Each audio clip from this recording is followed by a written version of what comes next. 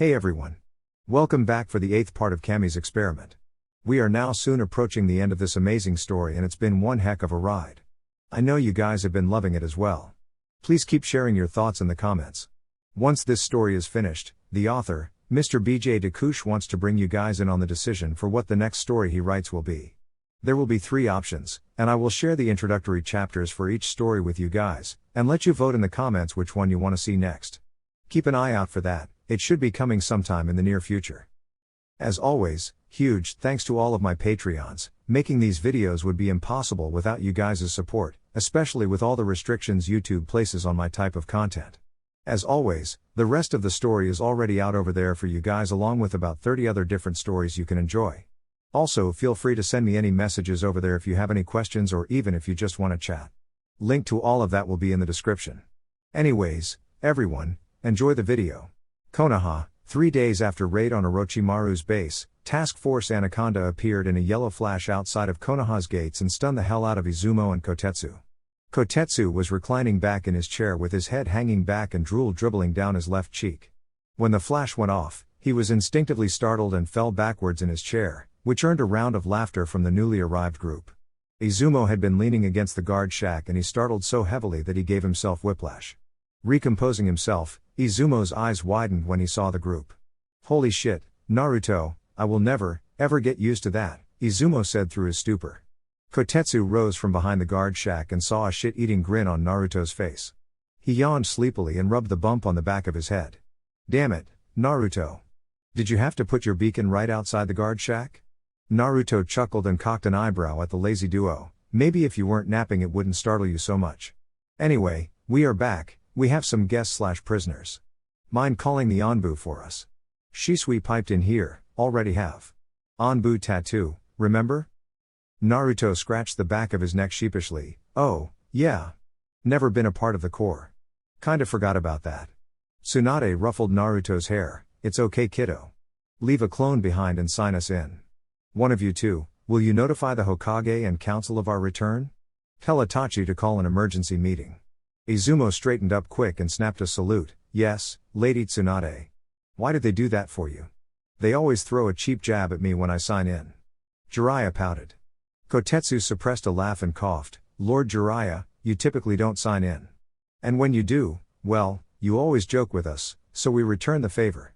Naruto slapped a hand on Jiraiya's shoulder. "Yeah, Mr. Super Pervert Grandfather. You earned it." After a round of laughter from the task force, a group of Anbu and a couple civilians showed up at the front gate. Naruto had 2 master scrolls linked around his back from all of the items sealed. Jiraiya had an extra master scroll on top of his usual one. Tsunade had 2 and almost everyone else was carrying 1 as well. The sacking of Odogakure came with a lot of items sealed over the last 5 days. The victorious group handed off the prisoner and stasis scrolls to the Anbu forces and they enjoyed their victory lap as they walked through Konoha towards the Hokage Tower. They drew many looks and evidently some of the citizens had heard about their mission to Otto. Crowds began gathering around and asking questions, but they were repeatedly told that they would need to wait for the announcement from the Hokage.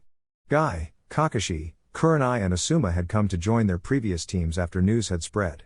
They walked behind the young task force with proud looks on their faces and they decided to accompany them into the council chambers.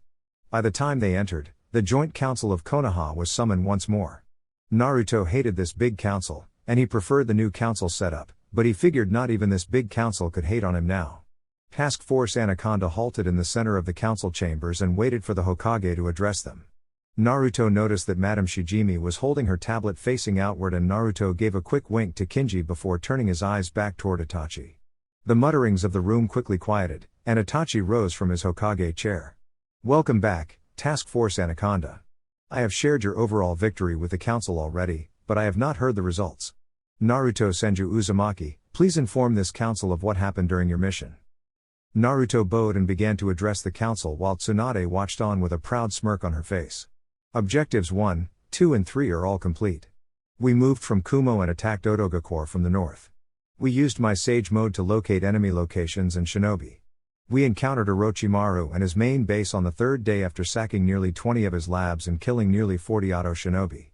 Naruto was forced to pause here as the mutterings of the council became too loud for him to speak in an inside voice. Itachi banged his gavel and the room quieted down. He then addressed the council. "Joint Council, most of you are guests here. Please remain silent until I call for your opinions. The next person to disturb this meeting will be forced to leave and fined $1,000. Now, please continue, Naruto. Naruto flashed a smile toward Itachi. He truly appreciated his new control over the council. I sensed Orochimaru from a way out and I sensed multiple powerful chakra signatures moving toward his main base. It seems like he planned to ambush us, but we turned it around on him. I set up a total isolation barrier to lock the snake in. Task Force Anaconda proceeded to decimate over 300 enemy shinobi, which included Orochimaru, Kabuto, the last Kaguya and many others. There was a slight pause and Shikaku got approval to ask a question. Naruto, you said that was day 3. What have you been doing since then? Naruto answered with a smile, rather than leave a job half done, we completed our sweep of the land of rice paddies. We destroyed a total of 113 bases, and I don't care to think about the amount of enemy shinobi killed. I would rather tell this council that my task force saved the lives of over 1,000 civilians and other test subjects. We guided the survivors to the daimyo of Rice Country. Lord Kinji helped pressure him to provide shelter and safe passage to them. Thank you for that, Lord Kinji. Madam Shijimi chuckled, he said you are most welcome, my boy. Mikoto stood up, what of Sasuke? Naruto offered a sincere and understanding smile to Mikoto. Team 7, 9 and 10 fought Sasuke. He was a fearsome opponent with the cursed seal of heaven that is level 2. My clone intervened when it looked like they were going to suffer casualties. Sasuke is currently in Onbu's care and was transported along with other shinobi of interest via stasis scroll. Mikoto's hands clasped over her mouth. Is he going to be okay? Tsunade took a step forward and joined Naruto. Medically, other than the effects of the cursed seal, he is fine. Psychologically, we will need to be careful moving forward. The first priority will be removing and containing the cursed seals. Orochimaru uses the seals as a form of immortality and body transfer. He places a piece of his soul in each seal and that has very negative effects. Itachi decided to help his mother. Tuya, could you explain the cursed seal more and describe what it was like to be freed from it? Tuya looked sheepish, but she stepped next to Naruto. Lord Hokage, that fucking seal is a goddamn nightmare. It is like you are living on the edge of an abyss and the slightest tip of your emotions drags you into it. When you are in the abyss, you watch yourself do things you wouldn't normally do. It perverts your desires and corrupts your soul. Mikoto started crying here and Tuya's tone softened. Once I was free from it, I felt like myself for the first time in years. Orochimaru put the seal on me when I was 10. I used it often until Naruto removed it from me when I was 14. I believe Sasuke, and the others, will be okay, but the seal needs to be removed before you could possibly consider fixing anything else. Everyone looked with pity towards Mikoto and Itachi. Itachi shook himself out of his despair and addressed Naruto. Will you be able to remove it safely? Naruto smirked confidently, with my new sage mode, it will be even easier than before. I didn't do it in the field because there were other priorities, and he was safe in a stasis scroll. Itachi nodded, very well, I will now open the floor with questions. Civilians will be asked to hold their questions seeing as this is a shinobi matter. Hiyashi stood up, you said you have other shinobi, why did you save them? Naruto shrugged, I saved an Uzumaki with a powerful sensory ability called the Eye of Kaguya. I saved a crystal release user, a man that can enter sage mode naturally named Hugo, a male from the Hozuki clan and a couple others. As you can see, each person could bring value to Konoha. If not voluntarily, then by force if necessary. Hiruzen perked up at the mention of an Uzumaki, you found a true Uzumaki? Naruto stiffened slightly, yes, Karen Uzumaki. I felt her chakra and know it to be true. After checking the family registry, Thea is the daughter of my mother's cousin. And what is your plan for her? Hiruzen followed up. Family above all, always and forever. Naruto answered simply, which earned groans from the council. For those of you that don't know, I am the heir to daimyo of the land of eddies and land of waves. Karen will be offered the chance to return to her homeland and join my family. More groans from the council until someone shouted, what? So, you are just going to abandon Konoha? Itachi made a hand signal and Onbu dragged the man out by the collar of his shirt. Still, the question had been asked and Naruto needed to announce his intentions sooner or later. Naruto flashed into his golden sage mode and looked around at the shinobi and civilians gathered. I abandon nobody. I am honoring my ancestors by accepting the responsibility of the daimyo role.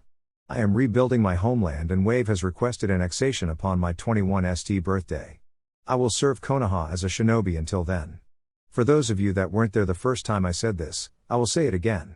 If you think you can control me, you can't. If you think you can manipulate me, you can't. If you think I will be contained to Konoha, you are delusional. If you dare harm those I love, I offer nothing but death. Alas, if you stay out of my way, I will make Konoha thrive along with the rest of our allies. I will help the elemental nations move out of its current cycle, and upon my 21st birthday, I will do so from Uzushiagakure. Naruto's chakra was warm, and his feelings were conveyed openly through it. The weight of his chakra added emphasis and conviction to every word. Silence followed his statement, and Naruto could feel a variety of emotions. Some felt betrayed, some felt sad, some felt repentant, and there was a significant amount of greed and lust. It disgusted Naruto, and he really wanted to get out of this joint council. It wasn't necessary to move things forward. Itachi stood and looked around the council chamber. Understand this. Naruto is under my protection, the daimyo's protection, and the protection of our allies. It was on Lord Kinji's insistence that he revive Uzushiagakure. Why would you let our strongest shinobi leave the village? Someone shouted and got murmurs of approval before that person was dragged out of the chamber. Itachi flared his chakra and activated his Sharingan. Silence. It is fools like that man that are the reason the Senju clan will leave Konoha. More shouts before Itachi flared up even more, and Anbu got involved. Shut the fuck up. You are guests in my council chambers. You were called here to listen to a mission report.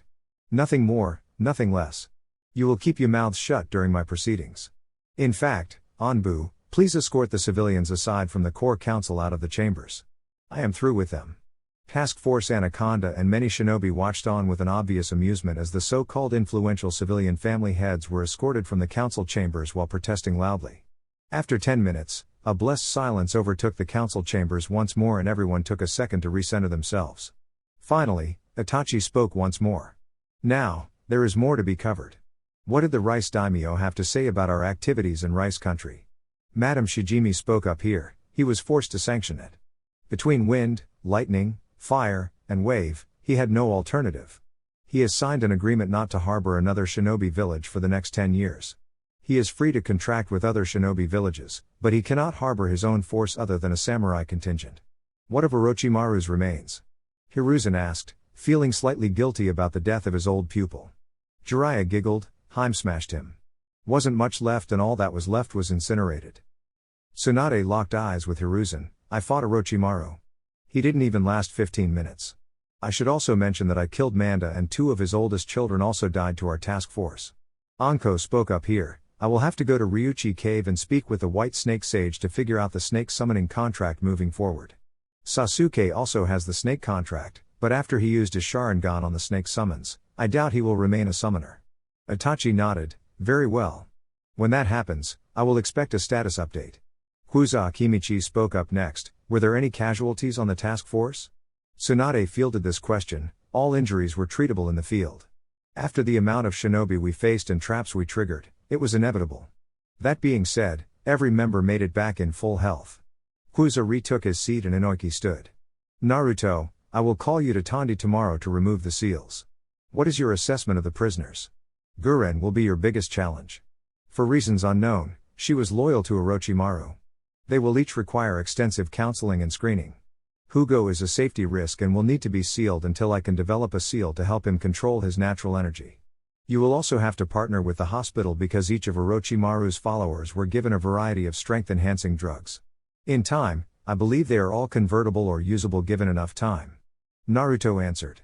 After fielding some more questions from the clan heads, Itachi was going to bring the meeting to a close when Naruto spoke up. Lord Hokage, I request an audience with you and Lord Hiashi. I have uncovered sensitive information that I need to discuss with you too. Very well, the council is dismissed. Hiashi, are you free? Itachi asked. Hiashi nodded formally. Yes, Lord Hokage. Itachi, Hiashi, Naruto, Jiraiya and Tsunade moved into the Hokage's office, and Naruto set up the privacy barrier for the group. They each got comfortable before Naruto spoke. Hisashi is under my protection and is residing in Uzushiagakure, Naruto said, which earned faces of stunned disbelief. Hiashi, whose professional visage had completely collapsed, stuttered out, Wah, say what? Flashback, first morning of Snake Hunt, the clone Naruto formed while meditating moved out toward the 2 signatures he had sensed. They were in the mountains of Lightning Country, and they were heading towards Kumo. That meant that Naruto needed to get involved and stop them before anything else happened. The clone masked its presence by coating itself in nature chakra and closed the distance between his two queries. The clone continued to observe the two all day and watched as they scanned Kumo from a couple miles out. Naruto had already written to Ai and told him that he was tailing two Akatsuki. He told him to keep B and Yugito in the city and have a quick response squad ready for a signal. I had reluctantly agreed, and Naruto had informed his clone by quickly dispelling one clone. Finally, night settled on the two and the Naruto would clone track them to a cave. He waited for a moment to ambush the two and sank into the ground without leaving a trace. Kisame liked fighting strong opponents and he joined the Akatsuki for that express purpose. He hadn't been disappointed thus far, but he sincerely hated always sleeping on the ground. He enjoyed having Hisashi with him because the range of the dude's Byakugan was insane and basically guaranteed that they couldn't be sneaked up on. Plus, the Hyuga was super polite, especially for a missing ninja. All in all, Kisame admitted that he had the best partner in the Akatsuki, and he trusted Hisashi, at least a little bit. Kisame took the second shift, which meant that he got to rest his weary eyes. He hated Kumo because he was in high altitude and the mountains didn't have much water. Therefore, he ended the day feeling dehydrated and exhausted. He lay in his sleeping bag with Seimata by his side. The shark skin sword snuggled into him and enjoyed snacking on his chakra overnight. Then, he was startled awake as strong wooden bindings lashed over his body and constricted him tightly. "What the fuck?" Kisame shouted. "Scree!" Seimata screeched as the Goldenwood clone placed its hand on Seimata. Kisame watched on in horror as Seimata ceased writhing and turned into stone. The sword was the greatest creation of Kirigakure and it had its own independent chakra system. That was why Kisame couldn't understand what was happening. Why was Seimata not simply absorbing the chakra? The Naruto clone left the sword in a stony state and placed its hand on Kisame's head. Kisame screamed as an unfamiliar energy entered his system. It overloaded his coils in a strange way and for the briefest instant, he felt more powerful. However, his body couldn't use this chakra and he watched on in morbid fascination as his fingers, toes, hands and feet began turning into stone. Then, the clone was forced to release its hold on Kisame as Hisashi came blurring forward with hands glowing with chakra. The clone dodged as it formed the snake seal and Kisame screamed as the wooden bindings turned thorny and tightened around him. Between the petrification of his hands and feet and the pain of the wooden thorns, Kisame could barely track the fight that was raging around the cave. He breathed out a sigh of sweet release when the wood stopped constricting and he was simply left immobilized. He sent the emergency signal through his ring and hoped that help would arrive in time. Hisashi struggled in his fight against the wood clone, and he could tell that the clone was guiding the fight outside of the cave. This was his first contact with Naruto since he left the village, so he decided to go along with it because he could tell the clone was holding back on him. Then, the clone grabbed him and literally chucked him to the mountain that was adjacent to the current one and Hisashi was no longer sure that Naruto was holding back. The Naruto clone smirked devilishly as he watched the black cloak sail across the gap between mountains and slam into it. He winced at the size of the indent and force of the impact, but it simply shrugged its shoulders before flashing over to Hisashi. The clone appeared above Hisashi with a palm extended and Hisashi couldn't fully dodge the impact of the clone's hand. He felt his body begin to stiffen before it locked up completely and he was caught in wooden bindings. "How long do we have to talk before the fake Madara shows up in his space-time jutsu?" Naruto asked. Hisashi breathed a sigh of relief knowing that Naruto wasn't going to kill him. If Kisame activated the ring, then it could only be a minute or two. Naruto nodded. "Do you wish to leave the Akatsuki and have a chance to reconnect with your son?" Hisashi didn't even hesitate before his stoic facade cracked and nodded eagerly. "Yes, I believe I have enough information." The Naruto clone nodded sadly. "Okay then, this is gonna hurt. The ring is the connection to the Akatsuki, right?" Hisashi nodded with a hesitant look on his face. "I'll be as quick as possible." The Naruto clone activated the wooden bindings through the snake seal and thorny vines pierced Hisashi all over in non-vital places. Naruto acted quickly and severed the finger that held the Akatsuki ring, and he ripped the Akatsuki cloak off of Hisashi. He then used a wide-scale Makuten, violent deep forest emergence, which covered the mountain in viney trees. The trees avoided Hisashi, who looked confused by the display. Then, 10 clones sprouted around the pair and began having a crazy fight that began making craters and devastating the mountain. Pieces of the cloak were scattered everywhere, and the mountain looked as if a terrifying battle took place before a golden flash illuminated the dark of the mountain. Then, massive fireballs were shot into the air and toward the mountain that held Kisame. This was Kumo's cue to send the quick reaction force and the clones dispelled themselves. Hisashi opened his eyes as he heard the sound of the sea and he realized that he was in an oceanside home that looked out over the island and ocean. He looked at the clone, who offered him a simple smile as its hands glowed green and the warm comfort of the healing chakra encompassed his wounds. Hisashi soaked in the healing chakra, and he was content to wait for Naruto to begin the conversation. So, Hisashi, I guess I should start by telling you I am a Wood clone. Hisashi blinked, and then blinked again, before his eyes went wide in disbelief. You bested 2's rank shinobi, and you are a Wood clone? The Naruto clone simply shrugged and kept healing Hisashi. He grabbed Hisashi's right hand and made him wince as the clone began regrowing his finger. Boss gave me Kurama's chakra and I can enter my full sage mode. To be fair, I also ambushed Kisame, and you weren't really trying to fight me. Hisashi nodded dumbly before snapping out of it. You said I could reconnect with Neji and that I could leave the Akatsuki. Could you explain that for me? The clone chuckled as it kept at its work. Boss is the daimyo of these lands. He has already talked with Lord Kinji and Lord Hodo. They will grant your pardon in return for your service as an undercover agent. The clone paused its healing and reached into the pockets of its pants and pulled out the sealing scroll and letter. This will let you connect with your son. When the time is right, like when I get back to the village, I will bring Neji here. Hisashi began shedding tears as his white eyes watered over and went misty. Thank you. The clone shrugged before resuming its healing. Don't thank me, thank the boss. He felt super bad this whole time that he couldn't help you. That being said, if you could write up an intelligence report, that would be appreciated. Hisashi nodded. Yes, Lord Senju. The clone visibly cringed. None of that nonsense, Hisashi. It is just Naruto. We just need to know what is going on in Omega-core and Iwagakure. Also, how are Pain and Konan doing? Hisashi seemed shocked by that. How do you know the leader and his angel? The clone laughed. Secret. Anyway, I know the leader because he is a cousin of mine, and I had a chat with him a couple years back. Konan was also in on that conversation. Anyway, any updates on Akatsuki before I dispel and let boss know? Hisashi looked down at the ground. They caught and sealed the 3 tails. Iwa is completely under their thumb and they are ready to move. They also have 10,000 white Zetsu clones that they can use to attack. The plant monsters can copy any chakra signature that they absorb. The first target is Suna, after Deidara and Sasori capture the 1 tail. The Naruto clone was shocked. Are they moving on Gaara already? Hisashi shrugged. Our last meeting was 3 days ago. We were told to scout Kumo and their Jinchuriki, and Deidara and Sasori were sent to Suna. The clone nodded. Alright, I am going to dispel and let the boss know. End of flashback. It was Hisashi that spoke first. Why did you never tell me of your arrangement with Hisashi? Naruto shrugged. Why would I make you a traitor by proxy? I have immunity and it is within my rights as a daimyo to pardon him. I have already spoken to Lord Kinji and Lord Hodo, and they agreed to pardon him. I simply took advantage of this opportunity to extract him. Itachi coughed. Look, the Hyuga business is important, but you are telling me that you took out Kisame Hoshigaki, the strongest of the 7 swordsmen of the mist, with a Wood clone? Naruto sighed. No, sadly I did not. I thought I had him tied up and that Kumo would collect him, but Madara showed up and extracted him. Then a feral smirk graced Naruto's face. Although, he isn't nearly as much of a threat without his precious sword, Tsunade laughed, which made Itachi ask another question. How did you disable his sword though? Won't the effect wear off?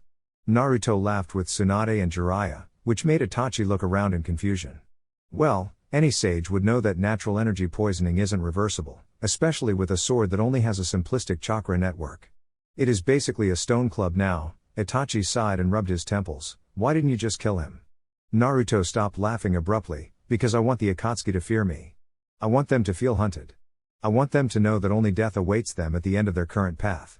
I simply didn't feel like dealing with a chakra-eating sword that is a cheat code. Plus, this was an alibi for Hisashi, and I can finally live up to my promise to Neji. Hisashi bowed low to Naruto. Lord Senju, thank you for taking care of my brother. Hisashi then rose and bowed toward the Hokage. Lord Hokage, could you please allow Neji a week of leave so that he may reconnect with his father? Itachi nodded over his folded hands. Yes, I will allow it. Naruto, I know you know that he can't come back to Konoha. It would cause far too many issues. Naruto nodded. I know. I have allied the Uzumaki and Senju clans to the Hyuga clan. Now, we just have to negotiate a start to the Uzu branch of the Hyuga clan. Hisashi looked confused at Naruto. Come again? He said in startled confusion. Tsunade stepped in. We are going to harbor Hisashi. He can still find a second wife and start the Hyuga clan. If Neji is allowed to transfer once the island is up and running, then we will be able to start a Hyuga branch. We wanted to be upfront with our intentions to the Hyuga clan. Hiyashi looked lost in thought before he slowly nodded. That will do for now. We can't do anything official until he is pardoned. When the time comes, we will form a stronger bond between our clans. I have already approved the Suna branch, so one more won't matter. Itachi, Tsunade and Jiraiya looked at him for further explanation. I approve the engagement of my daughter Hinata to Subaku no Gaara. Sunagakure no Sato, 1 a.m., same evening of Task Force Anaconda's return, Sasori and Deidara were finally attempting their infiltration of Sunagakure. Sasori had to develop new, subconscious methods of mind control in order to get a spy in. Then, it was only good for a one-time use before the spy was caught. It was infuriating and it made it nearly impossible to discover a new way into the city. Yura, the last agent Sasori had, finally managed to add their chakra signatures to the detection barrier. This was the only real chance they had to accomplish their mission. Deidara, this is no time for theatrics. We are going into an enemy stronghold, and we need to extract the Ichibi Jinchuriki. According to our reports, he is much stronger than us in the desert terrain. Sasori, my man, I got this handled.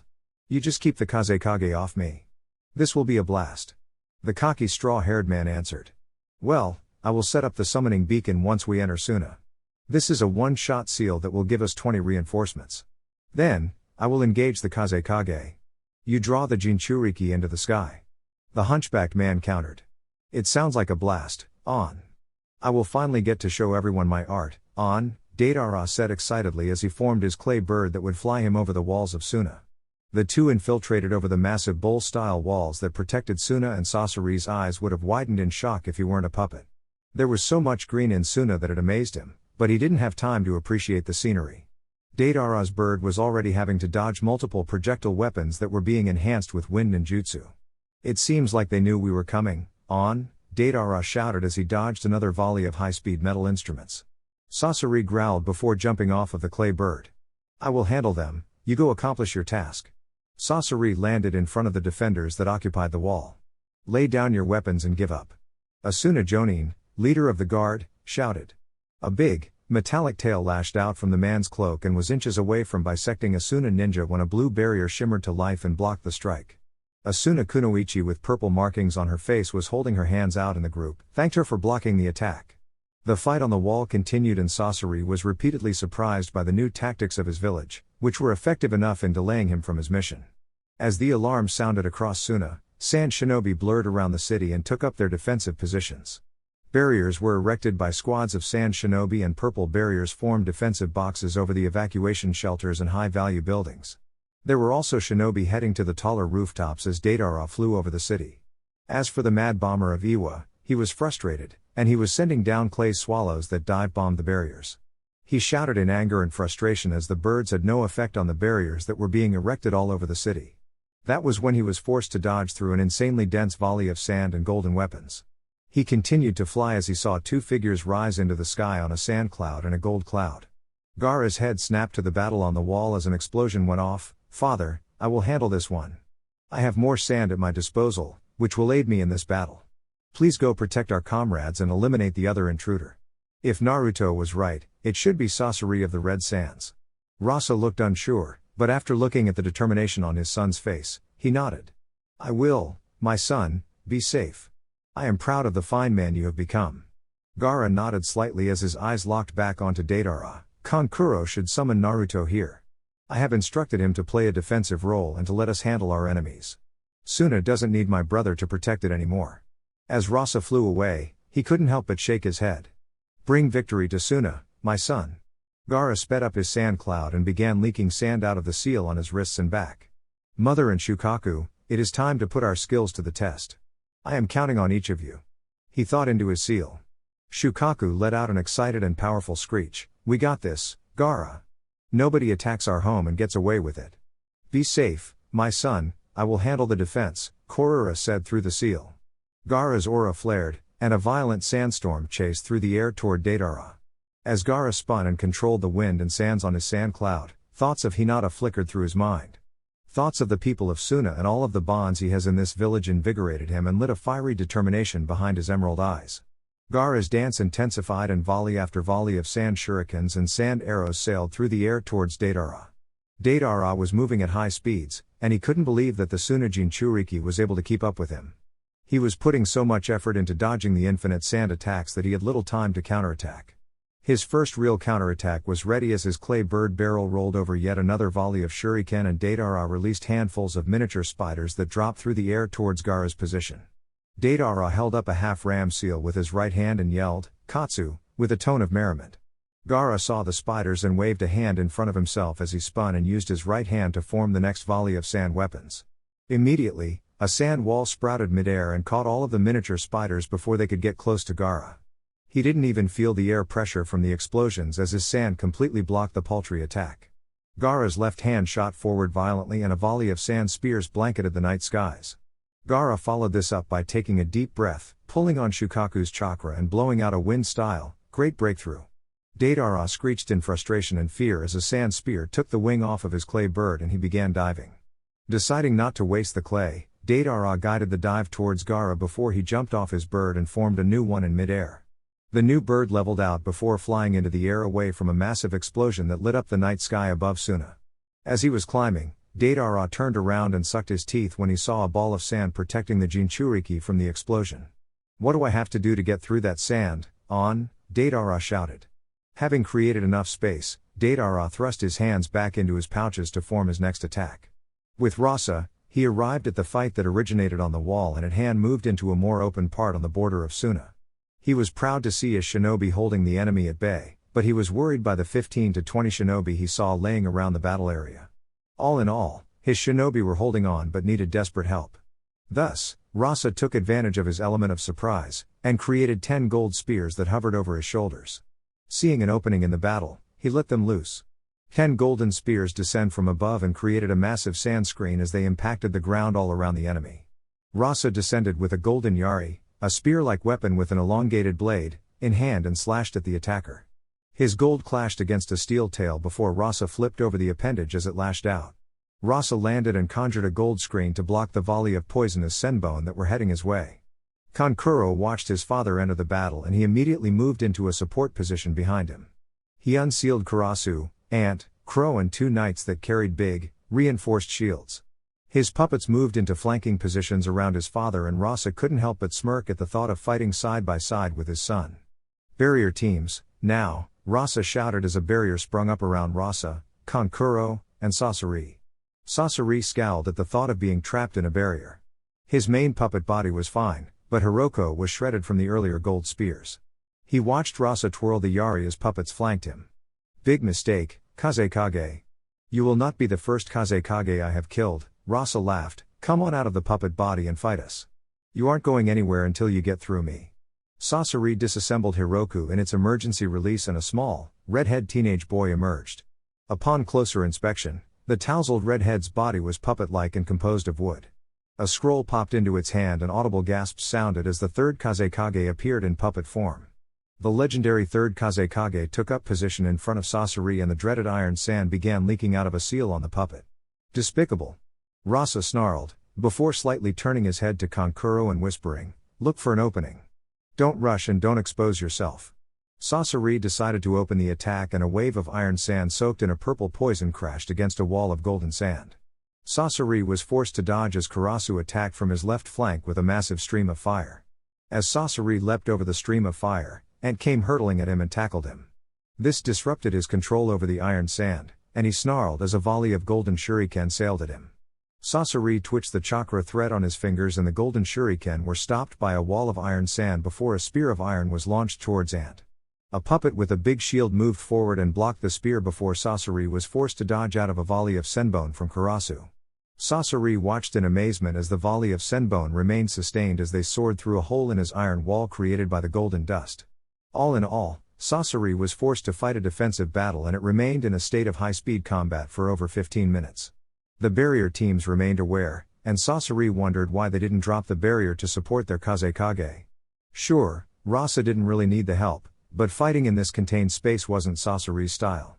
The father-son duo proved more than a match for him as multiple scuffs and a couple holes riddled his puppet body. Back in the sky, Gaara and Deidara had been engaged in a dogfight. It was frustrating for Gaara, and he was starting to get bored. The multitude of explosions that were all blocked and countered by Gaara's sand infuriated the blonde Akatsuki member, and Gaara couldn't stop a bemused smile from the blonde's explicative speech.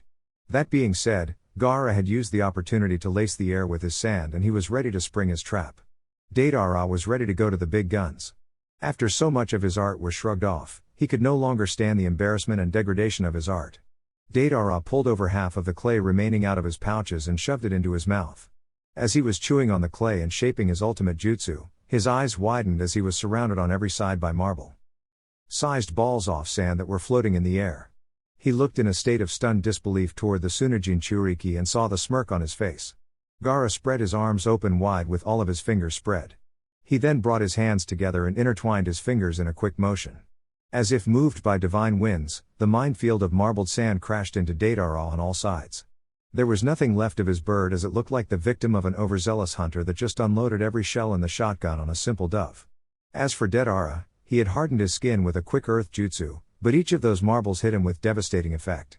His arms were bleeding all over as multiple marbles impaled and exploded in his body, his legs were shredded as he fell through the air, but the important thing was Deidara's torso was intact. Deidara vomited up a big, fat clay version of himself and cackled through a mouthful of blood. Gaara sensed the buildup of chakra and his eyes widened as the clay creation enlarged further and began to glow as it hurtled toward Suna. Gaara also saw a flock of high-speed clay birds flying towards him, which meant he had to work on two fronts. Gaara roared as he crouched and brought his right hand up in a bowl while his left hand shot forward in a stop gesture. Sand from the floor of Suna answered his call and formed a pillar of sand that began forming a defensive bowl that covered Suna from the falling clay bomb. Smaller explosions lit the night sky before a massive explosion sent shockwaves rippling into the defensive barriers through the defensive sand jutsu that Gaara formed. The massive sand construct remained upright despite the violent explosion that the giant bowl had angled into the air. The shattering sound dispersed as quick as it came, and an unsettling quiet settled over the skies of Suna. Gaara was panting and down on a knee as the effort of his exertion stressed his chakra coils and stamina. His left hand was still extended outward, and a figure was hovering towards him on a small cloud of sand. The figure was bleeding all over, his arms and legs flayed like a ragdoll with its strings cut at his sides, and he was cursing weakly under his breath. Sand fell out of the sky and showered Suna as Gaara brought his enemy closer and stood to his feet on his sand cloud. You were, are, and always will be a pitiful opponent. Your explosions could never penetrate the ultimate defense of Sunagakure, Gaara said after regaining his breath and strength. Shukaku was working internally to provide strength and support to Gaara's strained chakra coils. The blonde Akatsuki member stopped his incessant rambling and glared at Gaara. This isn't over, Ichibi Jinchuriki. After all, art is an explosion. The insane shout and glowing figure of the man alarmed Gaara, and he immediately covered the man in his sand. He kept piling on as much as he could call upon when a brilliant light escaped through cracks in the sand. Following the light was a bone-shattering and brain-shaking explosion that broke through Gaara's sand as if it were tissue paper. The explosion lit up the night sky above Suna once more in a brilliant white glow, and the visage of a mother cradling her arms protectively over a bundle flashed in the night sky. The intense fight between Sasori, Rasa and Kankuro was intense, but a moment of distraction allowed Sasori to take advantage of the opportunity. As gold fought against iron, Sasori extended his right hand and latched a chakra thread onto the disposed metal tail of the Hiroku puppet. With strength and speed that would astound anybody that didn't know Suna's puppet techniques, the tail sailed through the arm and nearly severed Rasa's arm at the bicep. Rasa cursed as his right arm cried out in pain, but Rasa didn't hesitate even for a second. A blade of gold formed in his left hand, and he severed his arm just below the head of the humorist before he plugged the wound with gold dust. His supporters cried out in distress as their Kazekage was injured and now at a significant disadvantage. Rasa's brief distraction meant that 4 iron spears were heading straight for him, and there was nothing he could do about it. Kankuro immediately called the 2 knights into defensive positions in front of his father, and the 4 spears echoed against shields before Kankuro used his left hand to activate a hidden function of Black Ant. With a sad look on his face, despite the extreme focus and beads of sweat, Kankuro sacrificed Black Ant to neutralize the threat. Kankuro activated the seal on Black Ant's chest that created a powerful implosion that sucked in everything around it for 10 meters. Sasori's eyes widened as the 3rd Kazekage was swallowed by a black sphere that immediately compressed into itself. He had never seen such a technique, and he was startled by the loss of his puppet. As he was reaching for his scroll that contained his 100 puppets technique, Sasori was encased in a massive wave of gold dust. Before he could break free, he heard the last words that he would ever hear: Golden Mausoleum. As soon as the hardened Golden Pyramid ended the battle against Sasori by sealing him away, the barrier fell, and medical support poured in for the wounded Kazekage. Turns out, Rasa and Kankuro slumped over and exhausting, and they both had minor wounds that were leaking the powerful neurotoxin that Sasori used to coat his weapons. As the medics were doing their thing, one Suna Jonin took charge. Baki barked out orders, "Yoshimaru, go and summon Naruto Senju. He should have been here already." "Yes sir." Yoshimaru answered before adding, "It was Kankuro's duty to summon Naruto." Baki face-palmed himself. Kankuro was such an excitable boy and he forgot to summon their strongest ally to a fight where he was needed. Now, their Kazekage was wounded and poisoned. "Just go, Yoshimaru. Send him an emergency message to bring Tsunade and other medical personnel." At that moment, Gaara landed from his sand cloud to the cheers of the Suna shinobi. He saw the downed form of his father and Kankuro before he demanded an explanation from Baki. When Baki told him that Kankuro joined the fight before summoning Naruto, Gaara too face-palmed and cursed his brother's forgetfulness. Finally, he took charge and helped Baki direct the Suna shinobi. "Himitsu, create scout squads and sweep the city. Tadai, get with the barrier corps and have them search for any foreign chakra signatures. Mayuri, get the hospital ready for a mass casualty situation. Baki, I leave the perimeter sweep to you and a platoon of your choice." Gaara shouted out orders and a stunned and silent respect fell over the crowd before they were spurred into action. Minutes later, Tsunade, Temari, Naruto and Hinata appeared in a flash next to Gaara and Naruto immediately hugged his brother before he chastised him. "You should have called me, Baka Bror." Gaara leaned into Naruto's supportive hug and appreciated the chakra boost that he was receiving. "I know, Ruto. It was Kankuro's job, but he prioritized fighting Sasori with my father over summoning you." Naruto chuckled, "That's so, Kankuro." Gaara sighed as Naruto released the hug and a pale-eyed princess jumped into his arms. "I know, I will assign another person I trust to that duty." Gaara then turned his attention to a distressed Hinata, which prompted Naruto to walk away. Tsunade was running diagnostics on Rasa and Kankuro and she looked up as Naruto approached. "Any chance your sage mode can remove this poison?" Naruto shrugged, "You know I am a decent medic at best, mama. We have poison weapons lying all over the place." "Baki, which weapon poisoned Rasa and Kankuro?" Baki looked over from the squad of dust he was giving instructions to. The big metal tail for the Kazekage and Kankuro got hit by some of the iron sand of Lord Third. "Gotcha," Naruto answered nonchalantly before turning to Tsunade. "I will place them in medical stasis to buy you time. If you need me to grow anything, let me know." Tsunade nodded. "Hinata, work with the Suna medics to get these two to the hospital. Then, you will report to the labs to help me identify this poison and develop an antidote. Temari, why don't you work with Gaara to get order restored here?" Temari's worried face offered Tsunade a weak smile. "Will do, mama." 2 days later, Suna Hospital. Rasa cracked his eyes open and winced at the harsh white light that he instantly associated with a hospital room. After his eyes adjusted, Rasa noticed that Pakura was sleeping at his bedside along with Temari and he saw a Suna nurse looking over charts at the foot of a medical bed next to his. Rasa saw that Kankuro was sleeping in the bed next to his and his heart froze in anticipation. Through a parched throat, Rasa croaked. "Excuse me, miss, is my son going to be, okay?" The nurse turned and offered him a genuine smile. "Lord Kazekage, it is good to see you awake. Kankuro has been given the same antidote that you have. He has stabilized and Lady Senju is in charge of your care. You will both be fine, well, aside from your arm." Rasa winced as phantom pain shot up his right shoulder and he sighed when he saw that nothing was connected to the shoulder other than a stump. He brought his left hand to his face and leaned his head back into the pillow. "Thank you, miss. Is Gaara okay?" "Yes, Lord Kazekage. Lord Gaara killed Deidara the Mad Bomber and protected everyone from that giant explosion. He is currently working as the Kazekage while you were indisposed," she answered. The noise of the conversation stirred Temari awake, and she instantly lunged into a hug and embraced her father. "I am so glad you're okay, Dad." Rasa winced in pain before he used his left arm and pulled Temari into an embrace and smiled against the top of her head. "I will be fine, kiddo. What have I missed?" Temari backed away from the hug and took on a more professional manner. "Lady Tsunade and Hinata worked to create the antidote. They have administered it to the squads that initially held off Sasori. There were 10 dead, but we have stabilized 8 and the remaining injuries were minor. Gaara fought Deidara in single combat and won, but the crazy fucker blew himself up so there is no body.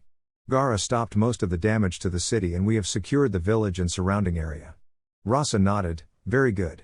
What about Suna since the fight? Tamari smiled, brother has stepped into the role of Kazekage. He is working with Naruto to repair any damages and secure the village. Lord Hodo is here and offering his support. Konoha also sent over 4 squads to help provide added security and we have them rotating on watch duty. They also donated a couple medical personnel to aid in treating the wounded. Rasa smiled at that. It was good to have allies. Very good. Rasa was cut off as Naruto and Gaara entered the room with massive smiles on their faces. Naruto let Gaara take the lead. Father, it is good to see you awake. How are you feeling? Rasa groaned, like I went off on a week-long bender and I just woke up to the hangover. Naruto belted out a laugh and settled into a gigawatt smile. The laugh stirred Kankuro awake with a groan, and he groaned louder when Naruto slapped his foot playfully. Papa Rasa, everything is fine. Just listen to Mama and get better. I am working on a project with the puppet core to get you a new and improved right arm. Rasa's groan transitioned to a chuckle at the radiant positivity of Naruto. Thanks, Ruto. I would appreciate that. Rasa turned his attention to Gaara. Anything I need to be made aware of? Gaara shrugged and replied in monotone, I have things handled for now, father. I am sure there will be a council meeting once people hear that you are awake. Rasa groaned once more, can you handle that for your old man? This question earned understanding chuckles from those around the room. Yes, father, I can. Gaara answered monotonously with a gentle smile on his face. Kankuro took this opportunity to chime in, is Sasori dead? Tamari answered, yes, father sealed him away in his golden mausoleum. Kankuro's celebration was halted when he thought of Black Ant. Aw, man, I had to sacrifice Black Ant. Gaara's snide remark drew snickers from everyone in the room. Yeah, well, maybe if you called Naruto as planned, he could have stepped in. Tell me, brother, why didn't you summon Naruto before joining father's battle? Kankuro rubbed the back of his neck sheepishly and refused to look anybody in the eye. Yeah, well, about that, I kinda forgot. A sand hand clapped Kankuro upside his head before Rasa halted any further humiliation of Kankuro. Gaara, it is not a bad thing for Suna to defend itself. Ruto's help is appreciated, but we can't expect him to fight all our battles for us. Gaara resealed his sand and it was Naruto's turn to look sheepish, but it was Tamari that spoke. You man and your stupid pride. There is no shame asking for help against ranked opponents while trying to protect your people. Ruto loves Suna as much as Konoha and he is just as much a part of our village as any of us. Tamari's flaring temper cowed the 2 Subaku men and Gaara was just watching with his arms crossed over his chest. Rasa put up his single hand in a defensive gesture while Kankuro was hiding behind his 2 hands. I am sorry, sis. I saw people dying and dad needed help, so I forgot, okay? It won't happen again. Tamari's rage fizzled out and she sighed deeply, alright, well, get some rest and we will be back tomorrow. With that, the visitors left Rasa and Kankuro to get some much needed rest as their bodies healed from an intense fight and a severe turned mild case of deadly poison. Omegakure, Akatsuki Tower, a swirl tore through the still air in the tallest tower of Omegakure and the man in the orange mask appeared with a murderous aura hovering over his body. The eternal Mangekyo Sharingan glared around the room at the surviving members of the Akatsuki. A full recall had been ordered and the organization was in shambles after the last 2 weeks of activity. Looking around, Madara/Tobi/Obito saw that only Kakuzu, Kisame, Zetsu, Pain and Konan remain of the organization. Obito growled lowly through his mask and let his aura flare to display his displeasure with the current events. Report, he bellowed. He no longer felt like using the idiot Tobi mask and he was going to take control of his organization. Pain, acting through Yahiko's body, looked around impassively ignoring Madara's rage before answering. Sasori and Deidara are dead at the hands of the Ichibi Jinchuriki and the 4th Kazekage. We no longer have access to spies in Suna, so we do not know the amount of damage caused. Pain paused here before continuing. A week ago, Kisame was nearly killed before Zetsu rescued him from the Kyubi Jinchuriki. It appears Hisashi died to the Kyubi Jinchuriki in his attempt to save Kisame. Kisame growled menacingly before shouting, "Don't forget what that bastard did to Seimata." Pain cocked his head at the unusual outburst and display of emotion. Explain. Kisame's growl faded, and he sounded sad. The brat did something to Seimata. He put his hand on it and let it absorb his chakra. Now, the whole damn sword is just a heavy piece of stone. Black Zetsu spoke up here, that is the effect of rampant nature energy. The Kyubi Jinchuriki is the most prolific sage since the Sage of 6 Paths. If Seimata absorbed his chakra, then it wouldn't be able to handle it.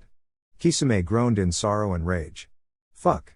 Obito retook control of the meeting. What proof do we have that Izashi is dead and hasn't betrayed us?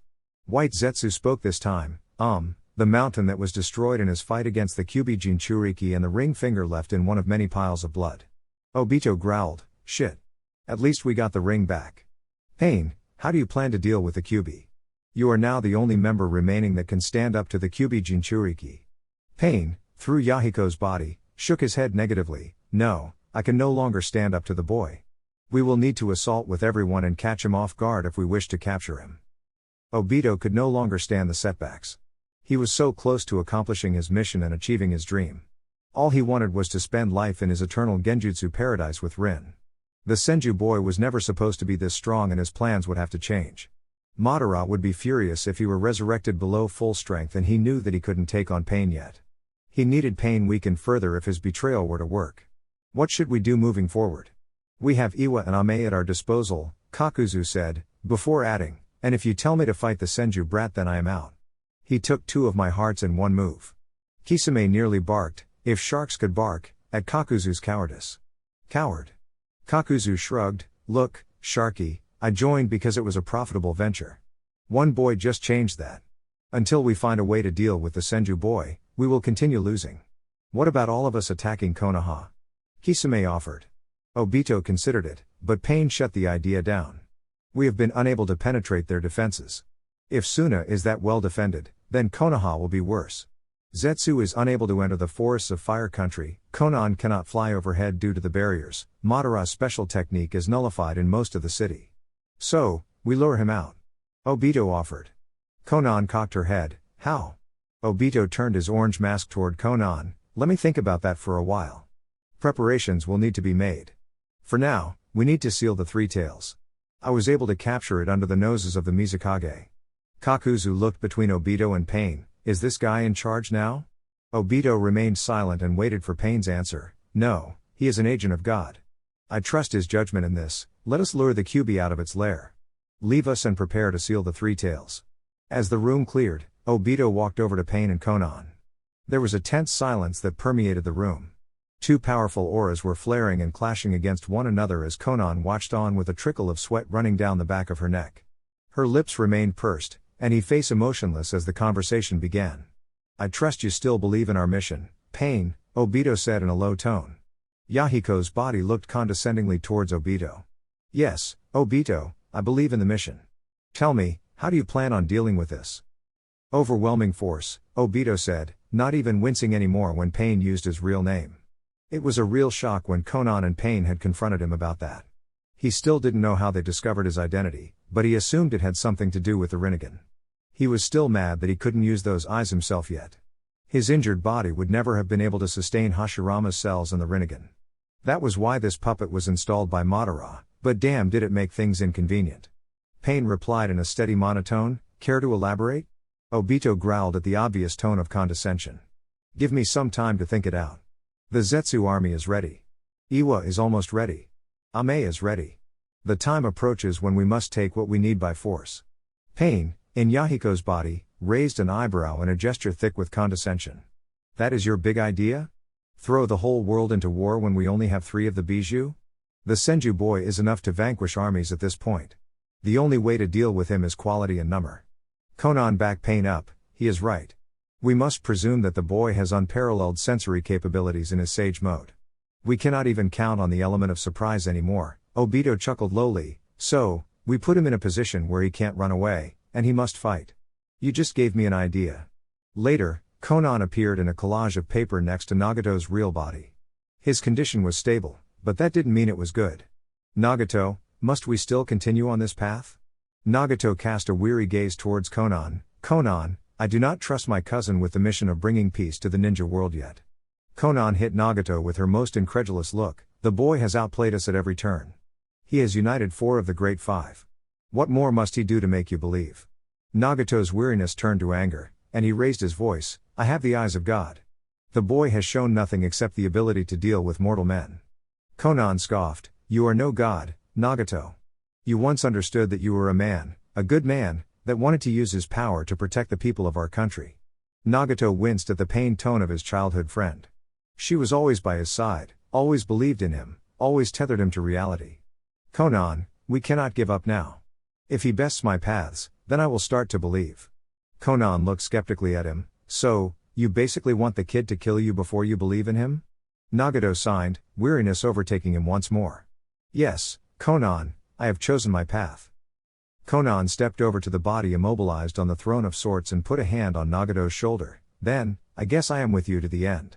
Konoha, 1 week after attack on Suna, Shikamaru Nara winced as he rubbed his sore face once more. He had been dispatched on back-to-back troublesome missions and he was on the receiving end of the Nara women's frying pan no jutsu when he returned home. Who knew that Hikari had picked up so well on his mother's lessons? How did she even do that when she spent most of the last 3 years away from her? Flashback, 20 minutes ago, Shikamaru yawned as he left the Hokage Tower to return to his compound. He was tailed by Naruto, Tsunade, Temari, Ino, and Samui, who were all having an animated conversation about how much they were going to miss Suna.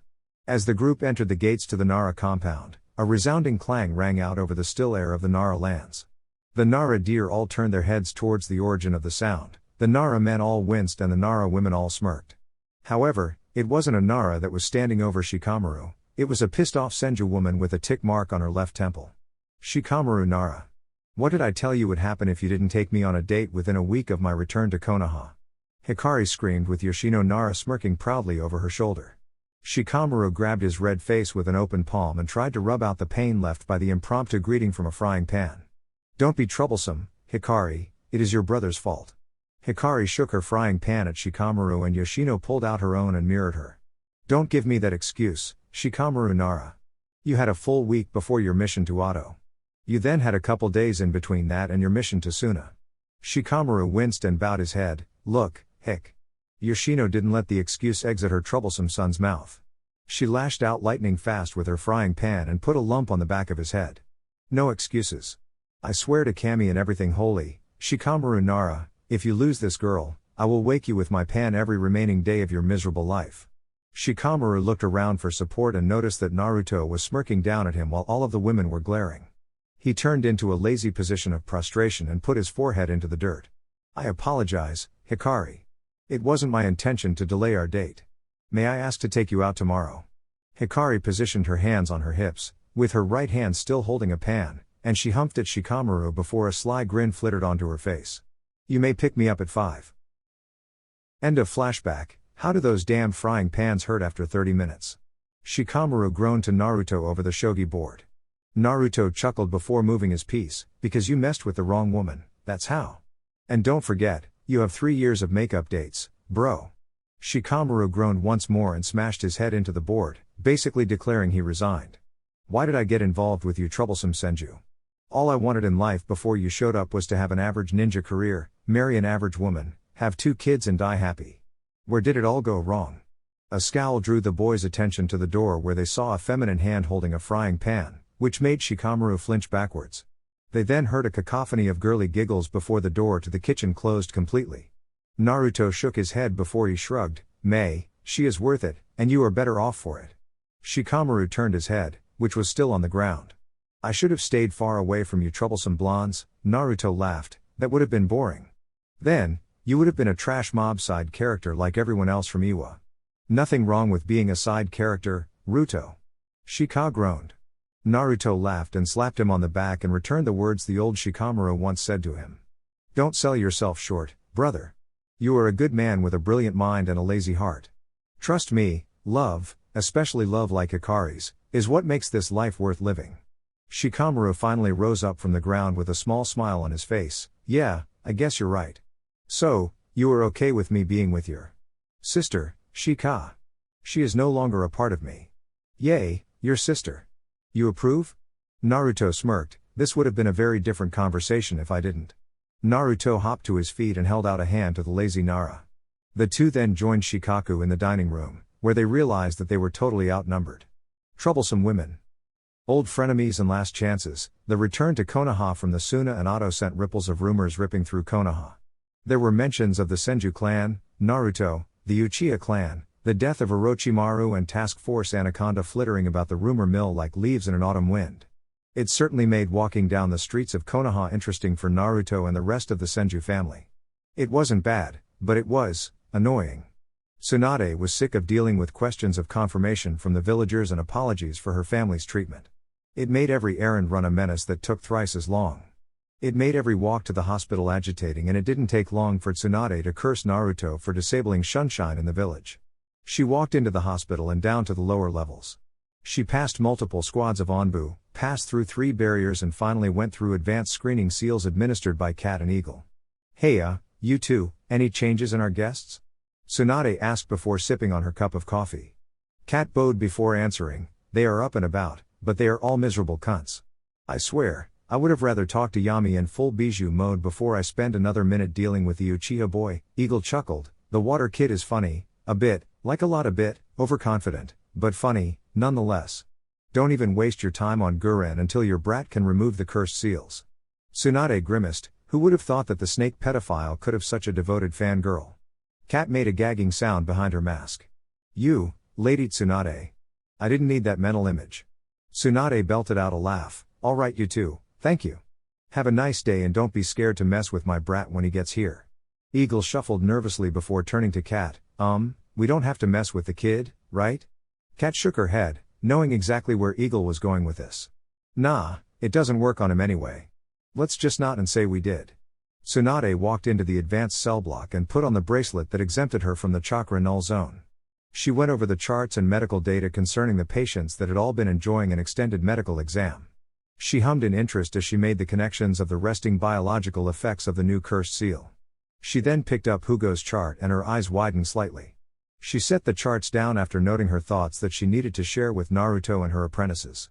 She really missed Shizune at times like this, but she was happy for her surrogate daughter that was starting her new life with her family.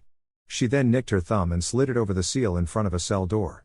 She looked at the boy that was restrained in leather cuffs that were seal reinforced on the bed. Hey, brat, here to talk to you again. Tsunade chirped before sitting down and clicking on the recorder. Sasuke grunted, HN. Tsunade tapped her pencil on her clipboard before sipping on her coffee. She continued to slurp extra loudly until Sasuke continued. What do you want, tits? Tsunade flipped the pencil in the air, sped to Sasuke, dope slapped him and sat back down in her seat and caught the pencil. I am going to pass that one off as the effects of the cursed seal. Tell me, brat, do you know what that seal does to you? HN, it gives me power. I am powerful enough to eclipse my brother and that stupid brat of yours. Tsunade couldn't help herself, she broke out in full-blown laughter. She spilled her coffee, slapped her knee loudly and pointed at Sasuke. Sasuke growled, shut up, tits. If he didn't fight me with the other rookies, I would have destroyed him. Another flip of the pencil and dope slap later, Tsunade looked deadpanned at him. Look, brat, it is so pathetic it doesn't deserve further commenting. Let me put this in perspective, little Uchiha, you were instantly bested by a singlewood clone of his. According to reports, you were in your fancy little cursed seal stage 2. Cute, but you are no closer to touching the moon than you are to overpowering my boy. This made Sasuke growl and the cursed seal attempted to spread, but the chakra null zone kept it locked down. What the fuck do you want? Tsunade looked bored but addressed him, I am trying to see if you are even worth saving. Tell me, Sasuke, would you rather be killed or have the cursed seal removed and go through rehab? The straightforward tone of Tsunade made Sasuke gulp and for once his anger backed down and his pride gave way to reason. I don't want to die. I want to best my brother and your son. He is for all intents and purposes my son. Tsunade filled in the term for him. Sasuke nodded weakly, yes, son. Well, I choose option 2. Tsunade nodded and offered a small, genuine smile. Good. Now, did you go to Otto willingly or did Orochimaru force you? Also, do you know anything about your drug treatments? Sasuke's head fell and his hair shadowed his eyes. No, I didn't go willingly. I woke up after the invasion in a cell. I don't know how long I was in there. I don't know what Kabuto did to me. I just know that it made me stronger. Tsunade offered a reassuring smile, well, we have Kabuto's notes on your treatment somewhere. We are still going through everything we took from Orochimaru. In time, I will know what they did, and I will help counter it. Sasuke grimaced, do I have to get rid of the seal? It makes me stronger. Tsunade snapped her pencil and glared at Sasuke, look, brat, deal is your life or the seal. If you choose the seal, you die. I don't think you know what is in the seal, so let me fill you in. In that abomination there is a loyalty seal, a mood suppression seal, an anger enhancement seal, a a bastardized Senjutsu seal and a body modification component. The only, and I mean only, thing in that seal that makes you stronger is the Senjutsu component. Tsunade held up her hand to halt Sasuke's interruption. You don't have training in controlling Senjutsu chakra, and as I said, the seal bastardizes the whole process of absorbing natural energy. You can't use it to a quarter of its potential. But isn't Senjutsu why Naruto is so strong? Sasuke said weakly. Tsunade shook her head. Look, brat, I am a sage too. Yes, it makes you stronger. Far stronger than any seal from the Snake Pedo. Trust me, if you commit to fixing yourself and go through rehab, you can get plenty strong. You will have to find a new summoning contract. The snakes cancelled your contract for what you did though. Before Sasuke could shout and groan about that, Naruto, Itachi and Mikado walked into the room. Mikado instantly ran over and embraced Sasuke in a hug. Itachi stood over his mother and little brother while Naruto talked to Tsunade. What's the damage, mama? Tsunade gave Naruto Sasuke's medical chart, and he reviewed it for a while. After reviewing, he handed it back to Tsunade and stepped towards Sasuke. He tapped 2 seals on his bracelet, closed his eyes and clapped his hands, and Sasuke gasped when Naruto flickered into Golden Sage mode. Sasuke was so stunned, he didn't resist when Naruto placed one glowing hand over his heart and the other on top of his head. Sasuke felt the energy flow through him, and he felt a momentary reprieve from the anger and hatred that had boiled through him for the past 3 years. After a couple minutes, Naruto's eyes opened, and he looked down at Sasuke. Alright, good news or bad news first? Mikado squeezed Sasuke's hand and Sasuke answered, bad news first. Naruto sighed, look, removing the curse seal is going to lay you out for a while. I am guessing you used it every day and the second stage embedded it deep in your chakra circulatory system. Not only will it hurt like a bitch, but you won't be able to use chakra for 3 or 4 months. To make matters worse, the seal contains a piece of Orochimaru's soul. Not a particularly big issue, but there is a chance it will rebel when I try to remove it. Mikado gasped and Itachi put a comforting hand on her shoulder before speaking. I presume you have a way to counter it. Naruto cocked an eyebrow at Itachi. Yeah, I do. Kurama offered to devour it. Now that I think about it, I will actually do that before removing the seal itself. Sasuke finally recovered from the shock of Naruto's sage mode. How did you get that strong? What was that chakra? Naruto sighed. It was always about power with Sasuke. In this life or the last, it never changed. Look, Sasuke, I made peace with myself and my past on top of other advantages I have. Mikado squeezed Sasuke's hand once more. When can we do this? Naruto looked at Tsunade and then Itachi. I want to do it right. Give me a week to develop a stabilizing seal to minimize the damage to your chakra network. Tsunade also needs time to identify the foreign enzyme, and once she does that, she can neutralize it. Then, we will be ready. Itachi nodded. Very well. What of the other prisoners? Tsunade answered. Here, we can try removing the cursed seals, but I don't know. They never showed us any loyalty. The Uzumaki girl is a given, but the crazy sage and the water boy are unlikely. Sasuke did something that nobody expected. He bowed to Naruto. Please, save them. I know they will come around. They were the only people I could consider friends in Auto. They each have bloodlines that you could use as well. Please, Naruto sighed. I kinda figured that. However, it is their crimes that give me pause. Sasuke scoffed before a pleading look wormed its way onto his face. Look, we were all in hiding for the last 3 years. I only fought against the failed experiments and missing ninja that got out of hand. Hugo is actually a pacifist unless he gets out of control, and Suigetsu has been in a test tube the whole time. Karen just experimented on, well, yeah, she experimented on people. No excuses there, but they are not beyond saving. Mikado and Itachi were looking at Sasuke bug-eyed, but it was Naruto that summed up what everyone was thinking. Damn, Sasuke, that's the most I have ever heard you say. Ever. With the typical Sasuke, the tension fell, and Naruto and Tsunade left the Uchiha alone. The two of them worked through the week on their individual projects and got ready to remove cursed seals from each of their prisoners. Seemed like losing the Sound 4 made Orochimaru mark the others that weren't marked last time around. Not a particularly big issue, but it was a nuisance to deal with. Naruto had to work around the clock for the week to get things ready. It wasn't easy to tailor a seal to an individual's chakra network. Furthermore, what he didn't share with Sasuke was that the repeat use of the cursed seal practically merged his chakra network with that of the seal.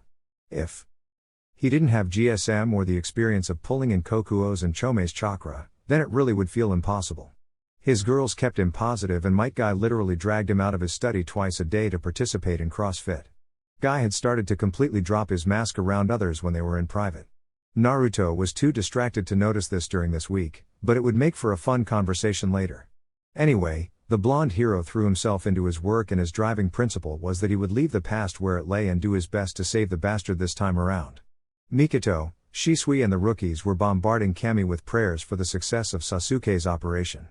The goddess was proud of her chosen for truly moving past the past. It was much easier to say than do, after all. She viewed Naruto's actions and couldn't help the smile that graced her face. If her chosen could forgive his betrayer, then she would too. On a different note, Kami's realm had been positively glowing since Naruto's wedding.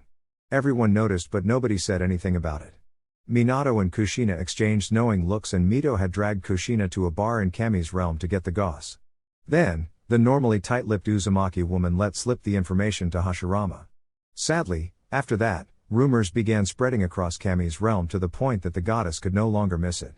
Kami then isolated herself in her office and tried to discover what was going on and why she was feeling this way.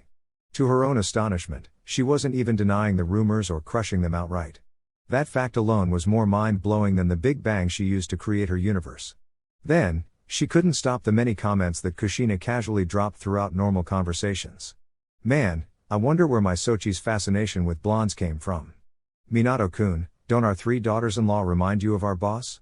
Kushi, I can't believe how beautiful the girls were in their dresses. They almost rivaled Kami-sama's own beauty. Kami then giggled at this thought because the red hot-blooded habanero smacked Minato upside the head. It left Kami with a lot to think about. In her whole existence, she had never desired a partner. If she had, she simply would have created one.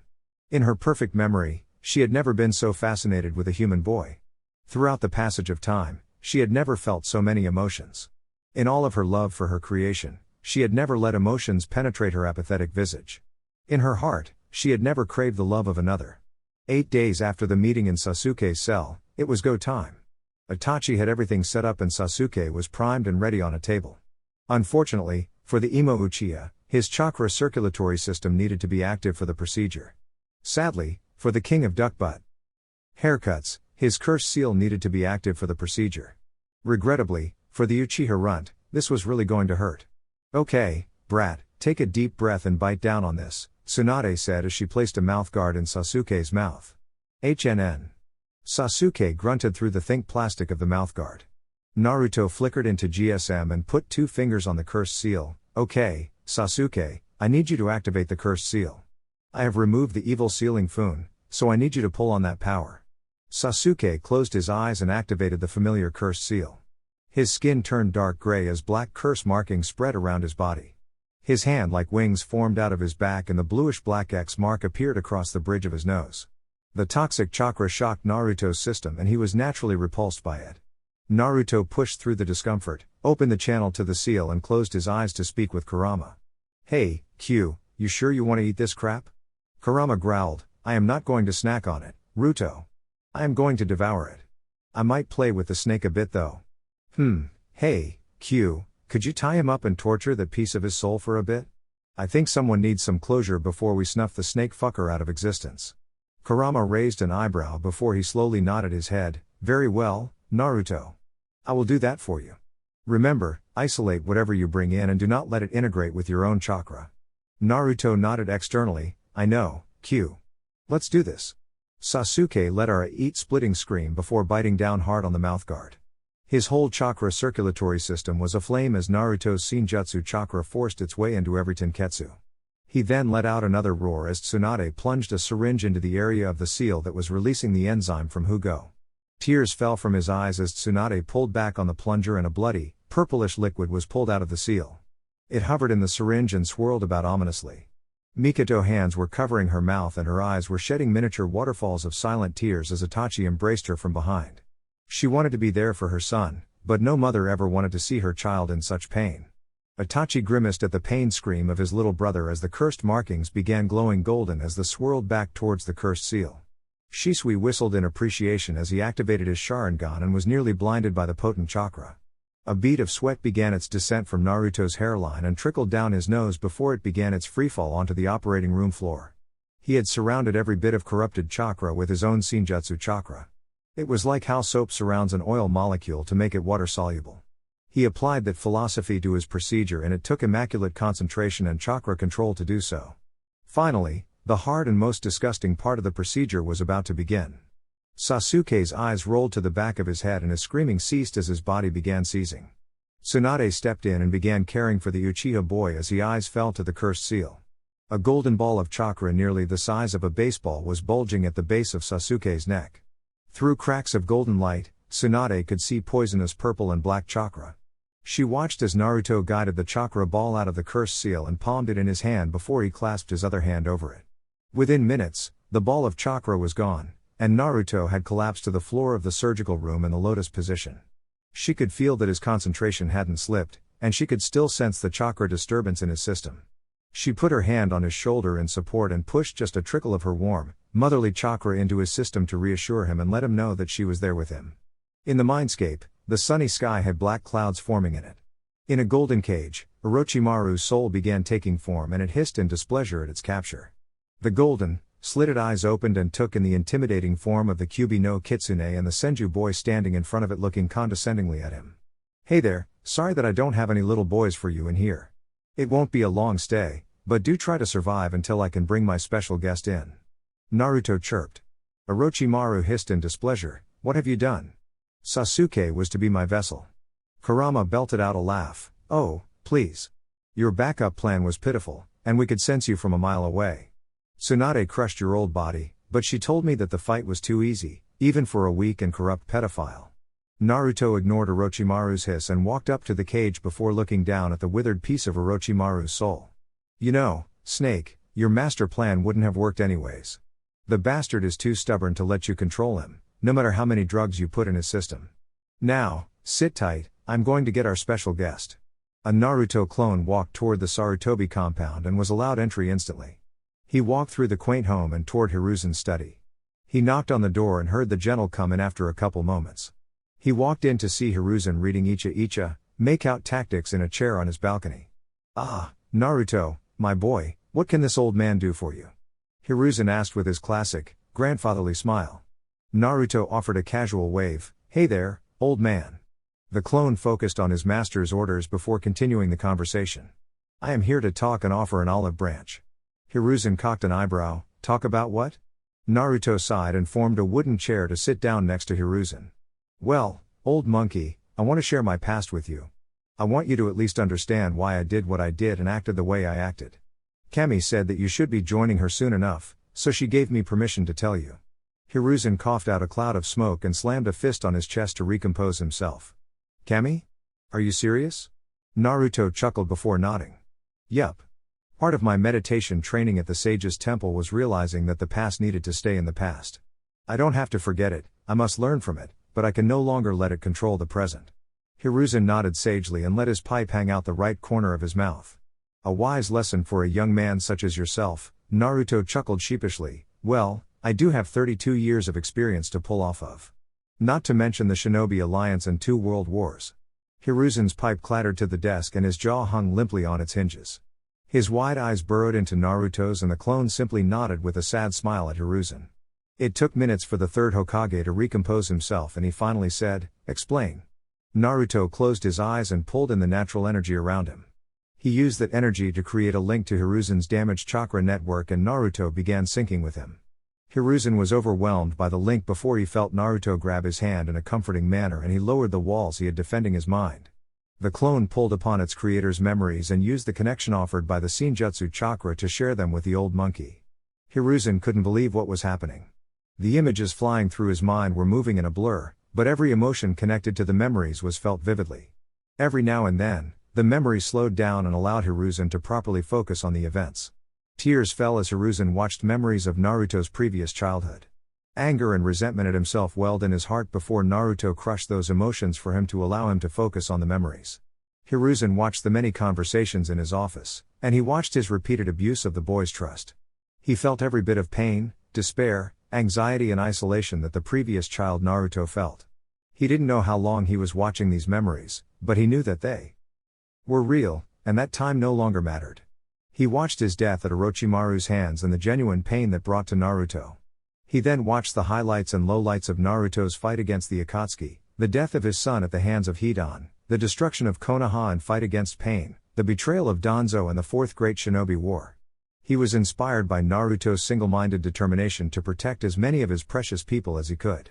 He was in awe at Naruto's ability to win over the Bijou and fight against a goddess. His heart was wrenched from his chest as he processed the feelings of Naruto's betrayal by Sasuke, Konoha and the Toads. His mind almost fell to the despair of the raw emotions as Hiruzen witnessed the end of the previous timeline. The Naruto clone stopped there and broke the connection. Hiruzen's mind cleared to see an understanding smile on the clone's face. He wiped tears from his wrinkled face and clutched his fist over his heart as he was enraged by the actions of another version of himself.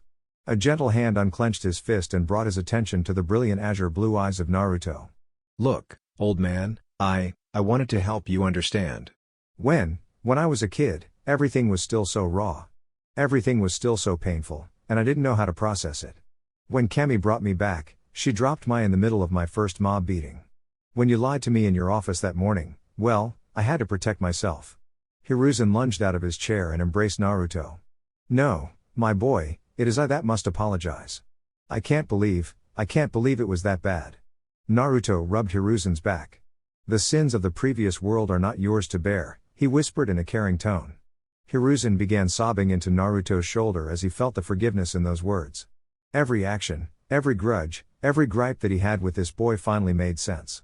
It all made sense, and that understanding brought peace to Hiruzen's weary soul. Thank you, he said in between sobs as he rested his head on Naruto's shoulder. You're welcome, old man. Now, there is another piece of the past that you need to lay to rest today. Hiruzen lifted his head off of Naruto's shoulder and sat back in his chair. He wiped the tears and snot from his face and looked into Naruto's eyes, asking for an explanation. Your student left a piece of himself in every curse seal he gave out. I have isolated that piece of him, and I wanted to give you a chance to say goodbye. Hiruzen's head laid back over the top of the rocking chair. Naruto grabbed the pipe off the balcony and loaded a fresh batch of tobacco in it before handing it to Hiruzen. Hiruzen offered a weak smile and placed the pipe in between his lips and took a drag. Can we relax here for a minute? I need to process this before I tackle anything new. An hour later, Naruto walked with Hiruzen into the lower levels of the hospital. The clone waved to Tsunade, Hinata, Ino and the Uchiha family before going to its original and phasing into him. Hiruzen raised an eyebrow at an exhausted-looking Naruto. Sorry, old man, I had a lot to do today. Everything you talked about and felt with my clone was real, Naruto said wearily, which prompted Tsunade to put a caring hand on his shoulder. He turned to her, I will be fine, mama. Just need to relax for a minute. The seal is getting unpleasant with all that corrupted chakra in there. Hiruzen demanded an explanation from Itachi and Tsunade. It was Itachi that spoke. Naruto has removed the cursed seals from Sasuke, Guren, and Karen. It is an exhausting process and he had to take in all the corrupted natural energy to make sure Orochimaru didn't get away. Hiruzen's head snapped to Naruto, why do it all at once, my boy? Naruto shrugged, just wanted to get this over with. Give me a bit to purify the chakra, then I will bring you into the seal. Hiruzen nodded and went to a comfortable waiting room with the group. He once again marveled at the feeling of Naruto's Shinjutsu chakra as he watched the boy sit motionless with his eyes closed. He watched on intrigued as the Kyuubi's cloak flared to life and he saw a flicker of purple that crackled along the golden cloak before it was extinguished. Naruto's golden, slitted eyes opened and met Hiruzen's. All right, old man, I am ready for you, Naruto said, holding out his hand. Hiruzen sank into a lotus position next to Naruto and let the boy take his hand. Naruto guided his hand to the seal, and he was encompassed in the warm and powerful chakra of Kurama before his world went black. He reopened his eyes to see an expansive plain with a giant lake, a forest of giant redwood trees and one great tree that stood apart from the rest.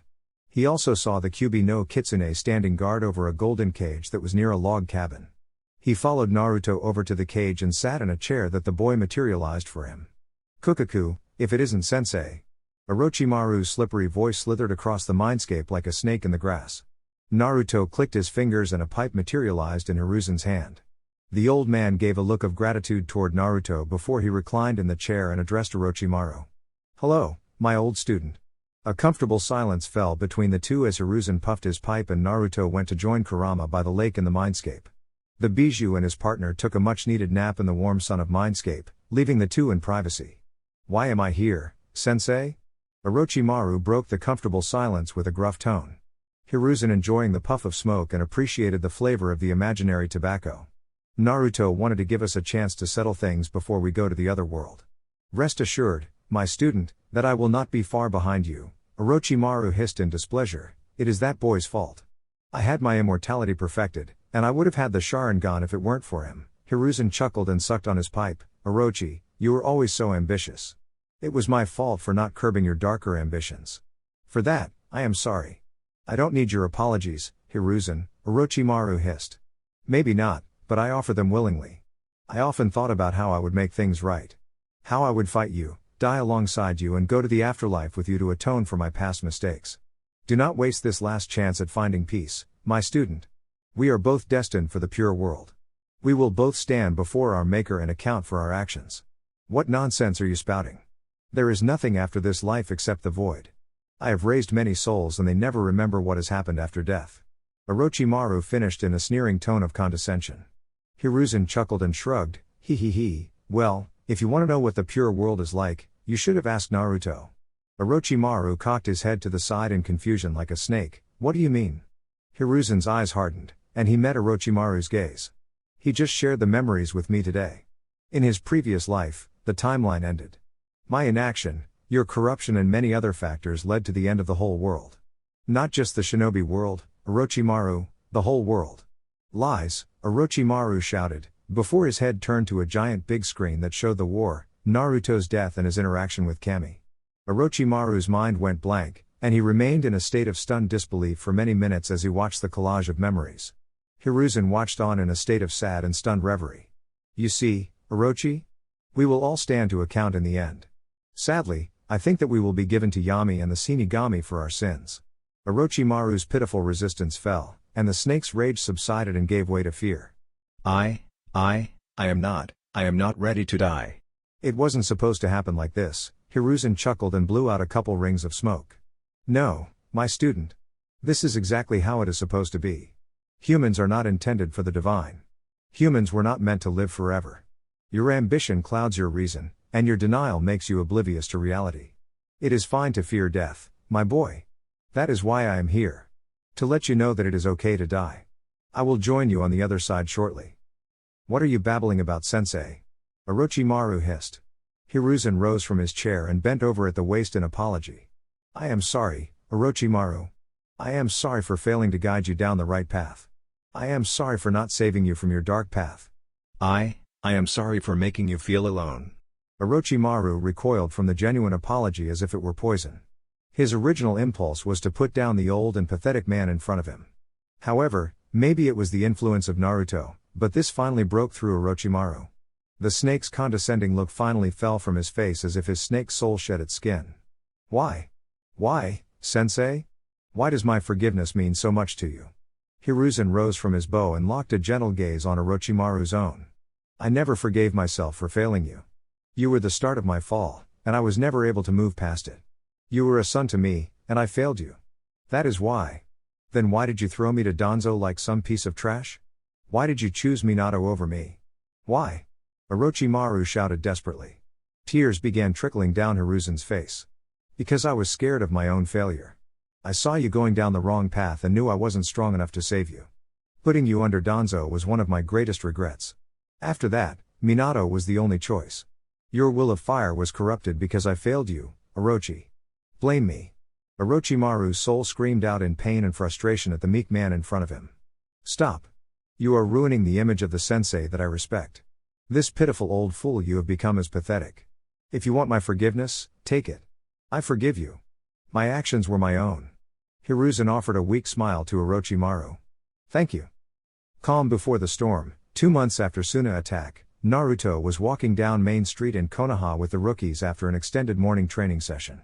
They were all upbeat and chatting animatedly. Evidently, Kiba got himself a girlfriend by bragging about being part of Task Force Anaconda. With his swollen pride, he was walking with his chest out and nose held up high in the air. I'm telling ya, Naruto, she is a beauty. Finally, things are turning around for this alpha. Kiba boasted. Naruto restrained the many snappy retorts that wanted to spill out of his mouth and settled with, yeah, I heard. Congrats, Kiba. So, what's her name? Anna. She is a civilian girl that just graduated from her apprenticeship. That's cool. What is she apprenticing in? Samui asked while latching onto one of Naruto's arms. Kiba struggled to keep his eyes up when talking to the busty beauty. Kiba snapped his mouth closed and looked at head level. She is a tailor now. She is going to apply to Senju Comfort Wears. Naruto beamed a smile. Tell her to drop my name. I will get her in there. Thanks, Ruto. Kiba beamed and Akamaru backed him up with a bark. Ino ran ahead of the three while flying Irashura around, which made Samui smile and lean into Naruto. Then Tamari flew Hashi by them in a chase for Irashura while making plain noises. The cute scene drew the attention of the villagers and brought smiles to everyone. Naruto noticed a wistful smile cross Hinata's face, and further back Sakura was also watching the adorable scene. The group was passing one of the cafes that was a local hangout spot, and many red books were seen in the hands of men and women. I am a lucky man, Naruto sighed out contentedly. Samui chuckled and got up on her toes to place a kiss on his cheek. Yes, you are my love. I can't believe your second book got published this widely already. Naruto scratched the back of his neck sheepishly. Well, yeah.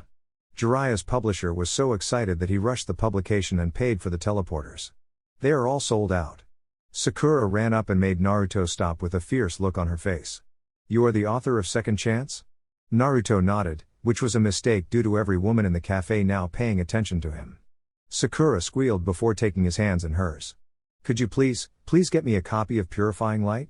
Naruto noticed the attention now and he looked sheepish. What is the point of using a pseudonym if he just announces he is the author? He pulled Sakura in close, which made her blush furiously. Sakura, I really need you to be quiet. I use a pseudonym for a reason, and I can sense 97 women now paying rapt attention to our conversation. Please, be quiet and I will get you a signed copy when we are in private. Sakura nodded into his shoulder and slowly backed away before speaking loudly. Aw man, I thought you would be the author. Oh well. Naruto cocked an eyebrow and Samui giggled at the terrible acting. The group continued their jaunt to Ichiraku's restaurant and the conversation continued to flow. So, Sakura, have you and Kiba been in to see Sasuke yet? Sakura and Kiba looked down at the ground. They aren't letting us in yet. They say he is still going through extensive counseling, and he is on bed rest. I mean, we have tried, but yeah. He is locked down tight. Kiba added. Whimper, bark. Akamaru added, which earned a scratch behind the ears from Naruto. Happy moan, bark, bark, bark, Naruto laughed. Yeah, bud, I will come over later and see if Ranga or some of the other wolves want to play. Kiba smiled at this. Yeah, my mom is super happy with the training harnesses. Hana is now the training supervisor for the pups, and she can set and adjust the weights. Did she talk to you about the mating proposal? Samui looked with icy interest at Naruto. Care to explain, dear? You are not pimping yourself out again, are you? Naruto waved his hands in front of him as the commotion brought Ino and Tamari back to the group with his boys. No. They want to try breeding one of their Ninken with a Tempest Wolf. Kiba, I will talk to your mom later. I have been talking to Raimuru about naming a Tempest Wolf of my own, but you know how pack mentality is. Kiba nodded in understanding. Yeah, man, I do. They would have a family here though. As the group sat down in a booth at Ichiraku's, Naruto unsealed a copy of his second book, signed it and handed it to Sakura, which earned him a squeal of excitement. Sakura also launched at him and embraced him in a big hug, which earned smirks from Ino, Tamari, and Samui. They weren't threatened by Sakura because they knew how Naruto felt and, come one, she was totally flat compared to each of them. After food was ordered and the babies were placed in their high chairs, Ino started the gossip session. So, Ruto, spill it. Have Mama and Q started trying yet? Naruto avoided the question and sipped on some water. How am I supposed to know? Tamari cocked an eyebrow at him. So, you wouldn't know anything about the fox mating mark on her left breast? Naruto shrugged. Dunno. Samui chuckled. Such a poor liar. How are you a shinobi again? I just kick ass and take names. Naruto shrugged nonchalantly. Shino chimed in. Well, Ruto, I think they make a good mating pair. Naruto was grateful for the opportunity to divert attention. Oh, speaking of mating pairs, why has Chome gone silent about your relationship? Shino pushed his glasses up and shrunk into his collar. I do not wish to continue this discussion in a public setting. Kenten looked around. Where is Cho anyways? She normally trains with us. She is with Mama today. Samui informed the group. Ino, never one to be taken off the trial of hot gossip, turned to Shino. So, It has gotten serious, huh? Shino blushed and turtled down into his jacket even further. It is going well. Ino squealed like a fangirl and Tamari stepped in.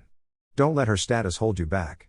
I know you Aburame suppress your emotions, but listen to that buzzing in your heart and you can't go wrong. Status? Neji asked.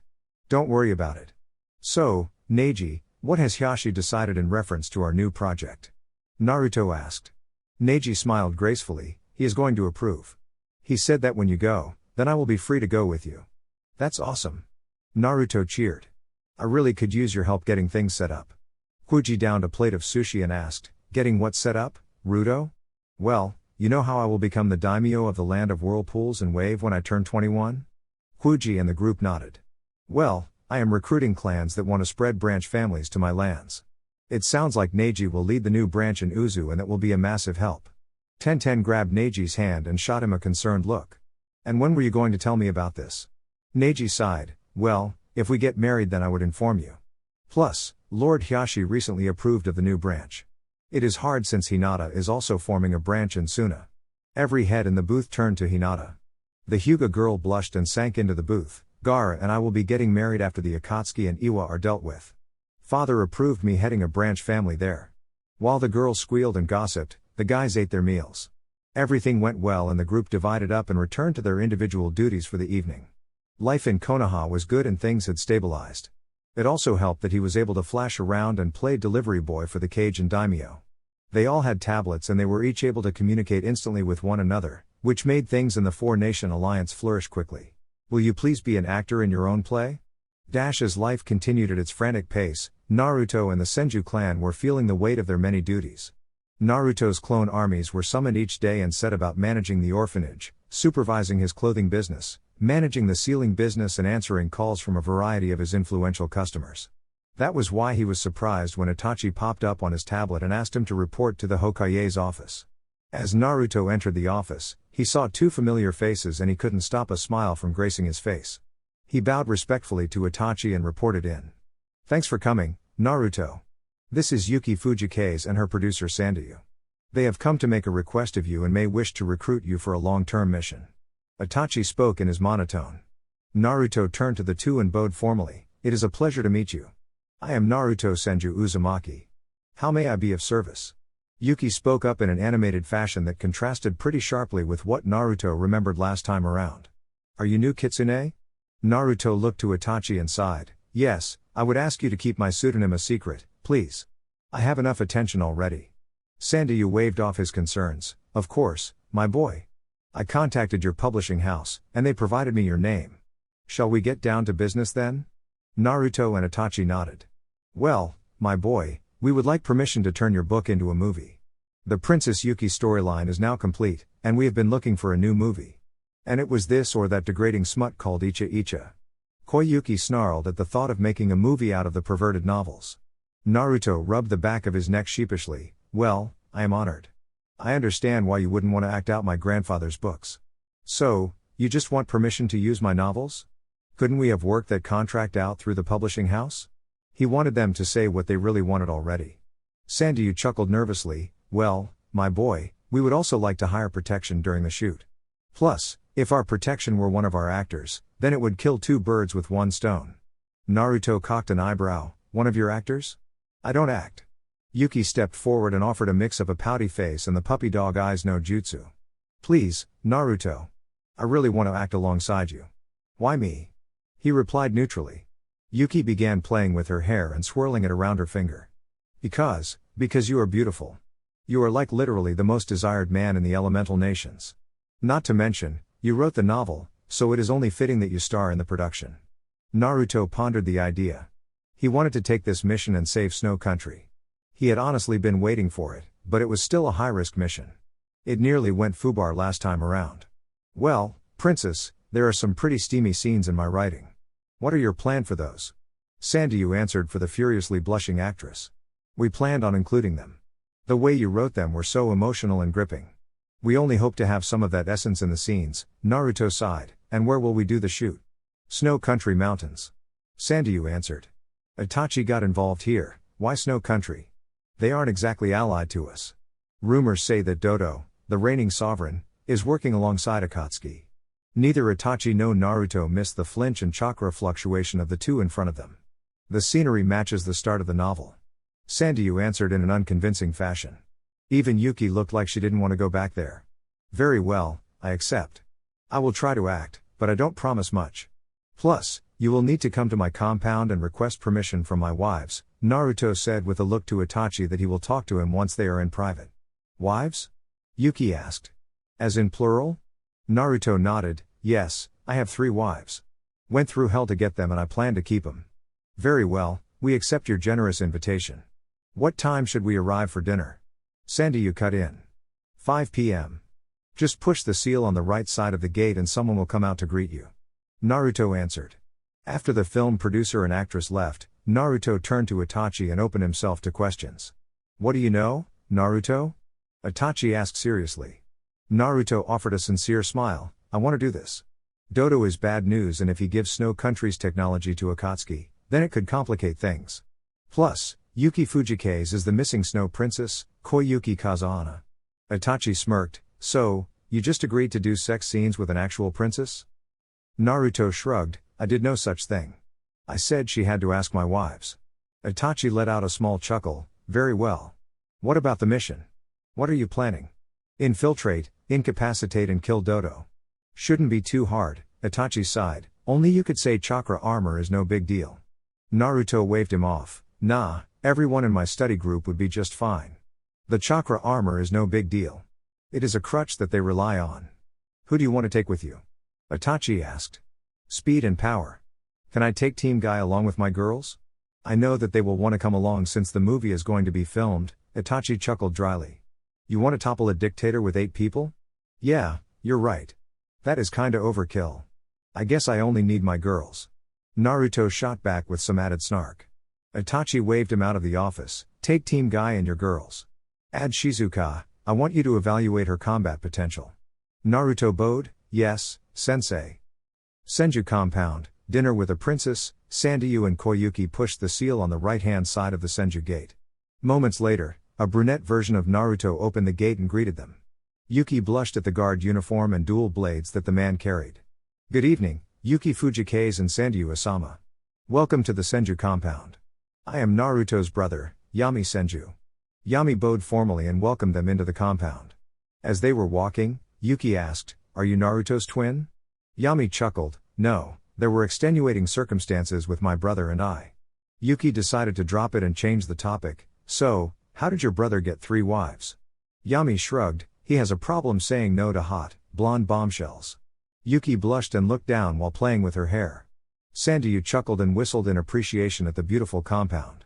Do you know how long Naruto has been writing the Second Chance series? Yami chuckled, since he was young. He had the first book finished when he was still a kid, but he was too shy to have it published. Yuki pouted a bit, I still haven't been able to read the second book. The publishing house said they would ship it to me.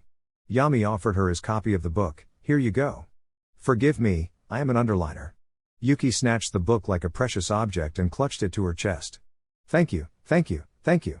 While Yami was waving her off, they entered the dining hall that the family rarely used when they were hosting important guests. Yami guided the guests to their seats, and they sat down in the rowdy mixture of the Senju family. Kurama and Tsunade, Hikari and Shikamaru, Yami and Tuya, Chome and Shino and then Naruto and his girls.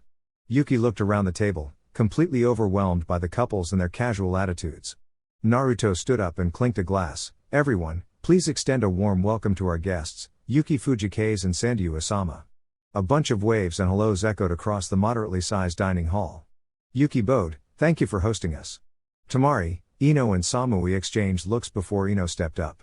Oh, please, thank you for coming. We are all fans of your Princess Yuki movies. I was sad to hear that they were discontinued. Sandayu groaned, yes, the author died unexpectedly. It was unfortunate, but that is why we are so excited for Naruto's books. They are absolutely gripping and heart-wrenching. Tamari took the hint, so, you wish to turn Naruto's book into a film? You okay with that, princess? Yuki blushed, yes, well, I have never done a steamy scene, but every woman in the world wants to be loved like what was written in those pages. Ino wiped away a small nosebleed. You ready to do that on camera? Yuki blushed cherry red and waved her hands in front of her. No, no, no. Actresses have ways of doing it that make it look real, but there is no actual sex, Samui chuckled and her icy blue eyes danced in delight. Oh, we know that, sweetie. But you still need to get naked on camera, right? Sandayu coughed uncomfortably as Yuki nearly fainted from her atomic blush. Yes, well, that is why we are requesting Naruto as the actor. Yuki is taken with his writing, and I sense he would do very well on screen. All heads turned to Naruto, who held his hands up defensively. Look, I told them that they needed to get your approval first. I don't know why they want me, but they do. So, what do you say, girls? The sister wives all huddled up and left room for Tsunade to join in. You think she just wants a piece of Ruto? Ino asked. Tamari looked over Ino's shoulder and nodded, no doubt, but I know we can trust Ruto. So, is it cool to let our man kiss another woman?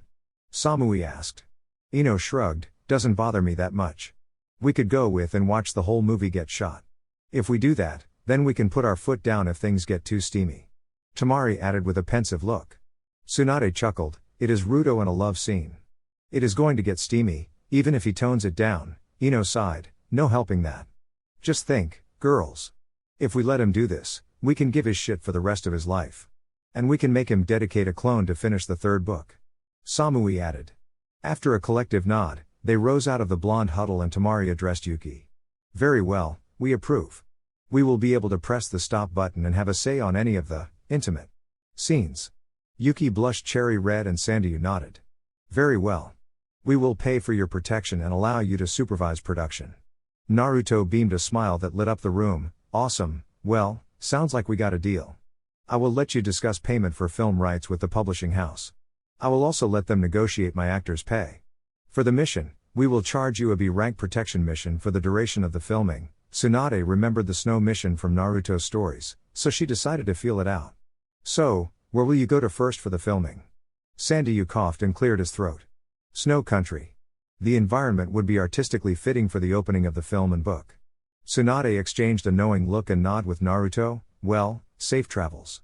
I look forward to seeing the finished product. Ride to snow country. Naruto, Samui, Tamari, Ino and Team Guy showed up at the gate to see Sandayu and the film crew. Naruto looked around, as did the girls, and they didn't see Yuki anywhere. They closed the distance with Sandayu and saw that the producer was wearing an exasperated look on his face. Where is Yuki at? Naruto asked his mission leader. Sandayu sighed, she made me find a hairdresser that would change her hair. She said she wanted to get into her new role as Akari. Ino cocked an eyebrow and got into her sassy pose. Who did she go to? What does she need to do to get in that role? Sandayu shrugged, I don't know. We are about to find out, Naruto said as he turned around and looked down the main street after feeling her chakra signature. At least he didn't have to go and hunt her down this time around. Aw, shit, Naruto said under his breath. Tamari giggled and it seemed to be contagious because Ino and Samui joined moments later. It all connected at once for them and the thought was just too funny. Tamari leaned into Naruto, looks like she wanted to be your type, Ruto. As Naruto groaned, Samui leaned over Ino's shoulder and whispered, where is the off button? Can we shut him down? Tama-ten looked on confused and Shizuka was standing there with a questioning look on her face and her hand on her hips. Ino joined in the ribbing, well, ladies, what do we think about adding a famous actress to the bunch? As the girls giggled, Naruto groaned louder. She is just getting into the role. I wrote Akari as a blonde because I loved all of you. Tamari patted Naruto's shoulder in a patronizing way. Sure, we believe you, Ruto. Yuki walked up to the group and cocked her head to the side, not understanding the current situation. When Naruto looked up and offered a weak smile, she blushed and played with strands of her newly platinum blonde hair. So, Naruto, what do you think? Naruto's smile grew and he replied, well, it suits you pretty well, Akari. Yuki's blush deepened and she looked like a sheepish schoolgirl and her eye dropped to the ground and she fidgeted shyly. Thank you. Alright, let's move out. We need to get to port by tonight and the ship leaves port tomorrow morning at 9 a.m. Sandayu announced to the group. The ship ride to Snow Country was eventful and Naruto spent much more time working with Yuki than last time around. She gave him pointers on his acting, rehearsed lines and Naruto worked to adapt the book to the screen in the best way he knew how. While he was doing this, he was trying to remember the mission and he wanted to base some of the scenes around the battles he knew were coming. That prompted him to pull Sandayu and Yuki into a room with him and Guy. Sandayu, is there anything you feel like sharing with us and the princess here? Naruto said in a much firmer tone than he had used with them before. Even Guy straightened his spine when he realized Naruto was in serious mode. Sandayu fidgeted, What are you talking about, Lord Senju? Naruto sighed, well, let's start with Princess Koyuki Kazahana. Then, you can tell me what you have planned while we are in Snow Country. Finally, I will shatter your plans and lay out a new plan once we have up-to-date intel. Yuki, or Koyuki now, looked scandalized at Sandayu. You promised this trip wouldn't be about that. Naruto put a comforting hand on her shoulder and took all of the anger out of her. Koyuki, I know why you are scared. I don't expect you to embrace this right away. Just know that I will be deposing Dodo. If you feel like leading your people to a better future, I will help you with that. Sandayu sighed, Lord Senju, we have organized a rebellion. I have 200 samurai that were loyal to Koyuki's father. We were going to plan a counter-ambush while traveling through the country. Naruto held up a hand, stop, that was an idiotic plan. Why would you use your most valuable piece as bait? Second, do you know your enemy? Do you even know your own forces? I know you were once a samurai general, but this plan was just sloppy. Sandayu's head fell to his chest, the people of Snow are slowly dying. Dodo has raised taxes on people that live in a barren land to raise an army. He has trains, a blimp, kunai launchers and about 50 shinobi and 400 samurai. He lives in a fortress that is unassailable. We need to draw him out. Naruto actually laughed at that, do you know who I am? Do you have any idea what I can do? Guy put a hand on Naruto's shoulder to back him up. I am not a fan of overly destructive jutsu, but there is nothing Naruto can't do. Sandayu looked skeptically at Naruto and Koyuki was still lost in her own thoughts. We are talking about a fortress here. Not. I one-punched a frick mountain, man. Just relax.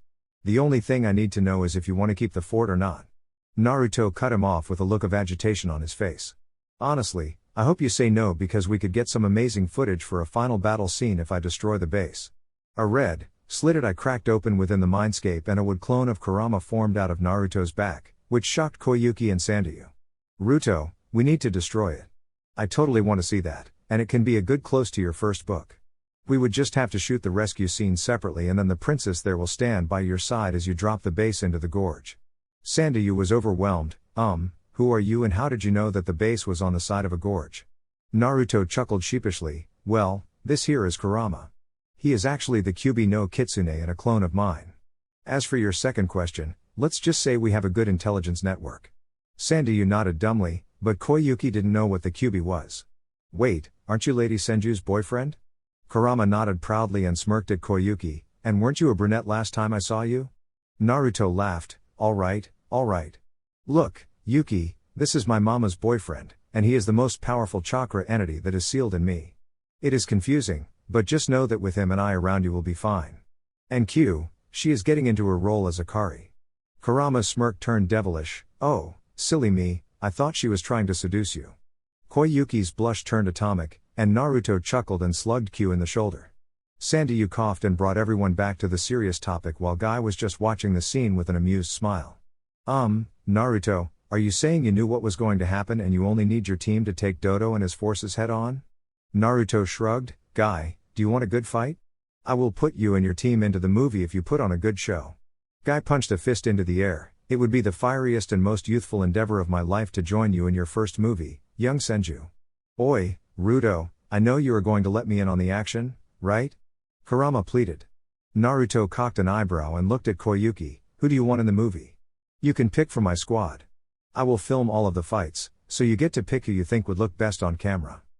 Sandayu coughed once more, why are you talking like this as a game? Like this will be some fun jaunt through Snow Country? Naruto sighed before firming his gaze and flashing into GKSM, Golden Kurama Sage mode. Look, Sandayu, I could do this on my own. I don't believe that is best for the princess, my team or the world. If anything gets out of hand, I will step in. So, until you see me in this mode again, just relax, please. Sandayu nodded at the overwhelming display of power. His jaw then fell when Naruto placed his hand on Kurama and transferred a good portion of the power into Kurama. Kurama flexed his arms and hands and grinned devilishly once more. Thank you, Kami, I love this guy. Koyuki just looked on in amazement and she couldn't stop the fluttering in her heart or the soaking of her panties. That was amazing. Up in Kami's realm, Kami was scowling at the television and Minato flashed in front of the big screen television and caught the volley of kunai that Kami had flung at the new television. Kushina was laughing so hard that she let her head slam unceremoniously onto the desk. Minato sighed and addressed his goddess and boss. Lady Kami, we just got this TV. Please don't destroy it yet. Kami scoffed and clicked her fingers, which blew the TV up. She snapped her fingers again and a new TV was in its place. Minato, how did you devote yourself to one woman when your son literally makes every woman that I allow to interact with him fall in love? Kushina raised her head from the desk, still laughing. Hee, Kami, it is your own fault. Plus, he isn't going to give in to the princess. He didn't last time around either. Kami scowled, no, but he is going through a loophole. I can't punish him when he is just acting. Minato couldn't stop the smile that found its way onto his face. Is somebody jealous? Kami flicked her hand and Minato flew through 6 walls and out of Kami's castle. Kushina raised an eyebrow at Kami. My lady, if you feel that strongly about it, then why don't you just tell him? Kami, yes, the goddess of this universe, blushed and refused to meet Kushina's eyes. I can't. I am a goddess, and I am bound by the rules I created. Kushina sighed. Well, that's just your own stubbornness getting in the way of what you want. As Naruto would say, rules are meant to be broken. Kami's blush intensified and she remained silent with a pensive look on her face. Back on the ship, 2 days had passed in a somewhat pleasant journey. Ruto literally rocked the boat each night with his girls. Turns out privacy seals couldn't stop the over-enthusiastic attention that he gave to his wives. The guests initially thought they were going through stormy seas, but after each of them couldn't sleep, they went to the deck to catch some fresh air. Then, each morning the 3 glowing blondes made it harder and harder for Koyuki to deal with the burgeoning crush that was developing for Naruto. The girls watched on amused as Koyuki's flirting turned from shy and tentative to obvious and klutzy in less than 2 days. Of course, the girls knew Naruto would never abuse their trust and they were honestly used to the women of the world falling for their man. They made a game of it and engaged in their own side commentary. They liked Koyuki well enough, and she was a good woman, so there were no hard feelings. Plus, it was really funny watching Naruto get into his role as Naru. Yes, he named the main character of his books after himself. He figured it fit since he crafted his books as a romanticized version of his previous life. His first book actually started with his mission to Wave Country and ends in Snow Country, which may have been why Koyuki was so enamored by it. Of course, he adjusted the names and abilities and altered some key events and some timelines to make it more compelling. He used his initial meeting with Haku as inspiration for Naru to fall in love with Akari, Koyuki's character. After a memorable first meeting, the two separate and meet up later in life when Naru and his crew gets dragged into a mission to protect her. The first book ends with Dodo's death and the salvation of Akari's country. On the boat, they shot the scenes where the hero was preparing to go with his trusty sidekicks to take down the Dark Tyrant. These scenes included a bunch of angst and ended with the parting, good luck kiss of Akari and the hero. Thus, Ino, Tamari and Samui watched on in amusement with a tinge of jealousy as Koyuki's knees went weak after the first passionate kiss. The director actually called for a redo because Koyuki was in no shape for the end of that scene. The girls giggled and placed bets on how many takes it would take to get this scene done. Finally, after 6 retakes of the kissing scene, Naruto called it a day and prepared for the fight that he was expecting. He remembered that 4 people ended up fighting Team 7 midway through the journey last time around. That night, he called his team in to discuss expectations for the mission with a bit of a dramatic twist. Alright guys, I know that it is criminal to underestimate your enemies, so I'm going to fill you in with what I know. First, there will be a couple shinobi and chakra armor. This armor absorbs ninjutsu. A high A rank would be needed to get through it. That being said, my network told me that each of the chakra armors has a power core that would be considered its weak spot. Plus, the power core can be overwhelmed if it absorbs too much chakra.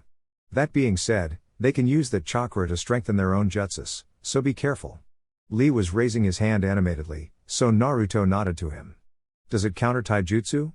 Haha, no, Lee, not completely. It gives them an enhanced defense, but nothing you can't break through with a couple good shots. Anyone else? Shizuka nodded. How many of these chakra armors should we expect to face? Naruto shrugged. They are expensive and rare according to intel. 5 to 10 would be my guess. Neji followed this up. Any other known weaknesses? The joints and head. The armor is not supposed to cover the head, but we will have to put that to the test. Okay, moving on. They have some technology that you haven't seen. First, they have a train which is basically a big, clunky transport carriage made of metal that moves along tracks. Second, they have a weaponized blimp which can fly through the sky, so keep eyes up. Finally, and probably most deadly, are the kunai launchers. The launches can launch volleys of hundreds of kunai in seconds. They have these around their bases and on the train. Best way to deal with them? Ino asked. Earth walls, water walls, or a powerful wind jutsu. I am sure everyone here can handle it, but I was honestly more concerned about the samurai. Naruto answered. Why are the samurai even getting involved? Neji asked, not understanding why lesser combatants would muddle the battlefield. Naruto nodded in understanding before he turned serious. Okay, this is where I start to get silly. I have so much faith in each of you that I plan to use our fights to get footage for the film. Before you freak out, it also is because we can't just fight Snow Country's fight for them. The samurai are an honorable bunch, and it would be offensive to them if we simply did this for them. Guy and Lee nodded in understanding, but Neji and Shizuka scoffed. Tamari spoke up, I have faith in Ruto, and we all know that if he takes it seriously, he can keep everyone safe. Naruto chuckled nervously before the next part. Okay, so this is where it may get weird. In my book, instead of chakra the characters use magic. Not that much of a difference, but if you can refrain from saying your jutsu's names out loud, that would be appreciated. Also, in any fight you take, I will have a wood clone filming you and you will have some lines and prompts I would. Like in the film. So, don't end it too quickly and don't be scared to get a bit flashy with it. We want to put on a good show. Shizuka looked incredulous. Do you believe we are that much stronger than the enemy shinobi? You are asking us to risk our lives for entertainment. Samui chuckled. Shizuka, you have joined in our workouts for the last couple months. You should know the capabilities of this team. Intel reports that they have 2, possibly 3, low to mid-A rank shinobi leading them. That means that everyone here can easily win a one-on-one. If you are not confident, just tag team with Lee. That was what Naruto had planned anyways. Lee punched the air and then clapped excitedly. Oh, how youthful. I get to fight alongside Shizuka. Naruto put a calming hand on Lee's shoulder. Lee, you play one of Naru's companions and Shizuka is the slave that you rescued from the Dark General's forces. I did not have any lines about the flames of youth. Your character is excitable, but I would ask that you temper your enthusiasm during the fight scenes, at least verbally. Neji nodded, but he saw a flaw. Okay, Naruto, how will you divide the fights up? Naruto smirked, my sage mode will give me plenty of warning and I will divide you up. My clones will each have cameras and tag along. I will be with Koyuki, and my girls are on crew protection. Ino pouted, when do we get our screen time? Naruto chuckled, you 3 will play Koyuki's loyal maids. Before and after the rescue scene as well as the later part of the movie. You will each have a couple lines, my love. Guy stepped forward and puffed out his chest. Naruto, my most youthful rival, when does the Green Beast get to fight? You will be leading first contact and you will fight against their leader. Guy, I will need you to get into a costume, of sorts, when I sense the enemies. You will play the hero sensei. Unfortunately, the sensei dies in the conclusion of the first battle. Naruto held up a hand, don't worry about throwing a fight. I will use transformed shadow clones to help shoot any scene like that. Guy held out a big thumbs up, thank you for giving me such a youthful role. Any other questions? Naruto asked, ready to wrap this meeting up and get back to writing. Tenten spoke this time, are they all ice jutsu users? To the best of our knowledge, that is their main affinity. However, unlike the Yuki clan, they can only manipulate the ice and snow around them. Unfortunately, in Snow Country, that is pretty much everywhere. When will the samurai get involved? Tamari asked. They will travel with us in the caravan. If nothing happens before we reach the fort, then I will let them form the front line before I bring down the fort. Are you going to kill everyone in the fort? Ino asked with trepidation and everyone else shifted uncomfortably. I will give them a chance to surrender, and I will make sure to give them some time. Unfortunately, that means there will probably be a fight in front of the fort. I will try to destroy it slowly, but I would expect a high number of casualties, Naruto said, torn between feeling guilty for the lives he will take and wanting to avoid casualties on his side. Battle on the iceberg. The meeting closed shortly after that, and the next day Naruto was meditating in sage mode and felt first contact coming. It was frustrating timing because he was beginning to feel something different in the ocean's energy. Once again, he felt the shinobi stationed on an iceberg that was about 5 miles off the coast of Snow Country.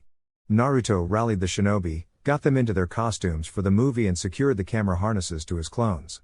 He couldn't wait to see their incredulous faces when a camera crew was literally spectating their fight. Naruto worked with Sandayu and the direct, Claude, who was some foreign film director, to coordinate with the ship's captain. The mid-size ship pulled up at the edge of the iceberg and the shinobi went to put on their performance. Naruto felt 4 distinct chakra signatures and he knew that these would be the ones in chakra armor. He put Guy in charge of Lee, Shizuka, Neji and Tenten before he engaged a chameleon jutsu over his 4 wood clones that were carrying cameras. Guy led his squad over the tip of the iceberg in the direction that Naruto had directed. The iceberg was massive and was easily 2 kilometers wide and 1 kilometer long. It also centered around an icy peak and Guy was directed to climb to the top of the peak. Naruto Clone 1 swung around the back of the enemy shinobi with his camera and got into a good position for upward film angle. Guy beat the enemy shinobi to the peak, and he took up an imposing position at the crest of the peak with his team framing over the crest of the ridge. Naruto Clone 1 wanted to make a chef's kiss sound, but refrained itself in order to capture the scene that was playing out. 4 shinobi in chakra armor and weird-looking helmets stood below the Konoha group and took up poses. The clone hoped Guy, who was wearing a loose-fitting black kimono with a bearskin cloak and black fingerless gloves. To his chagrin, he wore a bandana that was eerily reminiscent of Kakashi's face mask. Guy also borrowed one of Naruto's extra-long 78-inch katanas as a prop. Guy preferred using his fists, but he was passable as a kenjutsu practitioner, especially after training with Naruto. One of Naruto's clones had grabbed Shizuka and cloaked her in a chameleon genjutsu and he tied her hands quickly and gagged her, much to her confusion and dismay. Naruto may be getting a little too into the acting, but he wanted some high-quality, genuine, footage. The clone spawned a quick shadow clone that used Shunshine to transport Shizuka, who appeared behind the snow shinobi. Guy's eyes widened slightly, but now his lines Naruto gave him made more sense. He felt Naruto Clone 3 shift behind his shoulder to get a better shot of the team below. Guy scowled deeply and fixed a look of rage on his face. "You cretins! Unhand the maiden and step aside. Your unjust rule of Snow Mountain will no longer be tolerated," Guy roared out, which confused the hell out of the snow group. Lee saw Shizuka tied up behind the shinobi and only remained calm because he felt a calming hand from Naruto Clone 2. The clone fed him his line and said that everything would be okay. Lee didn't have to fake the look of concern and fury on his face as he looked down at Shizuka. "My lady. Fear not. I will dispatch these scoundrels and come to thy rescue," Lee shouted while Neji and Tenten struggled to remain professional at the absurdity of the situation. Nidaruga, the leader of the snow group, was beyond confused. These strangely dressed people were shouting at him and he honestly had no clue what was going on. That was when he heard a muffled groan and turned around to see Shizuka tied up. He grabbed her roughly by the arm and pulled her to him, which was a big fucking mistake.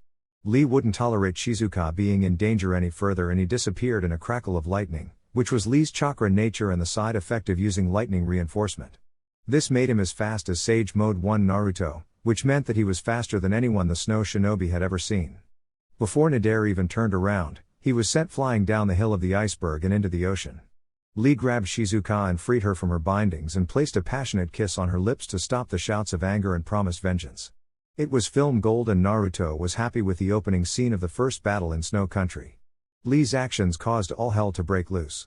Team Guy darted forward and engaged their targets. Neji took Mizore, the big, goofy-looking guy that somehow propelled himself on a snowboard.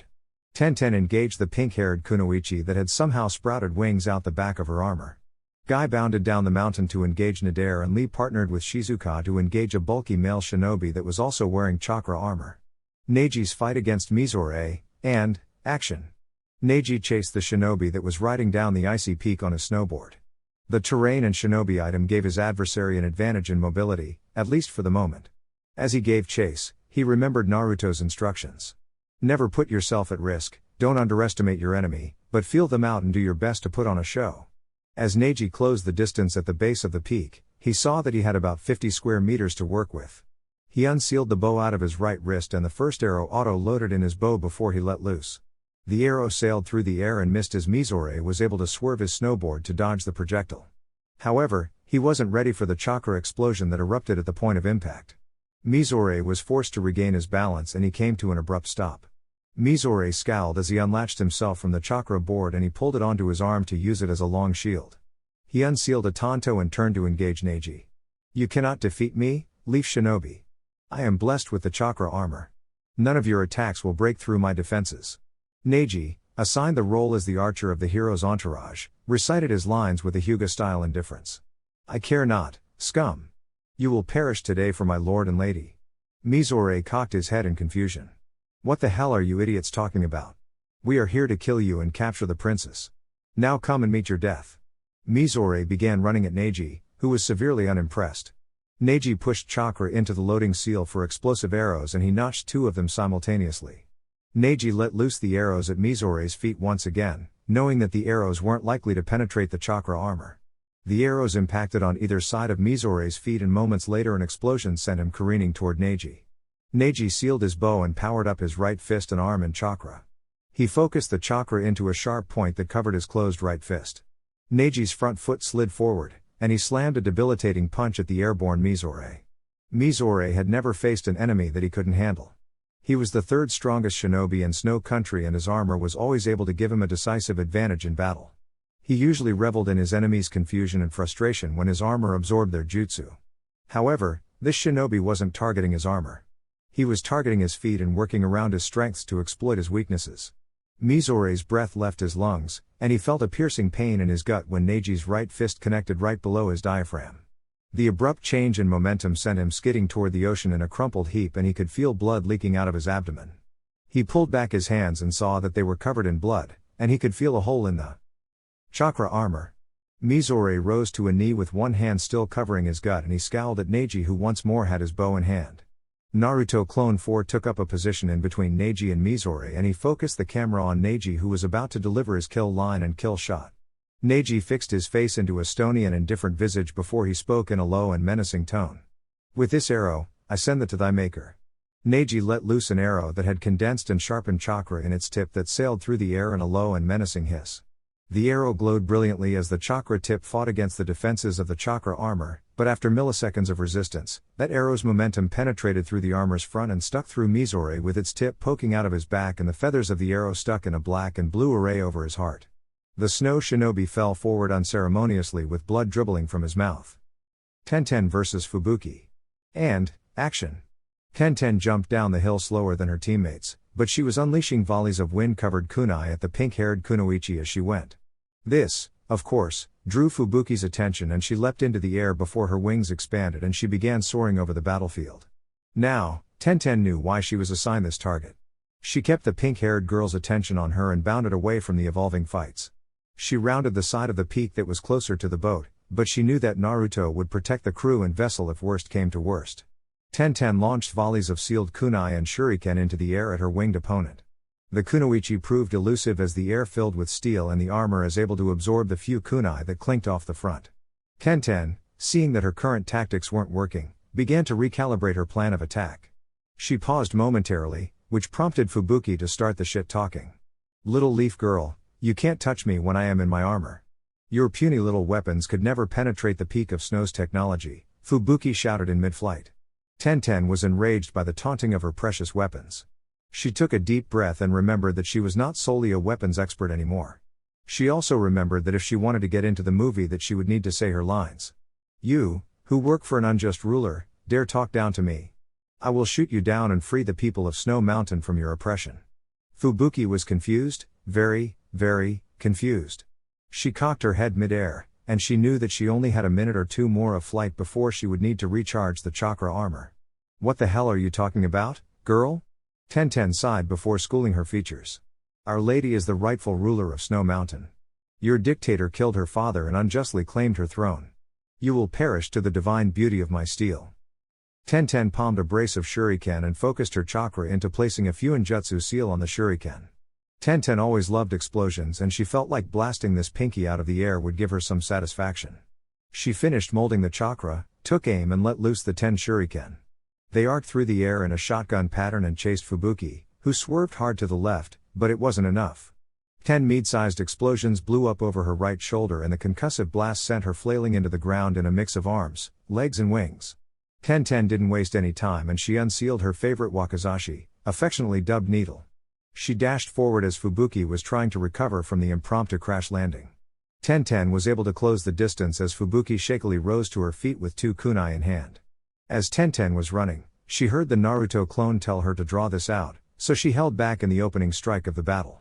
A 5-minute, one-sided, kenjutsu battle began as the Snow Kunoichi was forced to go through 2 sets of kunai due to Tenten's sword shattering them. Tenten was highly skilled, and all of her moves were graceful and efficient. The kenjutsu dance was able to sever both mangled wings and it was able to shred some of the chakra armor. Fubuki now had blood trickling out of no less than 8 gashes and her armor's core was cracked. She grunted as yet another shallow slash forced her to bleed more of her own blood. Tenten then got the go-ahead to finish the fight, but the Naruto clone asked her to capture this opponent. Tenten offered a slight nod before she dashed forward and Fubuki screamed as 2 new gashes appeared at the back of her kneecaps. She fell to the ground, no longer able to support her own weight, and her hands held her up as she hunched over. Tenten smashed the hilt of her wakizashi into the base of Fubuki's neck and sent her to the realm of the unconscious. You know, Ruto, those lines were funny. They were so confused that it was honestly hilarious. Tenten chirped as she applied a chakra-locking seal to the base of Fubuki's neck.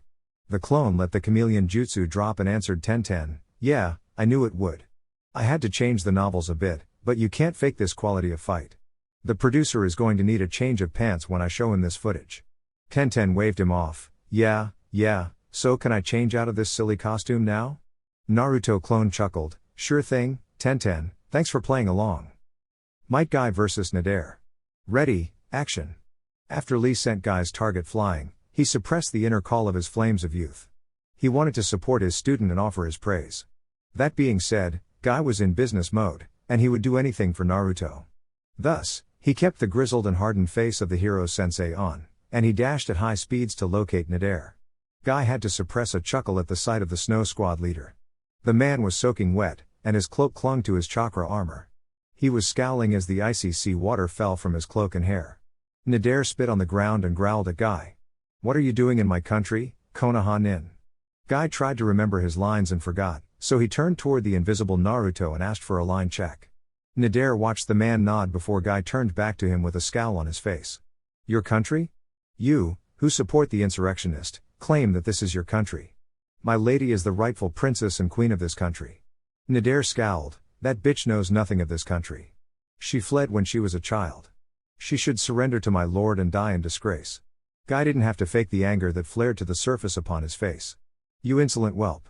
My lady is a good woman that was forced out of the country as a child. I will fight and die for my lady." Naruto Clone 1 kept the camera focused on the intimidating figure that was Might Guy.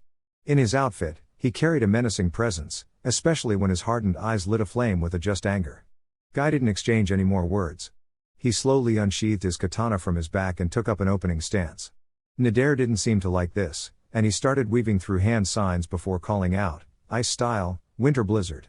Guy coated his body in an earthen chakra, and he darted around the icy blizzard that erupted between him and his opponent. He was forced to reroute once more as an ice wall with spikes on it appeared in front of him. This didn't deter Guy, who was dedicated to using the katana as his character, Kashi, used in the book. Guy used 4 rapid slash to disintegrate the ice kunai that Nadare had sent his way. He made a show of swinging his katana sharply down to his right hip, as if he were clearing the blood off it, after blocking the projectiles. "You jutsu a cold and lack the fiery passion of the flames of you, ahem, I mean your icy jutsu just shows how cold and heartless your lord's reign is." Guy's challenge faltered due to the near relapse into the flames of youth. Nadare cocked his head to the side as he continued weaving through hand seals. He saw that Mizore was defeated, and he saw Fubuki get blown out of the sky. He now knew that he needed to retreat, which was why he was weaving through 52 hand seals, grateful that this oaf was letting him. As he held the last seal, he issued his challenge and warning to his opponent. "Do not think that you will be successful in your mission. We will kill you and capture the princess, one way or another. I leave you with this gift today, so that I may kill you in our future battles," Nadare shouted as he slammed his hands into the ice. "Oh shit. Guy, get back to the boat." Naruto's wood clone broke the chameleon jutsu and shouted. Guy felt the ground quaking and he saw the ice cracking beneath his feet. He wasn't going to let this foe go, and he gripped the katana by the hilt over his right shoulder and hurled it at Nadare, who still had his hands on the icy ground. Guy let the katana go with a mighty roar and it hurled through the air and chunks of ice as it ripped Nadare's left arm off below the elbow. As the sword ripped through the arm, a massive whale made of ice rose from the base of the iceberg and cracked everything around it. It leapt into the air with a roar under Guy's position before it crashed into the iceberg. Chunks of ice and water flew everywhere from the point of impact, and a mighty crack rang out through the icy ocean air as the iceberg began shattering. Before the whale surfaced, Guy disappeared in a black blur as he moved to gather his students and make it back to the boat. A Naruto clone formed out of the wood clone and dove into the ocean water to get his boss's katana back. It was an absolutely epic shot, and it would go well in the movie, but that was an extra long, chakra steel katana that Naruto didn't want to part with, damn it. The wood clone followed Guy back to the boat and noticed that Lee and Shizuka were already clearing the icy peak on their way back to the vessel. Before the boat came in sight, the shadow clone appeared in a sunshine and handed off the katana to the wood clone before popping itself. Back on the boat, Naruto had remained in a standing meditative position, and he felt all of the fights. As he thought, his allies had everything well in hand. Then, he felt the massive chakra surge and the ice jutsu coming from the base of the iceberg. He gathered the few crew members that were on the iceberg and got them ready for a rapid departure. He greeted Ten and sealed the snow kunoichi into a stasis scroll. He saw Neji, Lee and Shizuka darting down the icy peak towards the boat as the ice cracked. He saw the director ordering the film crew to capture everything as the cameraman leaned over the boat. Finally, he saw Guy and his wood clone close the distance to the boat before leaping high into the air and landing on the vessel as the ice gave out underneath them. "Welcome back, Guy. Where is my katana?" Naruto asked, immediately noticing the absence of Heaven's Edge, a extra long chakra steel katana that he had custom made and spent hours engraving seals into. Guy chuckled nervously and fell into a sheepish pose. Boss, he threw it like a spear at their leader. Took the guy's arm off, but I had to send a clone into the ocean to retrieve it. The wood clone informed him with the camera harness still on its shoulder. Naruto breathed a sigh of relief. "Oh, thank Kami. Good call on that. I will give you some extra chakra so you can stick around longer. Maybe you can assist me tonight with my husbandly duties." The wood clone beamed a gigawatt smile at its creator. "Thanks, boss." Guy wiped off his sweat drop and looked around at his team. It seemed like everything went well. "Okay, Naruto, that was a good fight. What's next?" Guy asked with a proud thumb up. The squad closed around their leaders as Naruto answered. "Well, we make landfall and rendezvous with the samurai. From there, we will shoot some scenes and make our way to Dodo's castle. I am sure he will try to ambush us on our way, but it is tough to ambush someone who can passively sense every life signature within 10 miles. Sandy nodded. "Yes, I am a believer now. So, we will dock at Cold Point Port and rendezvous with my friends there. From there, it will be a 2-day journey through many mountain passes on our way to the fortress." Guy nodded along. "How much longer to Cold Point Port?" Sandy answered promptly, "We will get there by nightfall." Naruto clapped his hands and drew everyone's attention. "Team 9, thank you for playing along." At this point, Naruto took a wind-powered punch to the back of his head, which he didn't even budge to. He turned and cast an apologetic look at Shizuka. "Yeah, I am sorry about that, Shizuka. My clone went off on its own and did that. You have read the book, so I hope you can understand.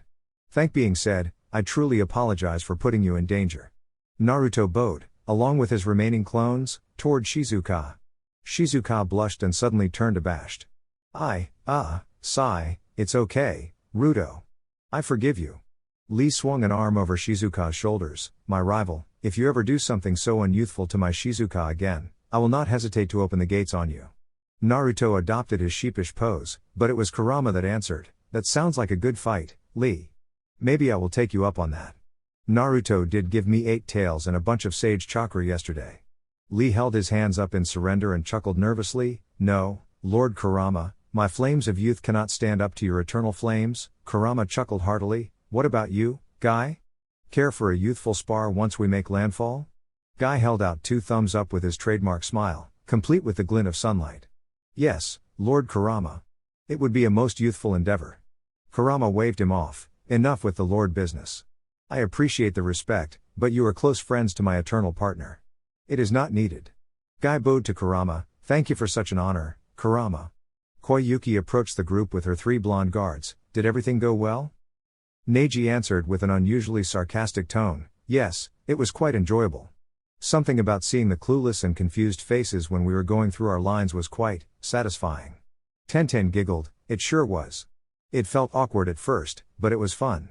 "Naruto, how did the shots turn out?" Naruto shrugged. "Still need to review the footage. Plus, I haven't absorbed my clones yet. So, I dunno."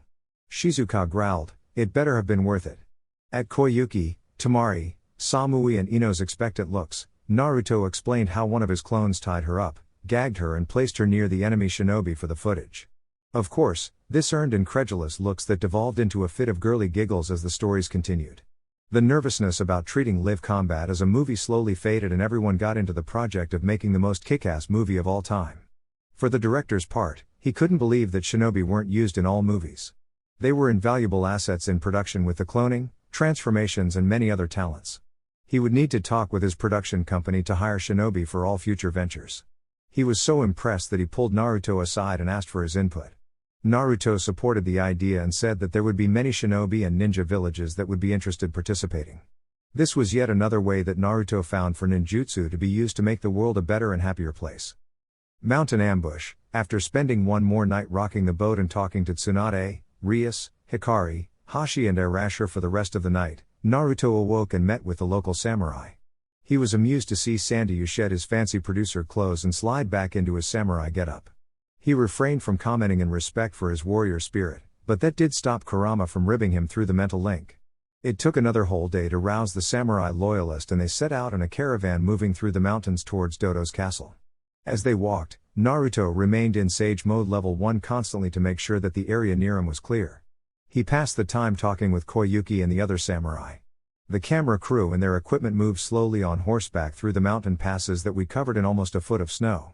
They were pretty much a sitting target for any competent shinobi, but Naruto was counting on that mindset. As they set up camp on the first night, Naruto pulled his team in for a meeting with Sandayu and the samurai captain. The samurai were incredulous at Naruto's plan, but it was Sandayu that convinced him to follow along with the plan after sharing how they decimated Nadare and the elite squad that was with him. So, Lord Senju, you wish for us to wait for your cue to charge? Then, you expect us to take shelter behind walls that your shinobi will erect? The samurai captain asked. Naruto nodded, yes, this is part of the ambush. My scout clones have seen the enemy loading up their train with kunai launchers. According to the maps, we will have to pass through a mountain pass that has a train track running through it. This is the most likely point of ambush. I will kill their scouts and I want the samurai set up on either side of the track along with my team. Half will be with Team 9 and the other half will go with Kurama and Shizuka. Both squads will have a couple wood clones.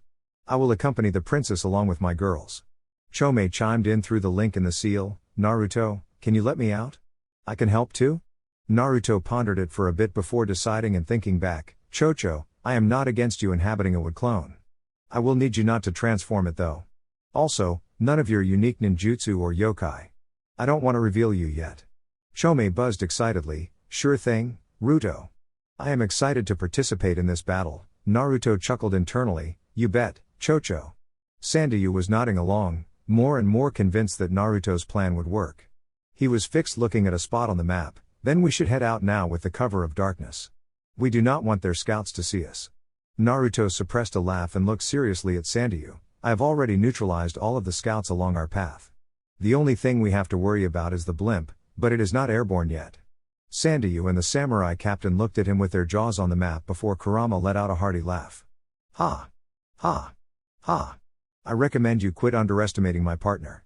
Guy slapped Naruto on the back and answered Q's hearty laugh with one of his own, but he added a flashy smile and a thumbs up. Indeed, Naruto is most youthful. Naruto chuckled sheepishly, Guy, before you go, I will get you a transformation seal. Your character is supposed to be dead at this point in the movie. If you want to play an eccentric veteran, I will make the henja samurai so that you can blend with them. Guy nodded, I trust you and your hip attitude to make me look hip too. I wish to put on a good performance so that Mei will be proud to watch the movie with me. Kurama patted Guy on the back, your first scene turned out well. You Mizukage girlfriend will have no choice but to be proud of you. Guy blushed and turned sheepishly toward Kurama, you think so? Naruto backed up Kurama, sure thing, Guy. The genuine Might Guy is something special. Far cooler than any of his masked eternal rivals. This comment lit a fire in Guy's eyes, and he wrapped Naruto in a bone-crunching hug. Thank you, Naruto. I owe it to you. Kurama watched the goofy scene with a proud smirk on his face, but he couldn't help himself from thinking the same thing. Closing his eyes, Kurama offered his gratitude to Kami, an occurrence that was becoming more and more frequent. Kurama heard Kami respond, you are welcome, Foxy-kun. Look after him for me. Kurama simply nodded and returned his attention to the meeting. Naruto grew serious again and issued his orders, Sandayu, get your men ready to move out. Make sure they have their cold weather gear and are ready for a cold night. Guy, ask Tenten to make some temperature control tags for them. Remember, during the battle, Koyuki will be by my side, and she will be transformed. My clone will look like Koyuki, so if you see anything happen to her, don't freak out. Sandayu, Guy and the samurai captain nodded before leaving the tent. Kurama put a hand on Naruto's shoulder, I will look after them. You keep these people safe. Sure thing, Q. I will see you tomorrow. Let's see if this plays out the same as well, Naruto said. Dodo's castle. While the movie crew and the Konoha group were camping out, Dodo was in a state of rage within his castle as Nadare reported back to him. You are telling me that a mere squad of Konoha shinobi were able to best my elite squad and killed 3 of them, Dodo shouted at the one-armed Nadare. Nadare bowed, yes, my lord. They were ready for us. It is the team led by Might Guy and they had a 5th member, a black-haired girl. Dodo was enraged, but this wasn't a complete loss. And you are sure they had no other backup? Nadare frowned, well, there was likely someone back with the ship and princess. Knowing Konoha, that would most likely mean another squad. We should expect 8 shinobi at the most. Dodo pondered over the new information before issuing orders. Get our forces ready. We will deploy from the train and blimp and hit them in Evergreen Pass near the train tracks. We will need the parachutes ready so that we can surprise them from above. Nadare nodded, my lord, why not wait for them to make it to the castle? Surely, they can't penetrate our defenses. I will not give shinobi, especially leaf shinobi, a chance to snoop around my castle. I am not proud enough to believe that we can keep them from infiltrating the castle. No, we will hit them where they are vulnerable and immobile. We will snatch the princess during the confusion and our forces should be sufficient to eliminate the Konoha group. Dodo answered confidently. And watch of the armored corps? Nadare asked. We will deploy them. We have 4 squads fitted with the first version of the armor. It is not as good as ours, but it will give them the advantage. Dodo answered. Now, get moving. We will move at first light. Evergreen Pass, 1 p.m. next day, Naruto had just made it through the tunnel with the camera crew when he sensed the train moving in. He looked up on the hill and was able to sense the samurai waiting and he locked eyes with Guy's transformation and Team 9. He nodded slightly to them and flashed the hand signals for train, coming, 5 minutes. Guy gave him a thumbs up and Naruto saw him informing the 100 or so samurai that were camouflaged in the snow. Naruto also communicated with Kurama, who had already sensed the incoming train due to the racket it made. Princess, it is about to go down. You will remain with me and the camera crew inside the barrier I erect. Do not panic, okay? Naruto said calmly. Koyuki was inspired by his calming presence and nodded, thank you, Naruto. I appreciate what you're doing for my nation. Naruto cocked an eyebrow at her and shot her a wry smile, oh, thinking of it as your nation already? Koyuki answered his wry smile with one of her own. How else will I be worthy of you? Naruto suppressed his groan and he had to put in extra effort when he heard his girls giggling behind him. He coughed into his hand before answering Koyuki, look, princess, I am honored, but I already have 3 wives. Koyuki smiled innocently at him, and you are going to be a daimyo, and last of your line at that. Surely you know the laws that are in place for such men. Her tone was sly and confident. Naruto fidgeted nervously before coughing into his hand again. No, I can't say I do. Anyway, we can deal with that another time. Now, we need to get ready. Naruto then raised his voice and addressed the camera crew and created clones that were securing the camera harnesses. Alright, everyone, the battle is coming. Cameras up and stay cool. Remember, stay within 50 feet of me and nothing will happen to you. I will erect an invisible barrier and my team will deal with the fighting. Yes, Lord Senju. Was the response of many voices within the camera crew. Naruto sighed, he really hated the Lord nonsense. Alright, let's settle down here and make sure that there is enough distance between us and the railroad tracks. As the group was shuffling off the tracks and into a tree line of evergreen trees that Naruto grew, everyone heard the train horn echoing out of the tunnel. Naruto remembered how confused he was the first time he dealt with this, and he shook his head at the memories of all the samurai dying. He firmed his resolve to make sure that this wouldn't happen this time around. A yellow light illuminated the tunnel entrance and the train horn blared loudly as it exited the tunnel. Naruto was standing on the train tracks about 300 meters from the tunnel exit and the train's brakes screeched as the train came to a halt. He gave the signal with his hands and the samurai on either side of the train rose up and gave a battle cry as they began to charge. Naruto heard orders issued from within the train and the doors on the sides of the train all lowered and exposed kunai launchers that were pointed up and down the hill. Shinobi and chakra armor began to hop on top of the train and Naruto saw one of them swing his arm downward before volleys of kunai launched at high speeds toward the samurai. The air filled with iron as the kunais tore through the thin mountain air. The samurai on either side of the train halted and Naruto saw his squad step in front of them. With Team 9, Naruto's clone that was controlled by Chome erected a massive earthen dome that easily halted all inbound kunai. On the other side, Kurama stepped forward and erected a wall of intense flame that melted the snow on his side of the track and turned the kunai to slag. Show off. After the initial volleys were dealt with, the wall of stone and flame lowered and gave way to the samurai's charge. The train was being enclosed on both sides and the Konoha shinobi were now leading the charge. The shinobi on top of the train and within, along with the samurai of Snow Country, began to pour out to meet the charge. Naruto's sharp eyes were able to see about 15 individuals wearing chakra armor, and he sent clones transformed as samurai to back up his allies. Kurama was mighty proud of his kitsune technique, flame wall, and the results it gave. He was sure that it would prove to be an amazing cinematic. Now, he was charging alongside the humans, and he wanted to show off some more. He jumped into the air above the charge, and he spewed a volley of fireballs, much like the human jutsu mythical fire flower. However, Kurama's fireballs were each the size of an Uchiha Great Fireball Jutsu. The results were devastating as fireballs plowed through walls of ice and melted them into puddles before they set nearly 30 samurai and a couple shinobi ablaze. Chome saw Kurama showing off and she decided to stick with the earth jutsu that she used earlier. She jumped into the air ahead of the samurai and used the earth-style, heavy boulder jutsu to vastly increase her weight and harden her defenses, which was her specialty. She landed on the train in a mighty creak of steel as the train buckled in on itself before the ground under the train exploded in a shower of rock. The halves of the train were sent skidding away from the impact site and the enemy formation was in shambles. Tenten was like a squad of Marines on range day. She was letting loose accurate steel as she ran, and she was only sad that her opponents were so inferior. She bit back the remorse that was rising in her chest and kept the steel flying over the heads of her allies and into the enemy ranks.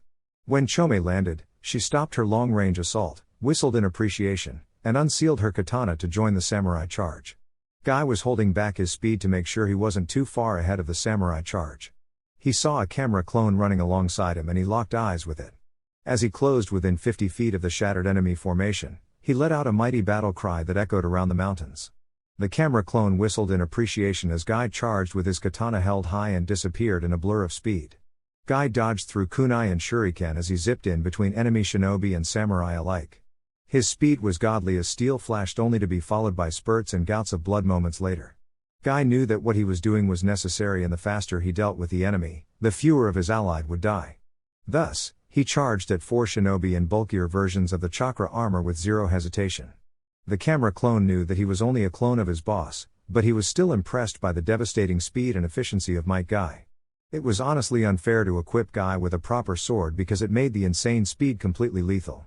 The camera clone did its best to keep the camera trained on Guy, but it proved difficult. The clone simply kept the camera stable and caught as much of the raw and authentic footage as it could. During the charge, Neji was unleashing multi-shots of arrows at the enemies lined up along the train. His skill and technique with the bow shined as his arrows found their way around ice walls and into the skulls of his enemies. He counted at least 2 shinobi and chakra armor that met an early end due to high-speed arrows in their eye sockets. Now, as the ranks clashed against one another, Neji worked alongside Lee to cover his back from the many shinobi. This number exceeded what Naruto had told them and he was picking up newcomers to the battle. After a couple minutes of fighting, Neji noticed that shinobi were falling from the sky in parachutes. To make matters worse, they were throwing kunai with paper bombs on their way down. Neji took action immediately and he focused chakra to his hands before he began punching forward rapidly. He called out 8 trigrams, successive gale palms, and sent waves of compressed air at the incoming kunai. As he kept at it, Neji shouted, "Enemy from above." Naruto sensed the enemy and he saw the kunai dropping from the air and he noticed the explosive tags on them. Each of Naruto's clones, Chome, Kurama and Shizuka created space in their battles, weaved through hand signs and sent powerful wind and jutsu into the sky. The air was filled with a divine breakthrough, great breakthrough, gale palms and massive fireballs from Kurama. The fireballs from Kurama fused with a couple of the wind jutsu and a screen of intense flame raced hundreds of feet into the air and melted or burned everything that it came in contact with. Naruto winced as the flames continued past the falling kunai and set men and parachutes ablaze. It was a morbid sight, watching burning men fall from the sky and slam into the ground. Naruto was sure that his clones were capturing it, but it was probably too gruesome to use in the film because nobody wants to think about burning alive. Regardless, the show must go on and the battle was still ongoing. Koyuki, or at least the Naruto clone transformed as Koyuki, wandered aimlessly down the railroad tracks with its hands clasped dramatically over its mouth. The camera clone, veiled in the chameleon jutsu, walked backwards ahead of it. Clone Koyuki let tears fall from its eyes and kept a faraway look on its face as it walked towards the battlefield. The emotional scene was interrupted by a big, metal claw that came down from the sky and secured the princess snugly in its claws. With a dramatic scream, clone Koyuki was dragged into the sky and up into the blimp. The samurai were distracted by the feminine scream, and they roared out in surprise and anger as their princess was dragged up toward the blimp. The Konoha group had to work extra hard to prevent their deaths in the ongoing battle, but they did so, nonetheless. Kurama just pushed a samurai out of the way of a killing blow and caught the sword in his right hand. The blade melted into slag and Kurama punched a flame fist through the snow samurai's chest. He reveled in the bloody death and failed to suppress the pleased smirk that worked its way onto his face. Guy knew that Naruto's clone would be just fine, so he kept up his frantic pace. He was honestly surprised that so many men could fit into the train, and he grew tired of taking so many lives. He had sheathed his sword and he was now committed to incapacitating the snow shinobi and samurai alike. He left crumpled bodies in his wake before he caught a kunai that was headed for an ally and threw it back to its original owner on instinct. The blade sunk hilt deep into the center of the snow shinobi's head and between his eyes. Up in the air, the retractable claw was finished reeling the princess in, or so Dodo thought. He was waiting with a devilish smirk on his face along with Nadare at the point where the princess would be brought aboard. He was infuriated by the massive losses that he was taking, but with the princess, he would have access to the weapon that his brother, Sasetsu Kazahana, left behind. Be ready, Nadare, once we have the amulet, we will head directly to the cache on Mount Freya, Nadare said through his smirk. Yes, my lord. I hope it is worth the lives lost today, Nadare said despondently. He couldn't believe the losses they were taking for his leader's obsession. Dodo scowled, this will be the greatest weapon ever made.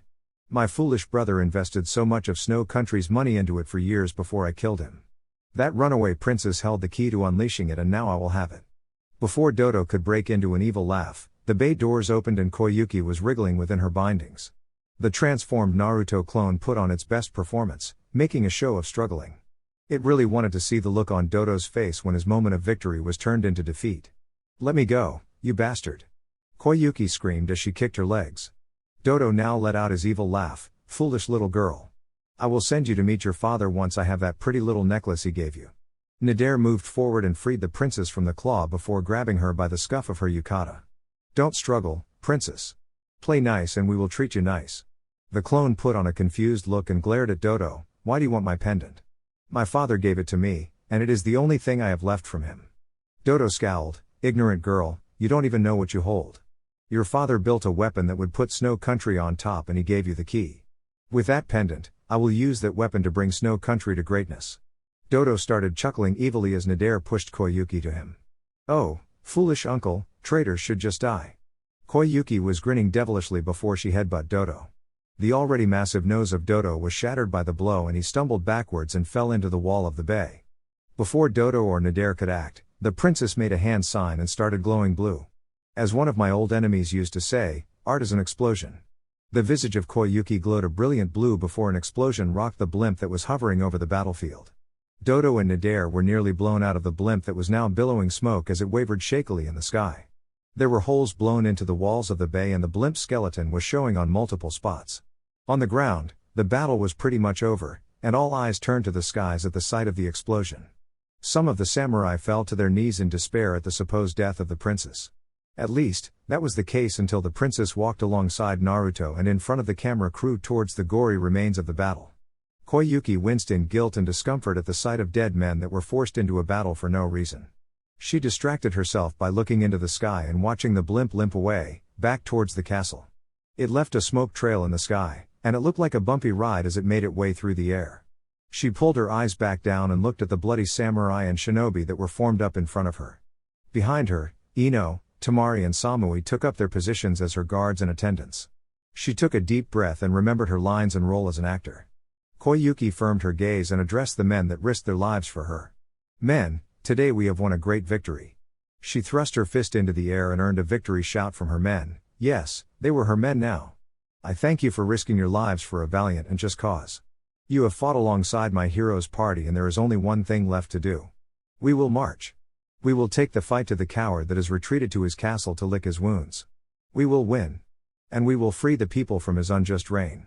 The samurai had all gathered around and they were raising their swords and shouting at the top of their lungs. Their victory cry made for an inspiring scene and Kurama stepped forward from the samurai formation and took a knee in front of Naruto and Koyuki. My lord and lady, we have brought victory to you this day. It is my honor to serve you, and we will free the people of Snow Mountain and bring peace to these lands under your just rule. Kurama bowed his head in an honorable and dignified way. Naruto stepped forward and put a hand on his shoulder. Rise, Ambrose, my fire mage. Your contributions on this day will not go unrewarded. Naruto then looked out over the samurai and spoke in a bold tone. Men, let us tend to the wounded, secure our prisoners and prepare for the battle to come. The coward has retreated to his castle and the time for Our Lady's reign draws near. Another roar from the samurai, accompanied by a rattle of swords, answered Naruto's call. The fall of Dodo, holy shit, Ruto, I didn't think we could pull that off, but it turned out to be totally epic. 10-10 shouted excitedly in the main tent as the group reviewed footage of the battle. Indeed, while many lives were lost in making this, it was a most youthful battle. Plus, we get to fight for the fiery flames of youth in honor of Princess Koyuki, Lee said animatedly. Neji sighed. Lee, too many lives were lost for that statement. Those men were following the orders of their leader. It is tragic that they died for such a frivolous cause. Lee's attitude sobered and Naruto put a reassuring hand on his shoulder. You did nothing wrong, Lee. You are right, we are fighting for a just cause.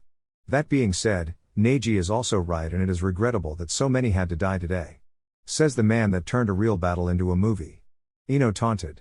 Naruto sighed. Yeah, well, it seemed like a good idea at the time. I didn't expect them to send so many though. Temari embraced Naruto from behind and rested her chin on his shoulder. It will be alright, Ruto. It is a sad truth that those men chose their side. They died pointless deaths fighting for an evil man. That is not your fault.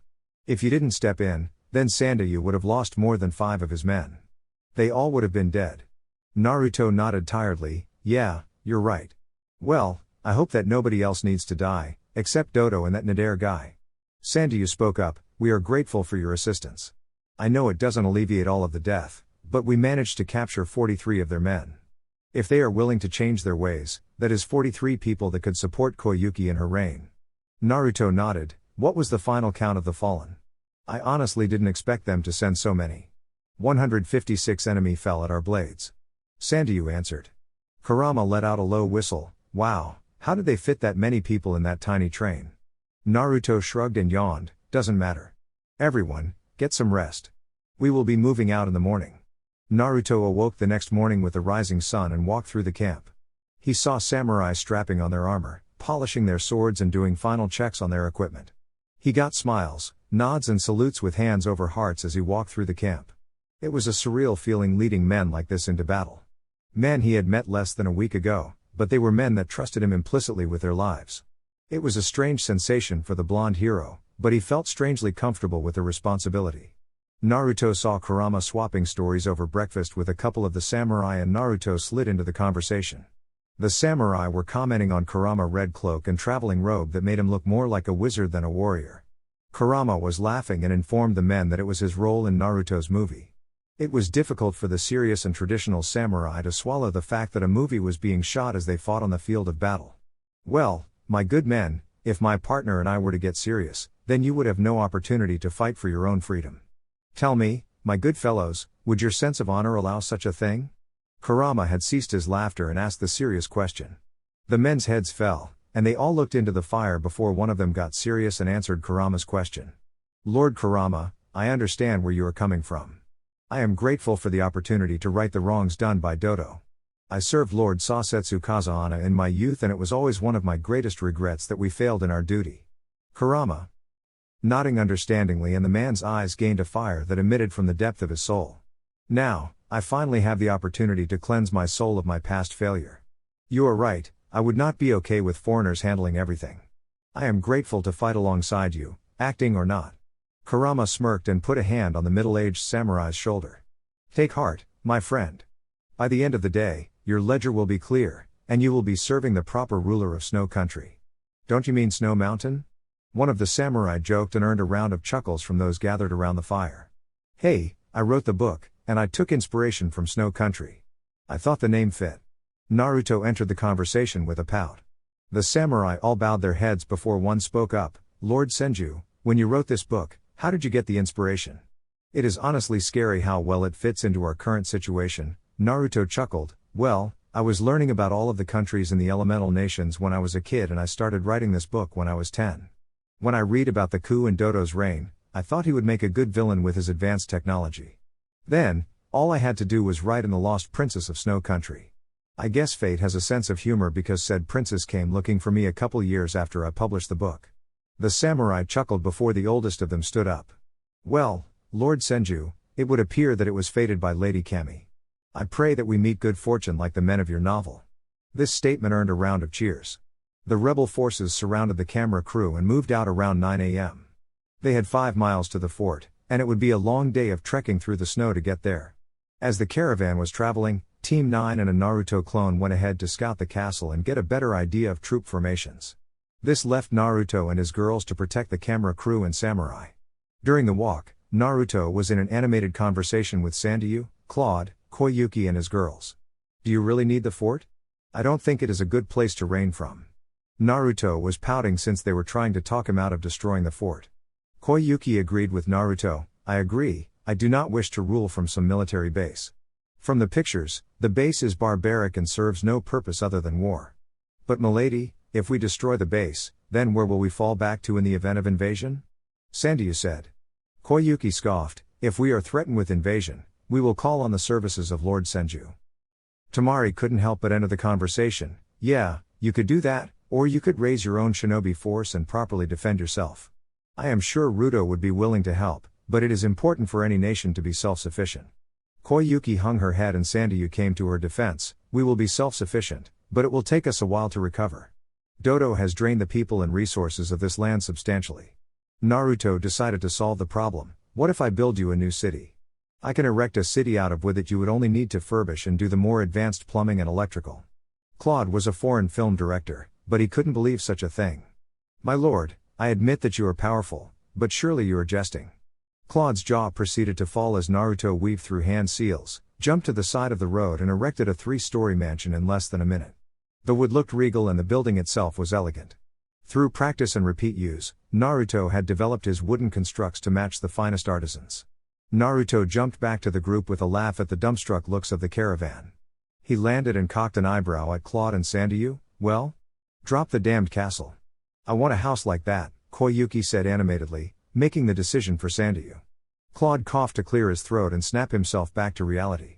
Well, if we are going to do this, then we should get shots from every angle. Also, to fit the book, how do you plan on sacking the castle? Naruto laughed, right, well, in the book there was a battle. We will have to film that after the fact, unless they refuse to surrender. Also, in the book, it was Dodo that self-destructed the castle. If we want to change that. Naruto adopted a pensive look. Ino, being the biggest fan of the books in the Senju family, chimed in, why don't we say that after the princess was rescued, that the hero was enraged by her treatment. This awoke the demon in him, and he ordered his party to bring the castle down. Claude was nodding animatedly, yes, that could work. So, what, jutsus, is that the word for it? What jutsus will you use to bring it down? Naruto shrugged, we have earth, wind, fire and water specialists. What do you think would look best on camera? Kurama shouted, fire, obviously. Tamari scoffed, it should be a wind storm. Ino was contemplative, well, the hero's mage is a fire type. The hero himself is a wind mage and swordsman. The princess is supposed to be gifted with water. The party also has earth magic, so why don't we use all of those? Claude raised an eyebrow, care to elaborate? Ino thought it out and answered, start with a fire attack powered by a wind jutsu. Then, Tamari can perform her sickle weasel storm and we will add water and fire to that for cinematic effect. Really makes me wish we had a lightning user. Samui cleared her throat and put her hands on her hips, did everyone just up and forget about me? I mean, come on, I have been part of the family for over a year now, Naruto chuckled sheepishly, must be the cold getting to my brain. Okay, so we evacuate, open with a volley of fire and then do a multi-elemental storm. While that is happening, I will use some earth jutsu to bring down the fort and drop it into the gorge. Kurama clapped his hands together and wringed them excitedly, oh, I can't wait. So, we want the explosive stuff for the opening act, right? Naruto nodded, I think that would be the flashiest. What will you add to the storm though?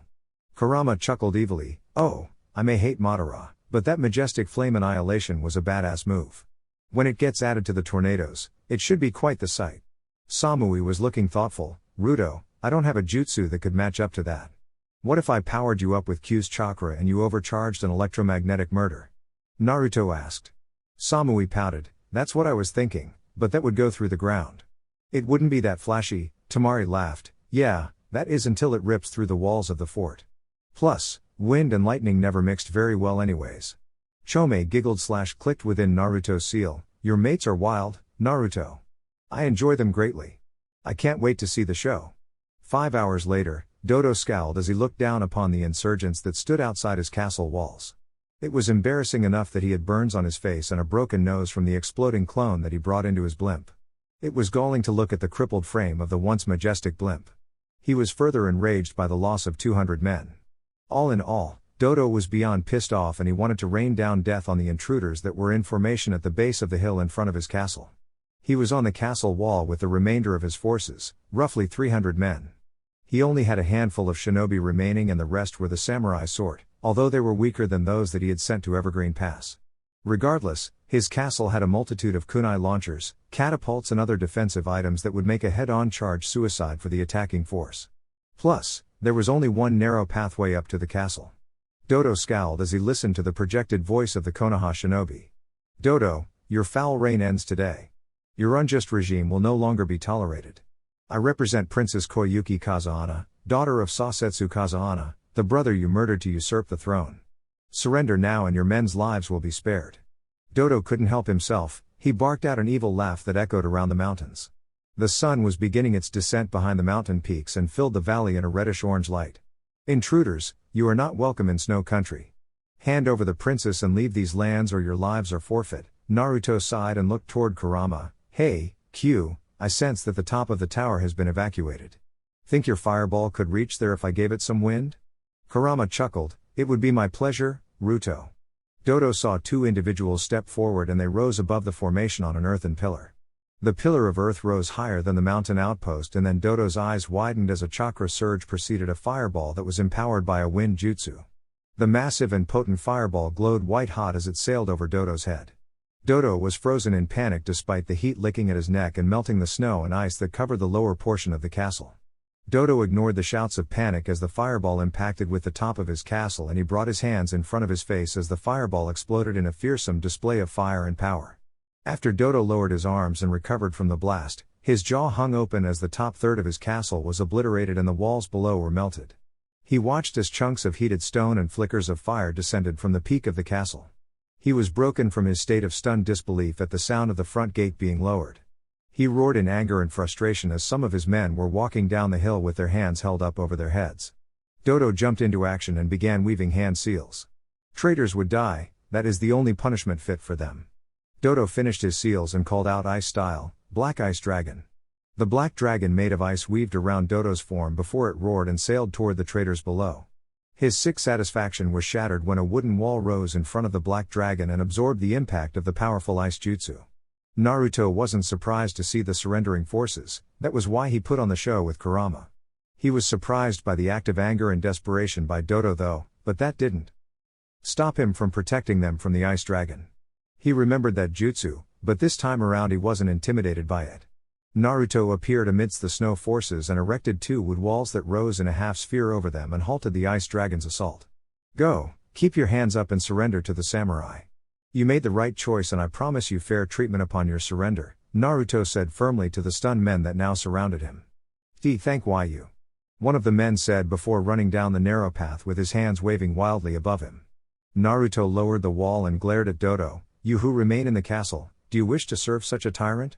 Do you value your lives so little that you would lay them down to protect a usurper that killed his own brother? I offer you one more chance to stand down and surrender. If you refuse this offer, the only thing that awaits you this day is death. Naruto's voice carried over the walls and down the mountain. Naruto heard shouting, conflict and other signs of battle echoing from within the walls and he restrained himself from vaulting over the walls and throwing himself into the melee. However, he did jump in front of the 15 or so men that were running away from their own allies as they ran down the narrow path. He was forced to protect them and block a volley of knife-shaped icicles that rained down from the ramparts. He fought a defensive battle as he backed down the slope and he was soon joined by his party.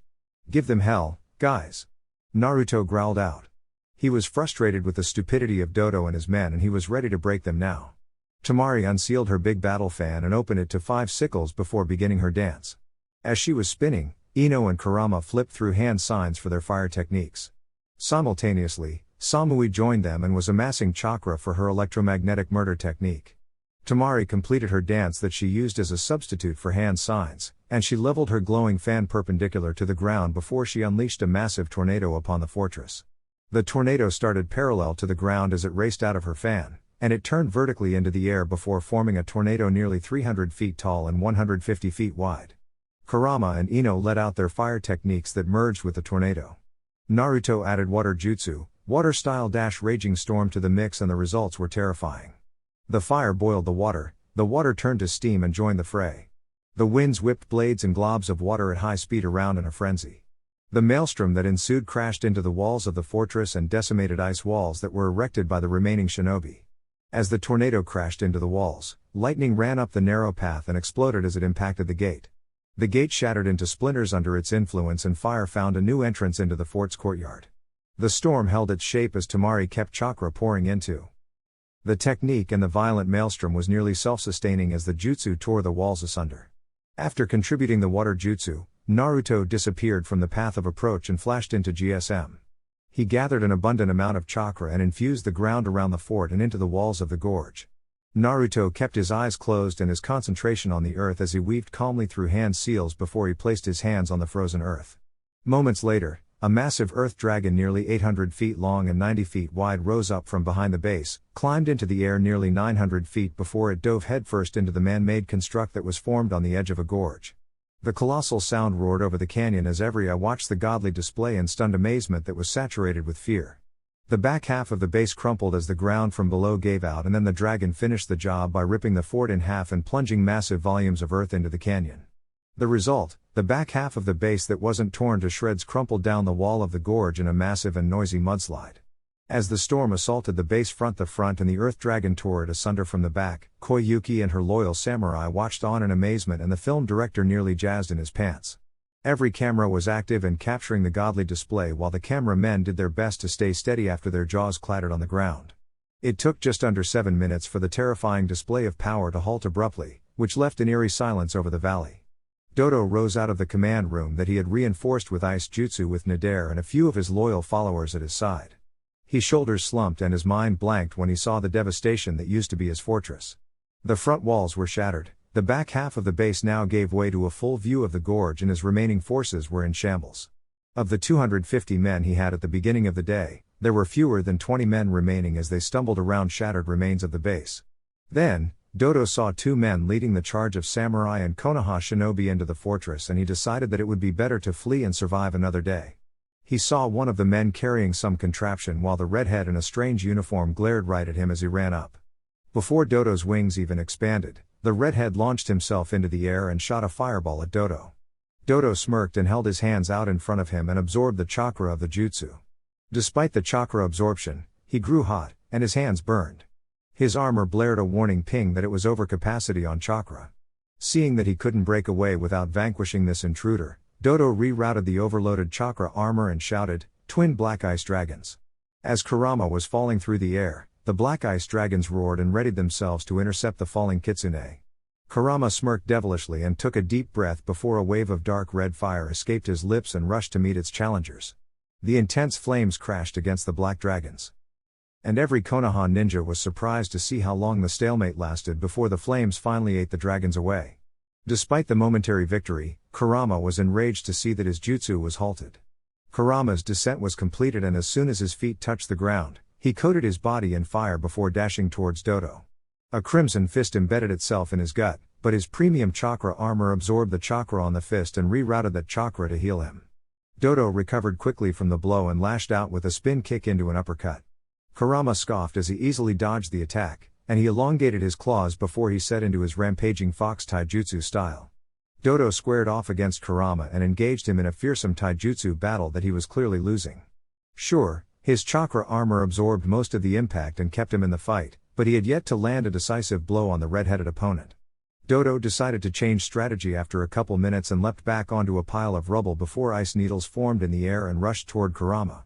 Kurama countered with a wall of flame that evaporated the icicles, and through the wall of flame a volley of superheated fireballs rushed toward Dodo. Dodo panicked as his armor began ringing the alarm as the core overheated. It was unbelievable that each jutsu was able to overload his armor, and the repeated overloading was really stressing the core. Dodo immediately released the chakra by creating an ice storm around him. He noticed that it was thinner than normal because the damnable fire jutsus were melting the ice around the base. He clicked his teeth and sent the ice storm toward Kurama, who simply used a majestic flame destroyer. The flame spread 180 degrees out of Kurama's mouth and easily melted the impromptu blizzard as well as the surrounding snow. He idly noted that he caught 2 unsuspecting samurai in the fiery blast, and he also made a note to no longer use area of effect jutsu because his allies were entering the fort now.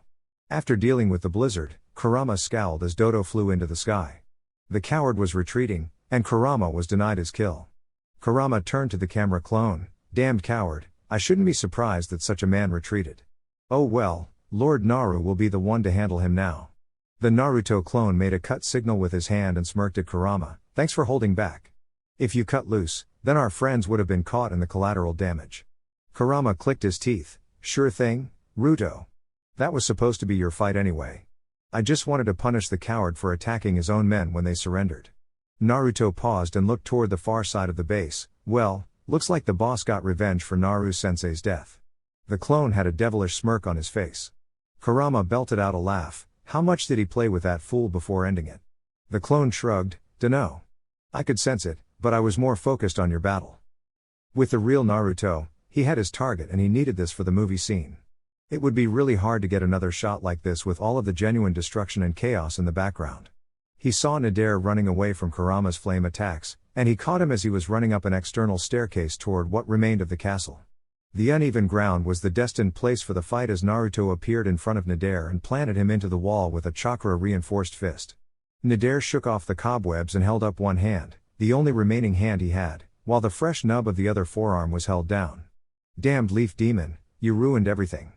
Naruto fixed his face into a visage of rage, and he slowly unsheathed the katana from his back as he glared at Nader. In a low growl he said, "And you killed my sensei. You robbed me of the man that saved me and brought purpose back to my life.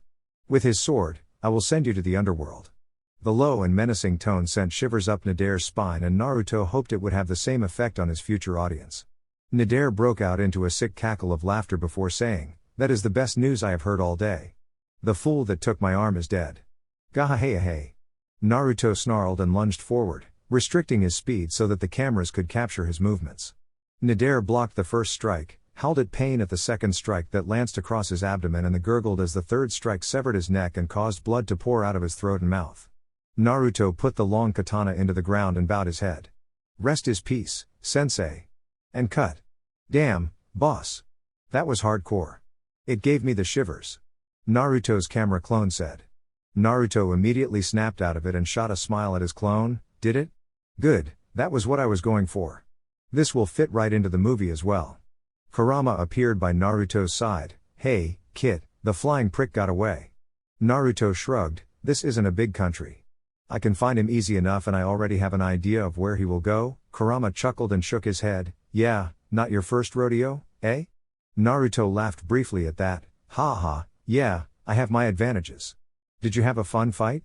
Kurama growled. "That damned armor absorbed my attacks. It is a truly marvelous invention, but I could tell I was burning him through the armor, so I will call it even. Looks like things are wrapping up down there. Was there another scene needed?" Naruto sighed. "Yeah, we gotta do the victory scene, which means another speech. Shit." Snow Mountain, one night after sacking Dodo's fort. The capture and cleanup of Dodo's remaining forces went smoothly after the fall of Nader and Dodo's escape. Princess Koyuki helped Naruto with the victory address, and then the cleanup began. It was an extremely one-sided affair, and the good guys didn't lose a single man during the assault. The medics were busy tending to wounded throughout the night, but they did so from the comfort of a warm wooden lodge that Naruto constructed for them. The following day, Sandayu performed cleanup and search operations and salvaged what they could from the castle. Naruto and the Konoha contingent focused on building a temporary base and stabilizing the situation. By afternoon, Naruto was ready to search for the traitor and get the culminating scene of the movie out of the way. He hoped Dodo wouldn't ruin it by spouting off at the mouth, but even if he did, a quick clone transformation could give him the scene he wanted. After a brief round of meditation, Naruto homed in on a particularly intense bundle of hate, anger and frustration. It stuck out like a beacon, and he informed the group that Dodo was waiting for them on Snow Mountain. He probably thinks that the princess will go there to claim what her father left her. Sandy shared his thoughts with the group. Tamari scoffed, "What a fool. As if he could surprise us and take it for himself. The foolish man is one who indulges in pride and revels in the pain and oppression of the less fortunate," Koyuki whispered under her breath. "Such a man is blind to the world around him and is unable to see the truth." Naruto cocked his head at the princess. "Good quote, who came up with it?" Koyuki turned her eyes to the ground and fought back tears. "My father." Naruto put a comforting hand on her shoulder. "Well, your father was a wise man. Regardless, if he thinks he can ambush us, then he is sorely mistaken. What do you say to confronting him, wrapping this whole mess up and getting the inheritance your father left behind for you?" Koyuki's eyes sparkled with unshed tears as she looked into the deep azure depths of Naruto. She nodded with a small smile on her face. "Let's do it." The journey to Snow Mountain went quickly since it was just the Konoha group and Naruto carried Koyuki. He knew that she needed to be there to get closure, and he also needed this scene in the movie. It was such a monumental event of his previous life, and he wrote it as the capstone of his first book. Setting aside his qualms of using such a personal event for the sake of a movie, Naruto blurred across the snowy terrain and was able to reach the base of Snow Mountain at 5 p.m. By the time they cleared the peak into the flat top of the mountain, it was 6 p.m. and the sun was beginning his descent into the shadows of the night.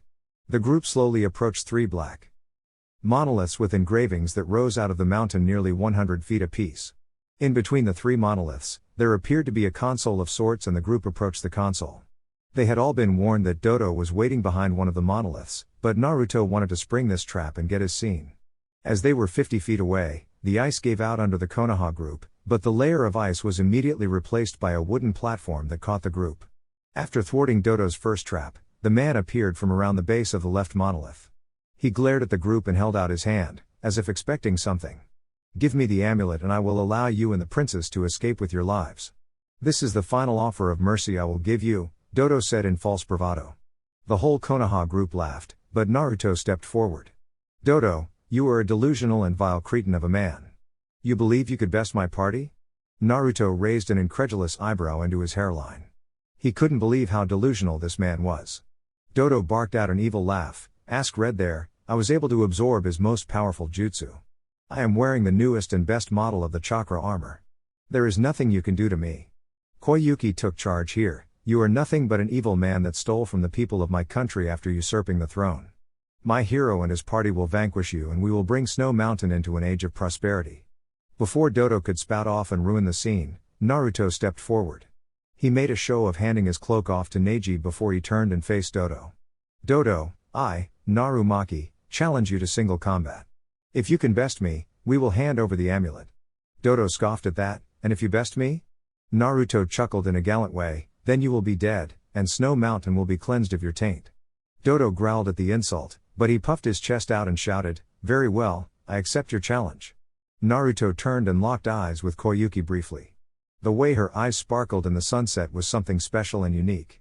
He leaned down and placed a passionate kiss on her lips. He felt the twinge of jealousy from his girls, and he suppressed the bite of remorse from showing on his face. After breaking the lip lock, he brushed a caring thumb across her cheek and turned to face Dodo. "Let's do this."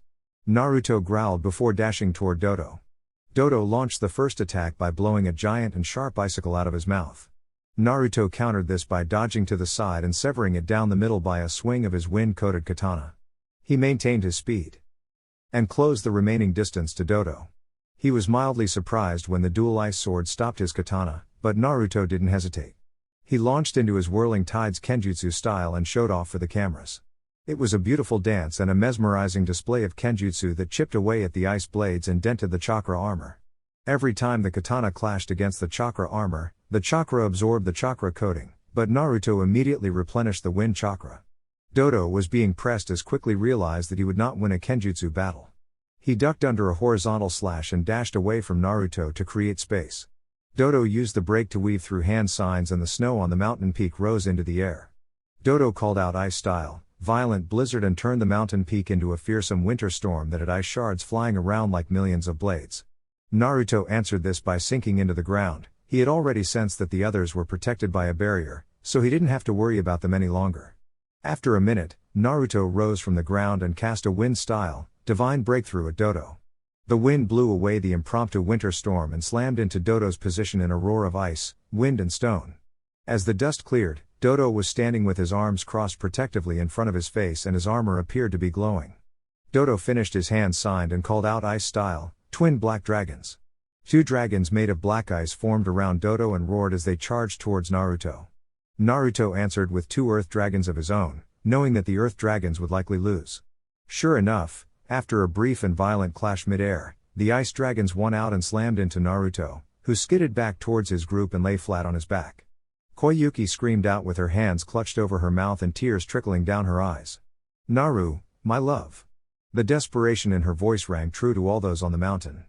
Naruto staggered to his feet and wiped the blood from his forehead. "Don't worry, my love. I will not lose to such a man. It is time I call on the power of your lands." Naruto rose to his feet, laughing internally at the fact that he had to take a hit from such a jutsu. Sure, it was strong, but it would never be enough to lay him out. He closed his eyes and called on the natural energy of the earth. He simultaneously pulled on Kurama's chakra and flashed into KSM. It was an on-the-fly decision, but he figured it would look cool in the movie. The camera caught the serious look on Naruto's face as his golden form appeared like a beacon in the setting sun. Naruto easily dealt with the next ice dragon that Dodo sent his way by countering with a much larger earth dragon. This time, he focused on maintaining the chakra in the technique and the Senjutsu-empowered earth dragon decimated the ice dragon mid-air. He let the technique crash into Dodo's position and he disappeared in a golden blur. Dodo landed from his dodge and looked around for his opponent. By the time he located Naruto above him, it was far too late to dodge or counter. Dodo raised his arms defensively in front of his chest and he braced himself against the mighty jutsu. Naruto roared out, Rasengan, as he thrust the bright orange Rasengan at Dodo. The swirling ball of hyper-dense chakra tore through Dodo's arms like a kid through wrapping paper. The jutsu continued undeterred by the draining effects of the chakra armor and it ripped through Dodo's chest. Naruto let the Rasengan destabilize and hopped back a safe distance. The orange and golden explosion of chakra light illuminated the mountain peak in the fading light.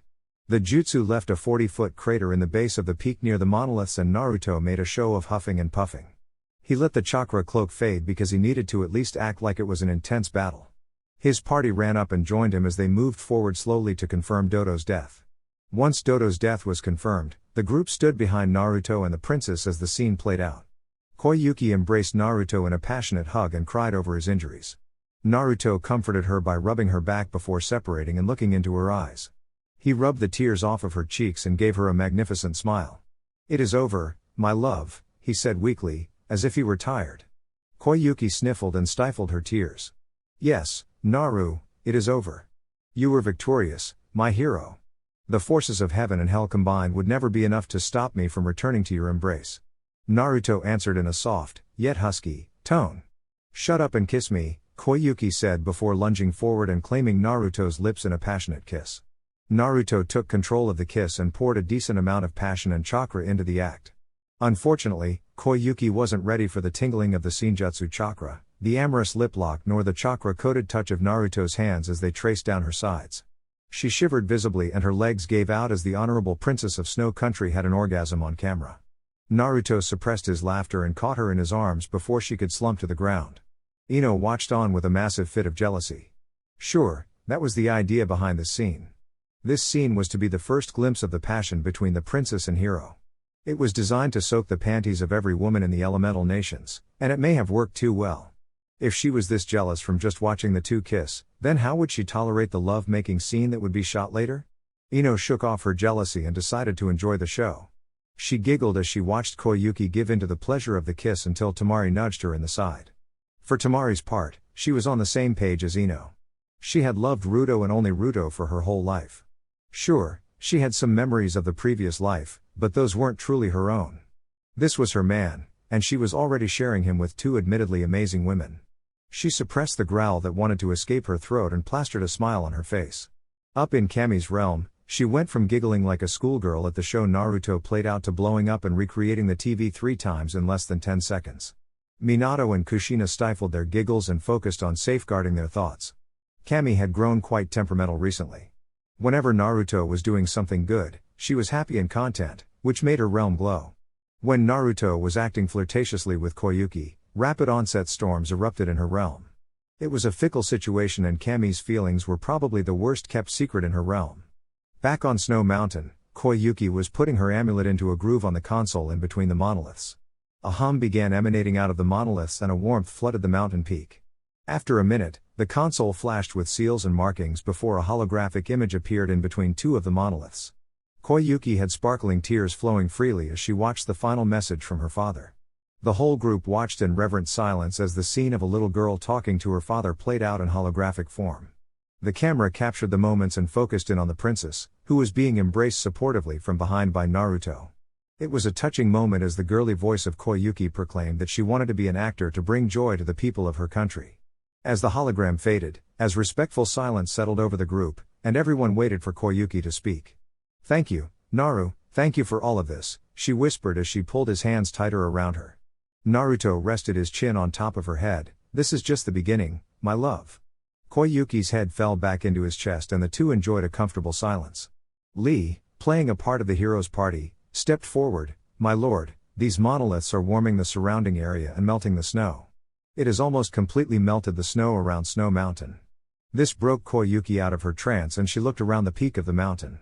Sure enough, the snow there was now water and the ice that covered the lake was cracking and giving way to icy waters. She looked around as she walked to the edge of the basin that served as the mountain peaked and she gasped when she saw the landscape melting and thawing out. He father's creation was going to bring life to Snow Country. A steamy second chance at life and love. It took 2 weeks to clean up the remains of the fort, march to the capital and announce the return of Princess Koyuki Kazahana. The announcement was met with happiness from her people and their happiness was enhanced by the thawing of Snow Country. As Naruto went, he created orchards, farms and housing for the people they encountered. He didn't charge the princess for his efforts, everything was pro bono because he wanted to help the people of Snow Country. New and fancy wooden houses lined the streets of villages and new forests emerged that provided shelter for new life to take roots in the recently thawed landscape. As they entered the capital, news had already reached, and the fanfare was next level. White banners and winter-themed decorations filled the streets and there were many people that were elated by the return of the princess. The Konoha group accompanied her the whole way, along with the samurai that helped her reclaim her throne. 2 weeks after the fall of Dodo, Koyuki addressed her people after being sworn in as the new daimyo of Snow Country. "My people, I thank you for the warm welcome into the capital. It is good to be home once more. Before I share my plans with you, I wish to inform you that it was Konoha and the Senju family that aided me in freeing our country from Dodo. It was Naruto Senju that has been building new homes and farms for our people. It was Sandayu and the samurai loyal to my father that inspired me to fight for my home and country. I thank all of these people from the bottom of my heart." Koyuki turned and bowed to her entourage, which earned a massive cheer from the collection of citizens. She turned back to address her populace. "Moving forward, I am putting forth legislation to change our name. It is time for us to move into the warmth of the future. In honor of this change, I wish to rename our country into Spring Country. I wish to use our technology to bring prosperity to my people. I wish to join our new allies in a peaceful and prosperous future." Koyuki's address continued for a bit after that before the group was moved into the daimyo's castle. Naruto flashed Team Guy back to Konoha and let Guy handle the verbal report. He still had a month of filming to do, and he wanted some time to help rebuild Spring Country. This embedded him into the good graces of the people and made the subsequent treaty a given. Naruto's biggest issue was finding a realistic and reasonable way to decline the marriage proposal that was embedded into the treaty. He really didn't want to deal with Kami's wrath, and he couldn't fathom how bad his punishment would be this time around. That thought leads to 3 weeks later when it was finally time for Koyuki and Naruto to shoot the steamy scene. The girls had negotiated almost every aspect of this scene and Naruto made it clear that they had final say. Ultimately, Naruto would be stripped naked during the scene and Koyuki would see some skimpy nightwear. Naked bodies clashing was inevitable and the only thing separating them would be some flesh-colored fabric on her womanhood. Koyuki's favorite movie scene. The princess and her party left the ship they used to travel across the oceans, and she took her first tentative step into her home country. Naru came up behind her and wrapped her in a tender embrace. His warmth offered her the strength to take the next step and she took his hand as she followed the samurai general to their lodgings. The scene fades to show the two sharing a dinner for two on a bare rug in front of the fireplace. "Naru, I am scared," Akari said sheepishly while looking down at the bare rug. Naru moved the plates aside and cradled her face with his right hand. He answered her fear by tenderly stroking her cheek. "Don't fear, my love. There is nothing in this world that can stop me from finding my way back to you.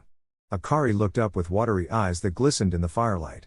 The fear of losing Naru caused twitches of anticipation, and she spoke softly once more as she leaned into the embrace of her lover's hand.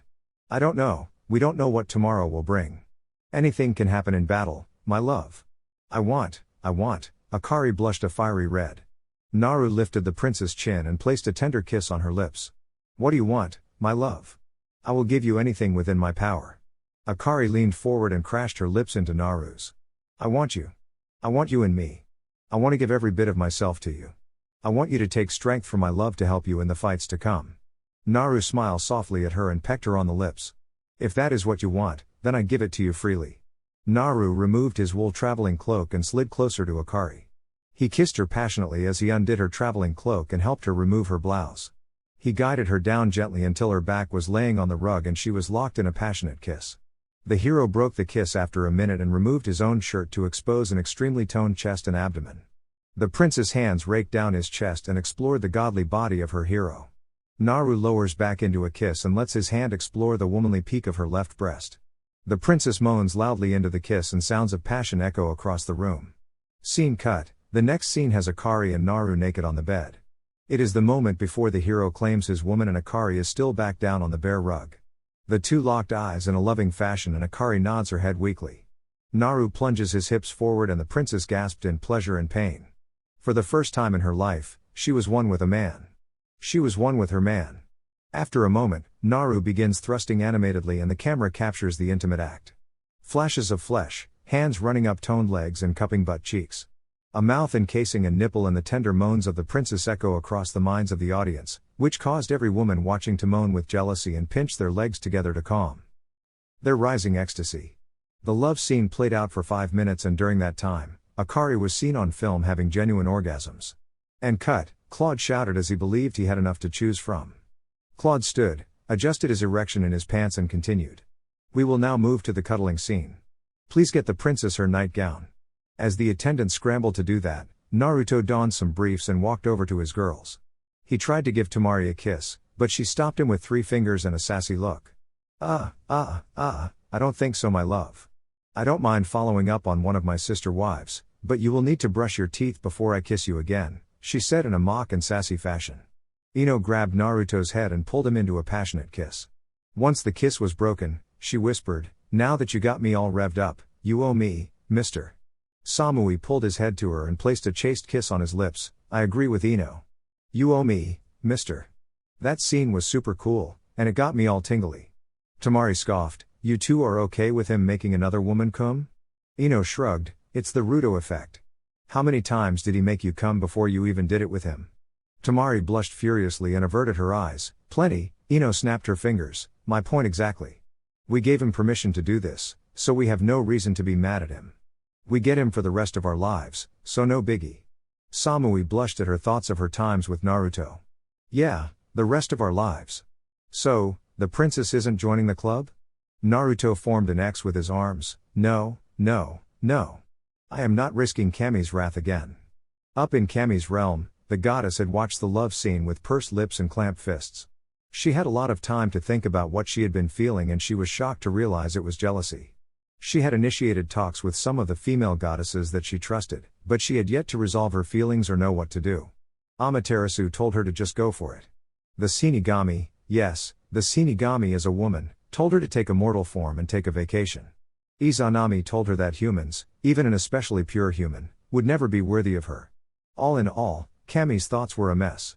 That being said, Kami watched the scene and couldn't suppress the fits of jealousy and longing that she felt. The skies of her realm were painted with a lightning storm that was beautiful and terrifying at the same time. Black lightning flashing across clear and golden skies was a truly unique scene for the souls residing in Kami's realm. When the scene ended, she felt a warmth in her goddesshood and she shifted in her seat to clamp her legs together. Finally, when she heard Naruto's answer, a small smile graced her face. She had refrained from joining the public watch party and she had watched this scene in her private office. She wouldn't be able to deal with Minato and Kushina's open thoughts for a while. She continued to idly watch the television as she returned to her work and began forming a plan.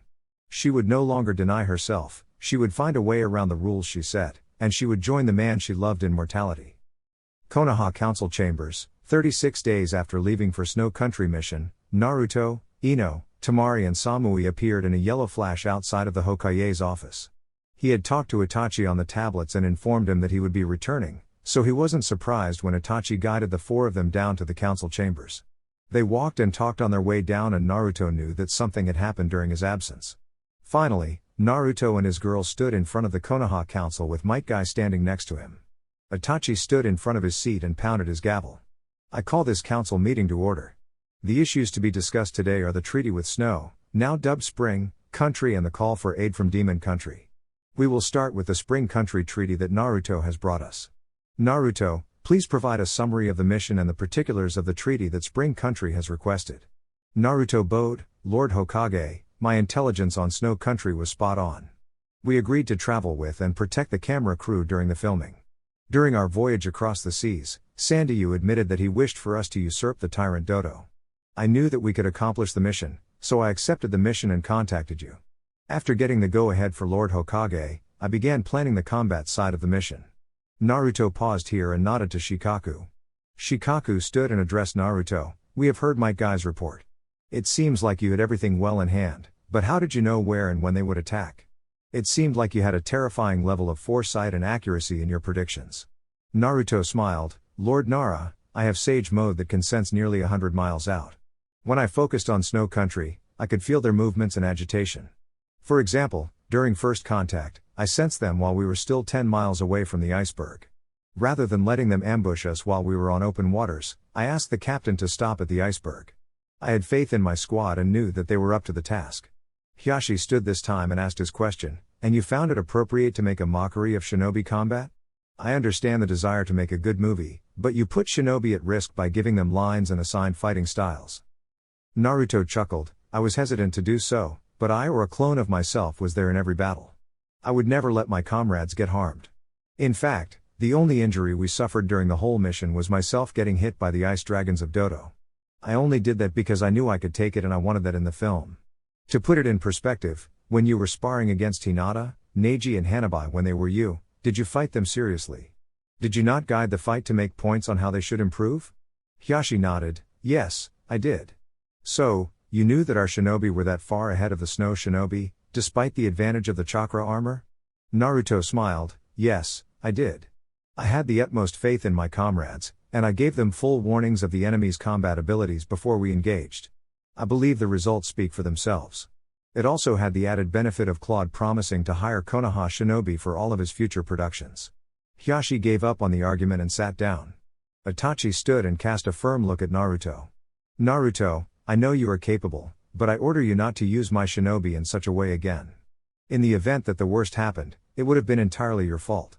Naruto bowed deeply to the council. I understand, Lord Hokage. I accept any punishment you deem worthy. I admit that I got too far into my role in the movie. Itachi sat back down and smiled. Well, no harm no foul. Now, anything to add to Guy's report? Naruto shrugged. I believe he covered up to the fall of Dodo. I informed you as I was assisting the people of Spring Country. While we were filming the movie, the Spring Council drafted a request for alliance to Konoha, Uzushio, and Wave. They also requested that we introduce them to Kumo and Kiri. They also pledged to pay Konoha for the installment of a teleportation tower. Itachi was nodding along, but it was Madame Shijimi that spoke next. Ruto, my husband has received a request for marriage from Spring Country. The daimyo, Koyuki Kazahana, requested marriage with you. I assume you had that talk with her. Naruto sighed. Yes, I did. She claims that as a daimyo that I will be mandated by the other daimyo to take multiple wives. I told her that it is not possible at this time. My heart belongs to these three women, and I am bound by contract to take no other. Shijimi understood that Naruto had a special contract, but she didn't know the specifics. However, she didn't have to ask the question. It was Tsume Inuzuka that spoke up. Ruto, we are grateful for all that you have done for us, but you keep mentioning some contract that you are bound by. Could you not elaborate on that for us? Naruto's consciousness was pulled into Kami's realm, and he knelt in front of the goddess of creation with his head down. It no longer startled him when it happened, so he awaited Kami's address. The goddess looked down on her chosen and she could stop the smile that graced her lips. She walked down to him and offered him a hand up. Rise, Naruto, you need not kneel to me, Kami said softly as she helped Naruto into a standing position. Naruto rose and looked expectantly into Kami's eyes. Yes, milady. What can I do for you? Kami giggled and swatted him in a playful manner on his shoulder. Oh, don't be so serious. I have called you here to tell you that you can tell the humans about our contract. Naruto dipped his head. Thank you, Lady Kami. Is there anything else I can do for you? Kami giggled and shifted nervously. Well, Ruto, I wanted to ask you a question. Naruto looked into the magnificent golden eyes of Kami and waited patiently. Would you like to be my eternal partner? Naruto remained frozen in place as the words bounced around his stunned mind. It took a minute to reboot, and he reacted in a comically shocked fashion. He backed away from Kami, tripped and fell on his butt while he was looking with confused eyes at the goddess. Finally, he stuttered out, L Lady Kami, I am. He hung his head and took a breath. I am not worthy of you, Milde. You are a goddess, and I am a broken human. Kami knelt down next to Naruto and raised his chin with her godly hand. She placed a calming kiss on his forehead and looked longingly into his eyes. No, Naruto, you are so much more than that. You are so much more than I ever hoped you would be. Kami averted her eyes and suddenly became sheepish. I have watched you your whole life. I have seen all of the light and good you bring. If you accomplish the quest I gave you, then you will be eligible for godhood. Naruto was shocked once more, but the calming presence of Kami prevented him from freaking out. He took a deep breath and offered a weak smile. Thank you, milady. You know that my heart and soul belong to my wives, and I have done what I can to honor your wishes. I guess I would like to know why you would want me and how would it be possible. Kami nodded in understanding and raised Naruto to his feet. She snapped her fingers, and they sat down at the summoned table and Naruto poured them each some tea. Well, forgive me for being nervous. This is the first time in all of creation that I have felt this way. While I was watching you, I realized that I was beginning to feel again. I found myself longing for your presence and wishing for your embrace. Yes, Ruto, this is extremely unusual. Since creation, I have never wanted, needed or craved a mate. I made my children by simply thinking about them and I created them to fulfill their purposes in governing my realm. Naruto interrupted here, then why? Why, Lady Kami, do you want me? Kami offered a magnificent smile in return. Because you are pure of heart and strong in soul. Naruto sipped on tea for a bit to process that and calmed his mind. Okay, let's say we agree to do this. How would it work? Kami's smile radiated with joy and happiness. Well, unfortunately, you were absent for Morio's resurrection. The team Itachi sent failed without you there and the demon was resurrected.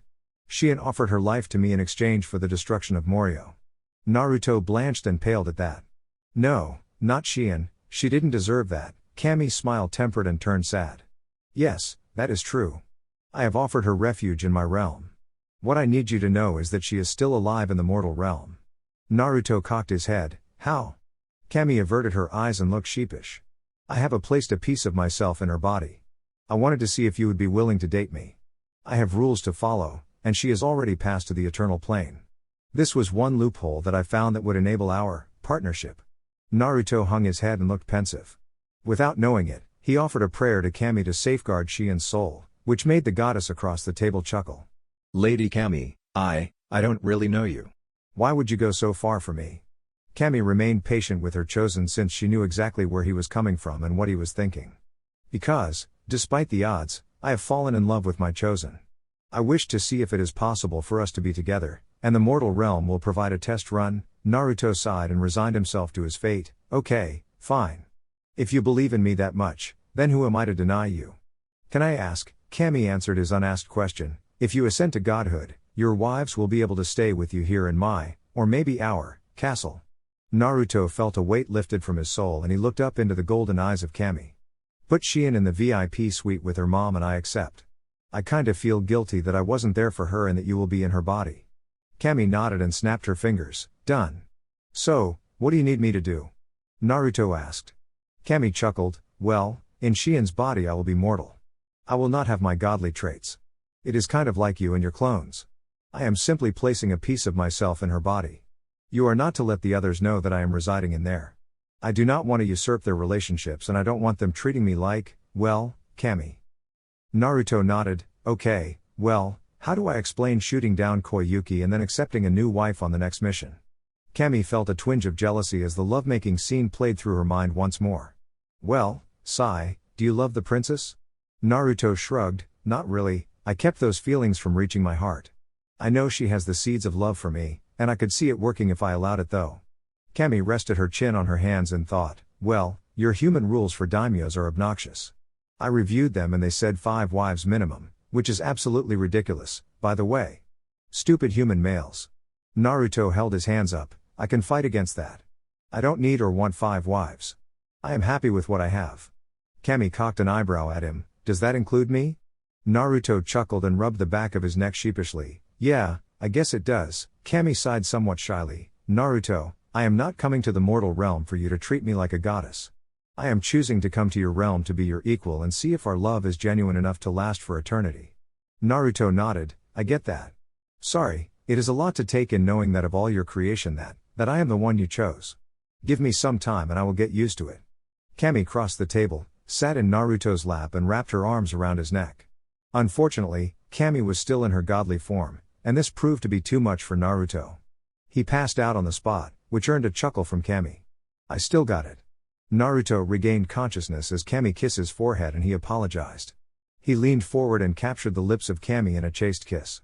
He didn't pass out this time, but it was an overwhelming feeling to kiss the goddess of creation. I don't know what the future holds, but if you will have me, then I will give my all to make you happy. Kami smiled beneficently at Naruto, I know, Ruto, I know you will. Now, return to that council and tell them about our contract. I request that you decline this offer of marriage from Koyuki. If you find true love with her later in life, then we will discuss it with the girls. Also, accept the mission to Demon Country and come pick me up. With that, Kami placed a tender kiss on his lips and returned him to the council chambers. Naruto felt the whirring feeling sensation and opened his eyes back in the council chambers. He shook his head slightly and looked around the room at the faces of people he trusted.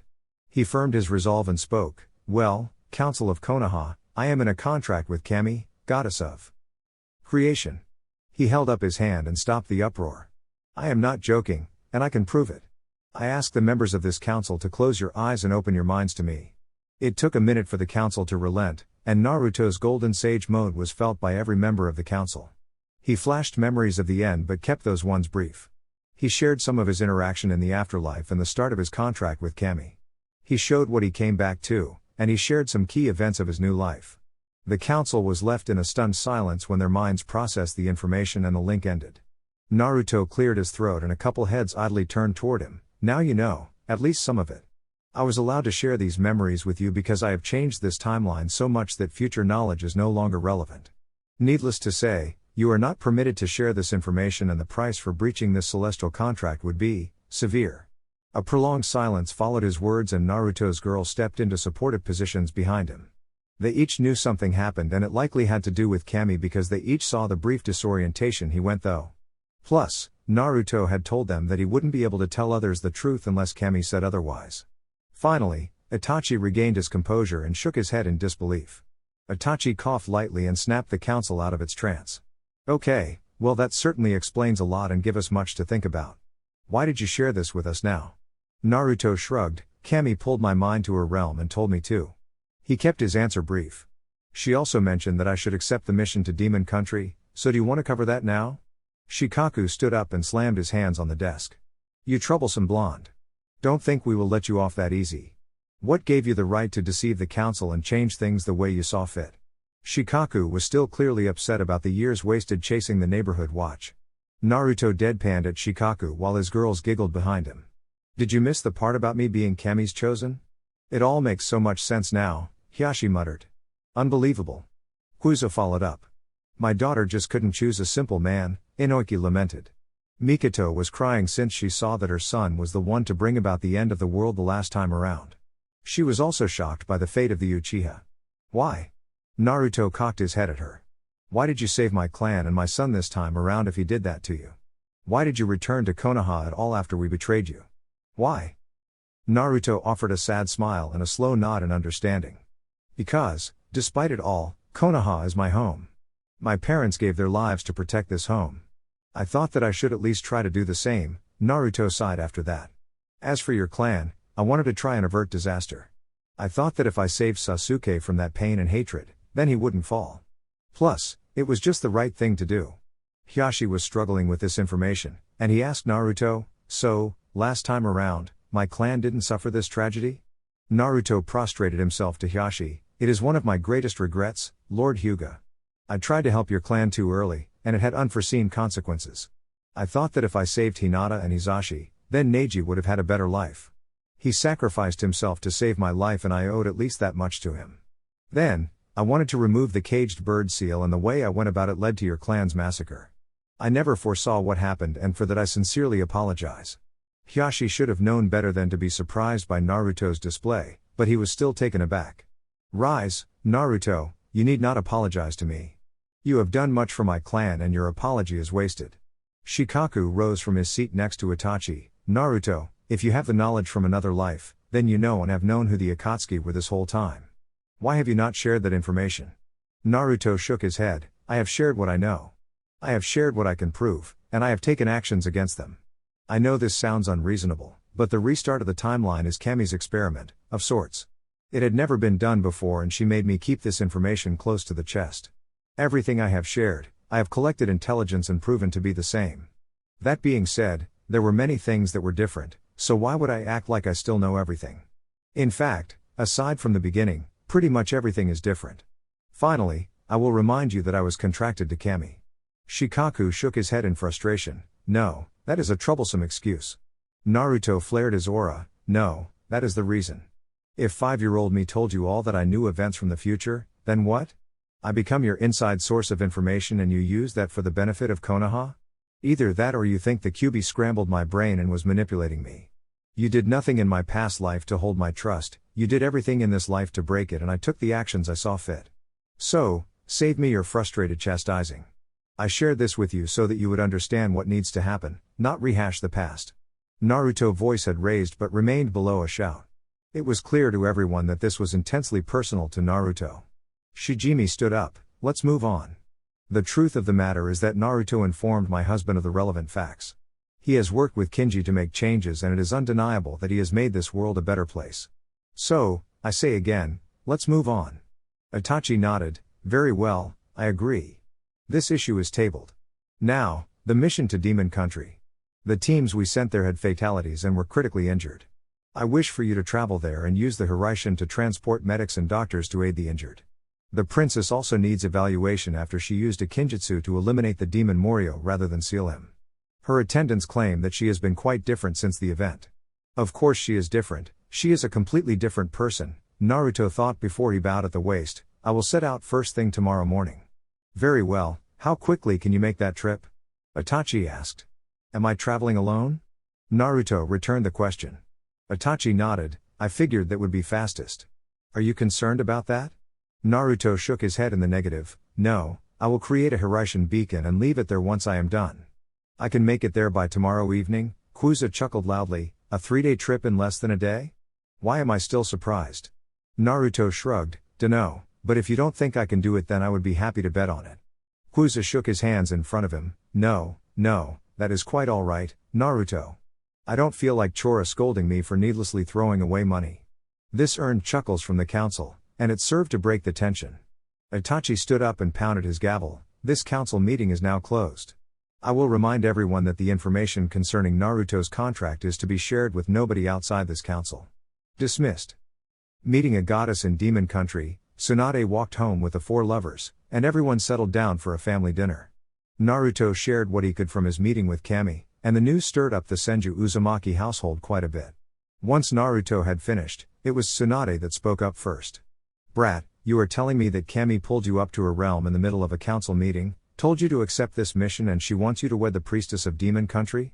Tsunade shouted incredulously.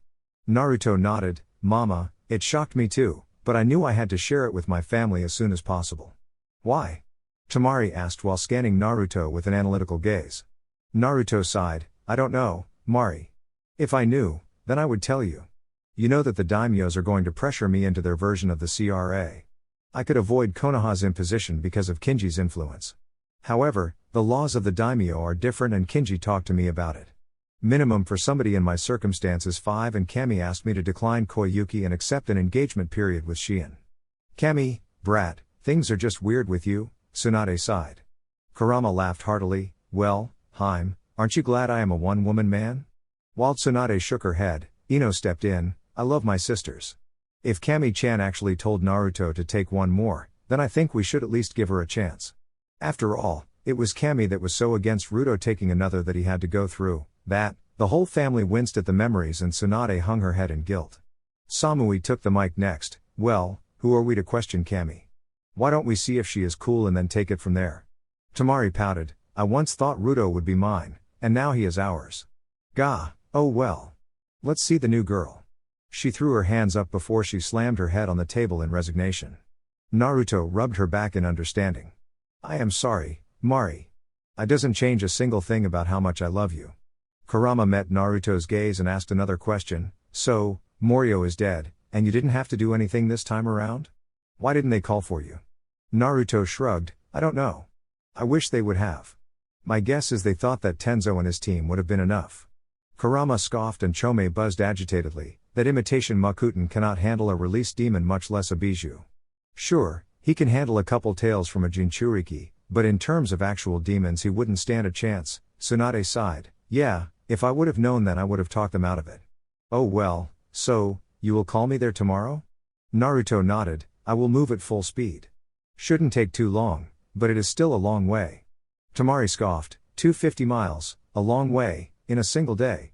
She shook her head in mock disbelief. Naruto chuckled. Well, when you integrate better with Kokuo, you will be able to do it too. Whatever, you are being called to your husbandly duties. If this is the last night with just the four of us, then we should make the most of it, Ino said in a seductive tone. Samui flared to life at that. Oh, yes. It is your duty. Now, come, stud muffin. After Naruto and his clones gave it to his wives as good as he got it, they fell into a restful sleep. He rose in the morning and brought breakfast in bed to his exhausted wives, and they ate together before Naruto took off for Demon Country. Naruto brought Chome along with him for this trip and experimented with using her yokai. He synced with her for the first time, and it was an exhilarating experience for the Queen of Insects. This is amazing, Ruto. Chome squealed in excitement from within the seal. It feels like I am the one running. Now, try channeling chakra between your shoulder blades and imagine 4 wings. Naruto was focused on his long-range leaps, and he decided to entertain Chome. He was already able to pull on 5 of her tails without stress, and he focused on directing her excitable chakra between his shoulder blades. After a minute of focusing, the wings sprouted on his back in mid-leap, and he lost his balance. A shaky and unsteady flight ensued before Naruto stabilized with the aid of wind chakra. Then, he created a draft behind him and flapped the wings. This is amazing. Naruto screamed out loud while he soared through the sky. Chome relished the feeling of flying once more and she agreed wholeheartedly with Naruto. Yes, it feels great. Thank you for trusting me and integrating with me. I know you don't need me, but it feels warm and welcome within you. Naruto blushed at that, or maybe it was the wind blasting his cheeks. Aw, shucks, Chome. You are always welcome with me. At that point, Naruto's tenketsu on his back burned out and he began to fall from nearly half a kilometer in the air. He panicked for a minute before he remembered that he was a master with his wind affinity, and he slowed his descent with some wind. Damn, Cho, next time tell me not to fly so high until we are more used to doing that. Chome clicked her pincers and chuckled in glee, but that is part of the learning process, Ruto. Hee hee. Plus, I knew you would be okay. Naruto shot a cocked eyebrow at the bijou within the seal. You mischievous little. The trip to Demon Country included ample amounts of Chome's yokai mixed with Shinjutsu chakra. The Sage Mode increased his speed and recovery to astonishing levels, and he was able to make the trip in just over 10 hours. Naruto was sure it was some sort of world record, but he was just glad it was over. Even he had limits to his endurance, at least when he wasn't in a life or death situation. Naruto slowed down to a walk when he approached the Shrine Priestess's compound, and he wasn't surprised when he was made to halt and surrounded by guards and confronted by one of the Konoha Anbu. It was the Bear Mask and Naruto nodded to him in greeting, which caused Bear to take charge. Stand down, this is Lord Senju. Bear barked, which caused the guards to raise and shoulder their spears. Welcome, Naruto. You sure made it here quickly. Naruto wiped some perspiration from his brow. Yeah, I booked it the whole way. Status update? Bear stiffened slightly before speaking. Squad Tango lost 3 of 4. Cat is hurt and has some sort of shadow poisoning. Kenzo is in rough condition, and we are trying to save his arm. Eagle and I are fine, but we need reinforcements. Naruto nodded. Got it, let me get inside and meditate to calm my chakra. I will flash back to Konoha and get the medical team. After I bring the medical team in, I will talk to the priestess. With that, Bear led Naruto into the compound and the guards resumed their posts.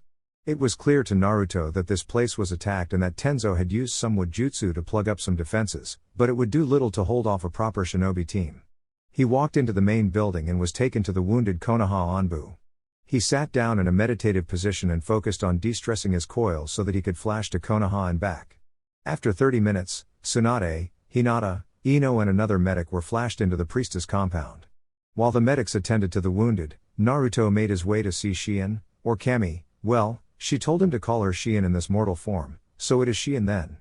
Naruto shook the confusion out of his head, and he was led in to see Shien.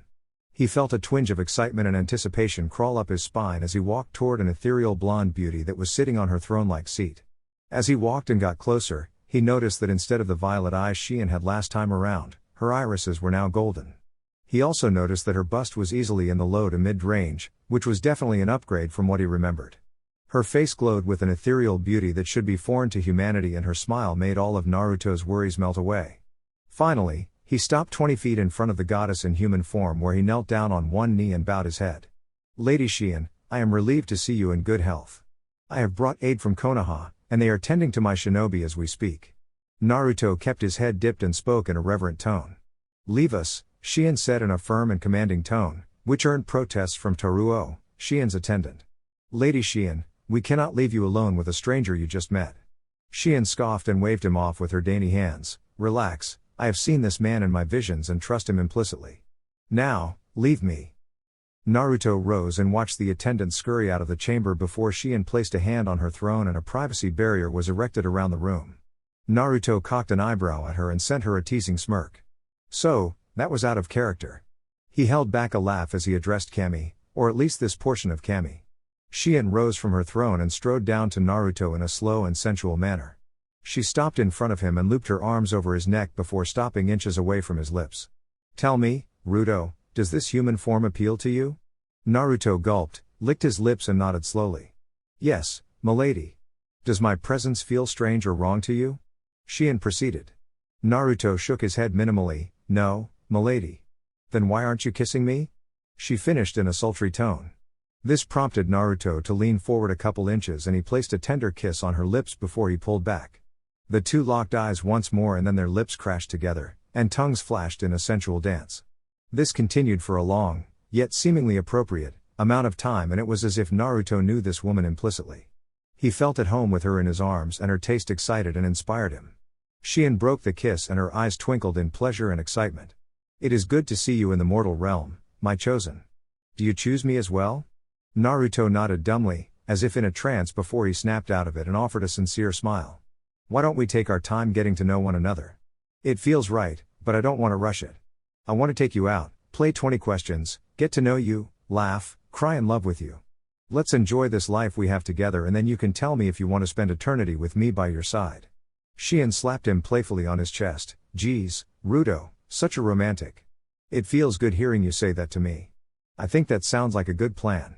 So, how do we play this? Naruto chuckled. Well, I told my girls that Kami told me to bring you home. So, I guess we just need to convince your people that is what you want. I mean, between the Hiraishin and communication scrolls, there is no real reason for you to stay here anyway. Oh, yay, I will tell them it was love at first sight. That will be fun. Shien schemed excitedly while still in Naruto's embrace. Naruto laughed and shook his head. Whatever makes you happy, milady. Shien shot a pouty look at Naruto. What? So, you will act with the Snow Princess, but not with me? Naruto shrugged and sighed. I'm sorry, milady. I don't know what you have in mind, but I am willing to go along with it. To be honest, the first thing you should do is meet Mama, Hinata, and Ino. I brought them here to help heal the injured. Shien squealed excitedly and linked arms with Naruto. Okay, well, lead the way. Naruto shook his head. No wonder they asked us to evaluate you. You act completely different than the Shien I remember. Shien swatted his shoulder playfully. Oh, please, I am the goddess of creation. Broody, depressed and isolated doesn't fit my style. Up in Kami's realm, Minato had to duck a paperweight thrown by Kami's godly form when he coughed abruptly at hearing that. This earned a fit of giggles from Kushina and the three got back to work while paying attention to the screen. Naruto chuckled. Yeah, I guess not. I like your positive attitude and energy though, Naruto continued to chat with Shien as they walked into the room that held the injured Konoha ninja. Tsunade and Hinata were in the middle of extracting the shadow poison from Kat, and it seemed like it was an intense procedure. Kenzo's arm was already healed up and Ino was finalizing the bandages on that when she looked up to see Naruto walk into the room with Shien on his arm. She cocked her head and squinted her eyes in confusion. "Ruto, already acting chummy with the princess?" Ino asked. Naruto shrugged. "Well, I guess you could say we have known each other for a while." She remembered. This statement caused three of the most important women in his life to pause abruptly and look between Shien and Naruto. "Brat, we will talk about that later." "Shien, it is nice to meet you, sweetie. We are almost ready to transport, Ruto," Tsunade said while wiping some sweat from her brow. "Gotcha, Mama. I just wanted to introduce y'all before I got her packed up." Naruto answered back. Taruo barged into the conversation here. "What do you mean packed up?" Shien scoffed. "Relax, Taruo, I'm going to Konoha with Naruto. Now that Morio is vanquished, I will be exploring the world with Naruto. If there is anything you need, you can contact me via communication scroll." "Lady Shien, you can't leave us," Taruo said despondently. Shien cocked an eyebrow. "As the chief priestess, my duty here was ensuring the integrity of Morio's seal and to reseal him when the time came. I have accomplished my task and I wish to enjoy life now.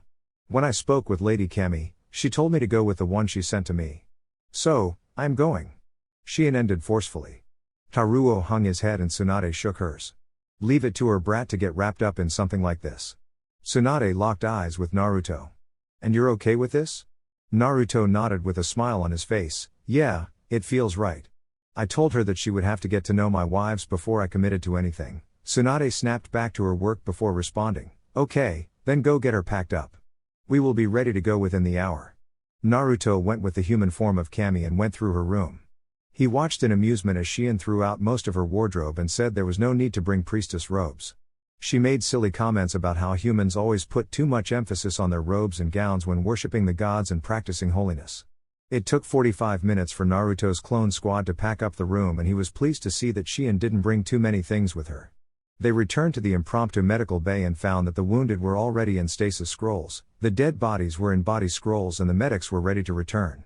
Naruto flashed into GSM and transported the group to the Hokage's office. When they entered the office, Itachi simply shook his head. "I give you a mission that should have taken a week and you are back within the same day. Report," Itachi ordered. Kenzo stepped up. "Lord Hokage, we arrived after Lady Shien's compound was assaulted by 4 shinobi that had skills with shadows that we have never encountered before. They were able to rebuff the assault, but Shien felt Morio being released from his seal. We set out for the sealing shrine and found that there were 500 stone statues that were animated by Morio. The demon itself was also recently freed when we arrived at the temple. Squads Ro and Tango engaged the stone army and the demon. I attempted to immobilize the demon and allow the priestess to go through her sealing ritual. The demon broke through my Makuten, and that was when we took our losses. I used one more Makuten jutsu and Lady Shien was able to vanquish Morio. We took heavy casualties and remained at Shien's compound until Naruto arrived." Itachi was frowning as he nodded along. "Very well. Lady Shien, is the demon Morio truly vanquished or should we expect it to return?" Shien stepped forward. "Lord Hokage, the demon is truly vanquished. There is no chance it will return. I offered my soul to Kami in exchange for vanquishing the demon. It was at that time that Lady Kami told me to return to Naruto. It was extremely awkward for the goddess of creation to refer to herself in the third person, but she pushed through with a smile on her face." Itachi's gaze turned to Naruto. "And you are okay with this?" Naruto shrugged. "It is the will of Kami, and I am Kami's chosen. I trust her, and there are worse things than becoming friends with a beautiful young woman such as Shien." Ino scoffed. "Friends, huh?" Shien had the decency to blush, and Naruto adopted his sheepish pose. "Ino, I told Shien that she would have to get to know you girls first. She accepted those terms, so I guess I just ask you to give her a chance." Hinata giggled before the sleeve of her jacket. "Oh, Ruto, you just can't stop yourself." Naruto cocked his head. "What you mean, Hinaheim?" Hinata's giggle turned into a full-blown laugh at the looks on Ino and Tsunade's faces. "Well, my friend, every time you go on a mission, it seems like there is a girl that falls in love with you." Naruto held up his hands in a gesture of innocence. "Well, I can claim innocence on this one. If you want to blame anyone, blame Kami." Shien giggled at that. "Naruto is right. This was solely due to Kami.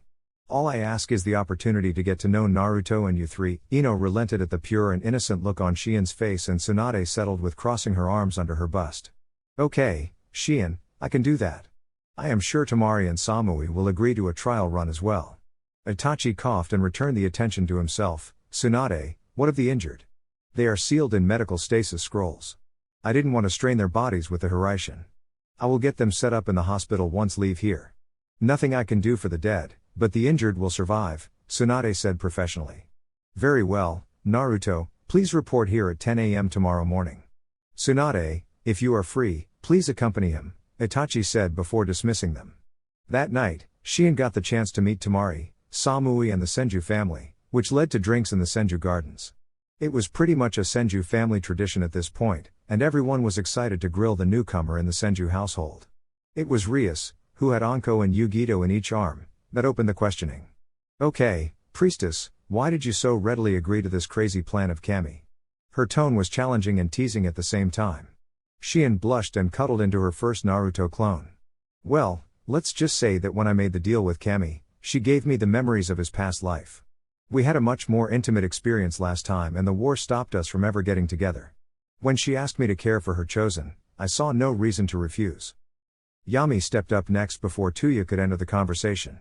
Okay, that's all well and good, but what made you think that Naruto would just go along with it? Shien deadpanned at Yami. I am a priestess gifted with visions of the future. Plus, Naruto is Lady Kami's chosen, so I trusted in my god. Tuya slammed a saucer and said, well, ain't that a fucking fairy tale?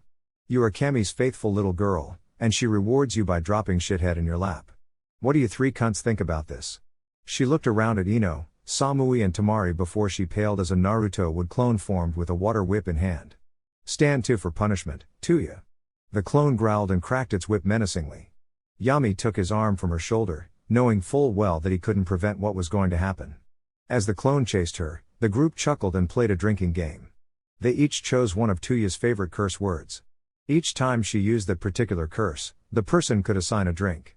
This proved to be a way for the Senju family to get rapidly intoxicated because the foul-mouthed redhead never learned to zip her lips. Fucking cunty bastard. Tuya echoed across the Senju compound, and pretty much everyone ended up drinking. Ow, you carpet-munching, ass-grabbing, ow, bastardized wooden fucking monstrosity of shithead. Ow. Ow. Ow. The Senju family looked around before they all shrugged and simply started taking pulls from their bottles. 10 minutes later, Tuya limped back into the gazebo, and she huffed as she blew one of her bangs out of her face. I fucking hate you, shithead. Naruto shrugged, if you ever learned your lesson. Then maybe we wouldn't get so drunk, hick. Samui finished the statement. Ino giggled with a blush on her cheeks. Back to Shien, are you okay sharing Rudo? We share in all things and there are no head wives or any of that BS. Shien nodded with a silly smile on her face. Yes, I can't say that I have any experience, but the thought of gaining 3 sisters sounds amazing. Hikari laughed innocently before cuddling into a passed-out Shikamaru. The guy couldn't hold his liquor. And, are you okay with kissing girls?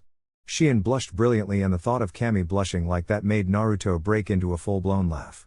Shien swatted him playfully on the chest before answering the question. I think so. I will have to let you know after I try. I would like to get to know the first before I do. Anything like that though. She added as Ino was rising to come and claim Shien's first lesbian kiss. Ino sighed and sat back down on her clone's lap. Tsunade decided to get her questions in. Do you have any reservations about this? It is one thing to serve Kami. It is another thing completely to give yourself to a man because Kami told you to. Shien beamed a brilliant smile at Tsunade. No, Mama, I am content with this. I am grateful to Kami for placing such a wonderful man in my life. I am also grateful that he comes with a big family. I always wanted a big family, but my father died when I was young, and my mother passed not long after that. Yugito raised a saucer to Shien. Welcome to the madness, girlie. To the madness. Everyone cheered and downed their saucers. 5-Cage Summit, it's a trap. Naruto and Tsunade reported to Itachi's office the next morning as requested, and Itachi was amused to see that they were both hungover.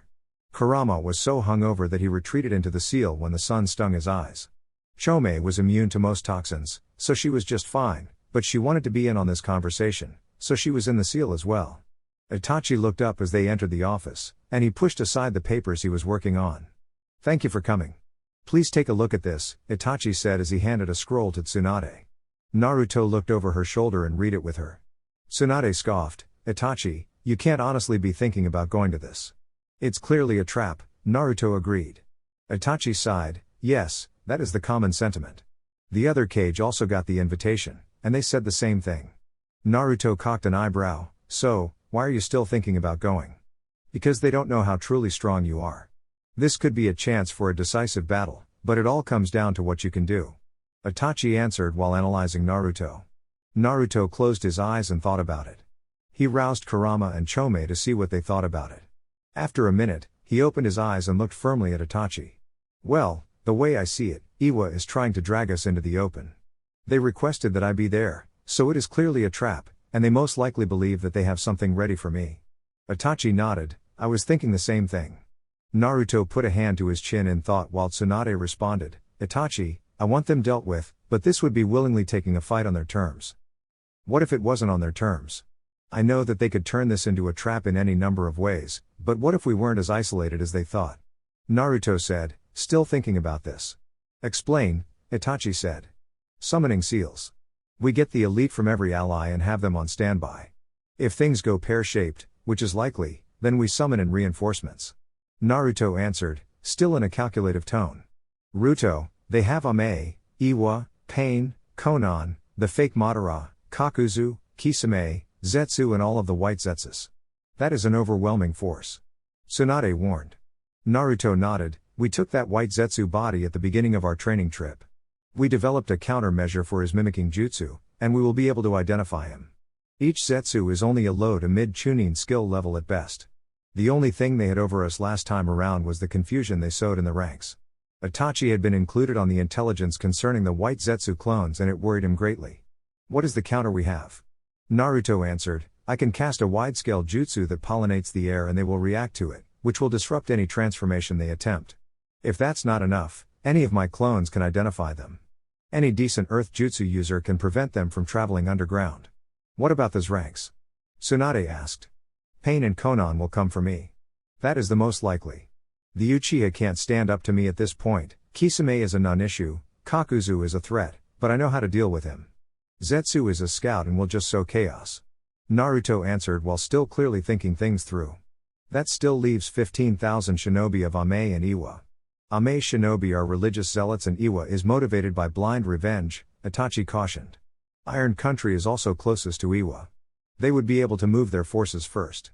Tsunade added. Naruto sighed, look, it is clearly stacked against us.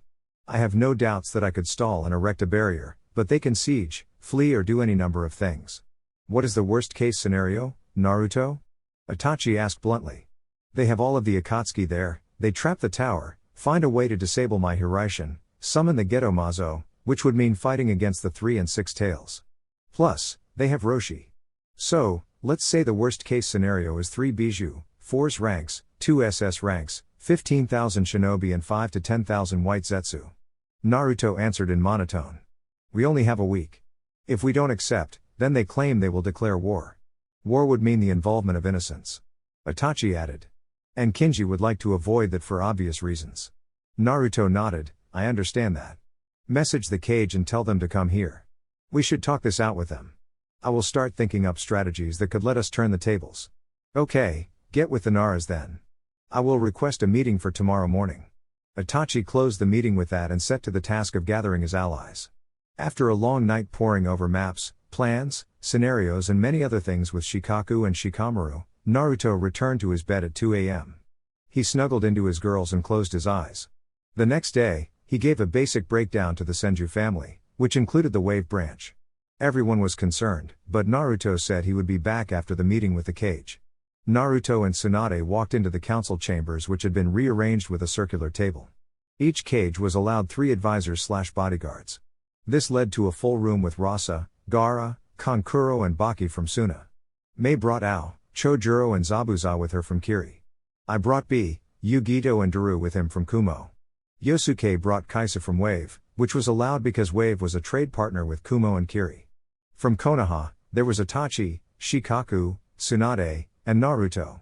Once everyone took their seats, Itachi began. Thank you for coming on such short notice. We have been working together for a short time and I know that the alliance is still young. I called you here today because this is a clear invitation from the Akatsuki for a decisive battle. I wanted to hear your thoughts and pitch some ideas at this meeting. Itachi began formally. I, ever the impulsive one when battle was involved, stood next. Kumo stands ready to take the fight to the Akatsuki. Mei stood next. My nation is still recovering from our prolonged civil war. I am hesitant to engage in such a war, especially when my bijou have already been taken. Rasa stood up. Lady Mizukage, I understand why you are hesitant, but this isn't the kind of threat the world can ignore. Before anyone else could speak, Naruto stood and looked calmly around the room. After a couple moments, he spoke. I have worked with each of you, and I have grown to cherish the bonds I have with you.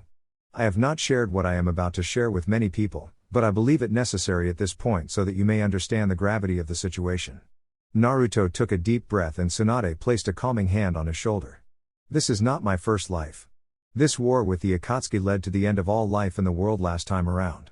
Naruto held up his hands to stifle the incredulous protests. I am going to enter sage mode. I ask that anything I share with you is kept in this room. I do not need the whole world knowing this information. A stunned silence followed Naruto's words, but it was Ross's chuckles that broke everyone from their disbelief. He was shaking his head and his chuckling was breaking into full fits of laughter. Everyone waited for him to let them in on the joke. Rasa recomposed himself and stood up. I apologize, fellow Kage. It all makes so much sense now. For those that don't know, Naruto came to Suna when he was still 5 years old. He altered Gaara's seal and began helping my people through creative use of seals. It was always difficult for me to swallow that a child could make such an impact on my nation. That was why I was laughing. I grunted, so, that is how you knew so much? Naruto nodded. Mei turned her head, could you please explain more? Naruto nodded slowly, please close your eyes and open your minds to me. I am going to enter my sage mode to share some relevant information. He waited until he felt the tensions in the room ease, and he embraced the silence that fell over the room. Naruto clapped his hands together and closed his eyes. He flashed into GSM and shared visions of the Fourth Great Shinobi War. He shared visions of his fight with Madara and Obito in the Shinju tree. He shared the resurrection of Kaguya and the intense fight that followed. He shared visions of the Juubi and the destruction it wrought. Then, he ended with his last memory of him tied on a cross and the Juubi laying waste to the world. Jaws were dropped, eyes were popping, and a gobsmacked silence hung in the room. I shared these specific memories because I don't want to get into what I should and shouldn't have changed.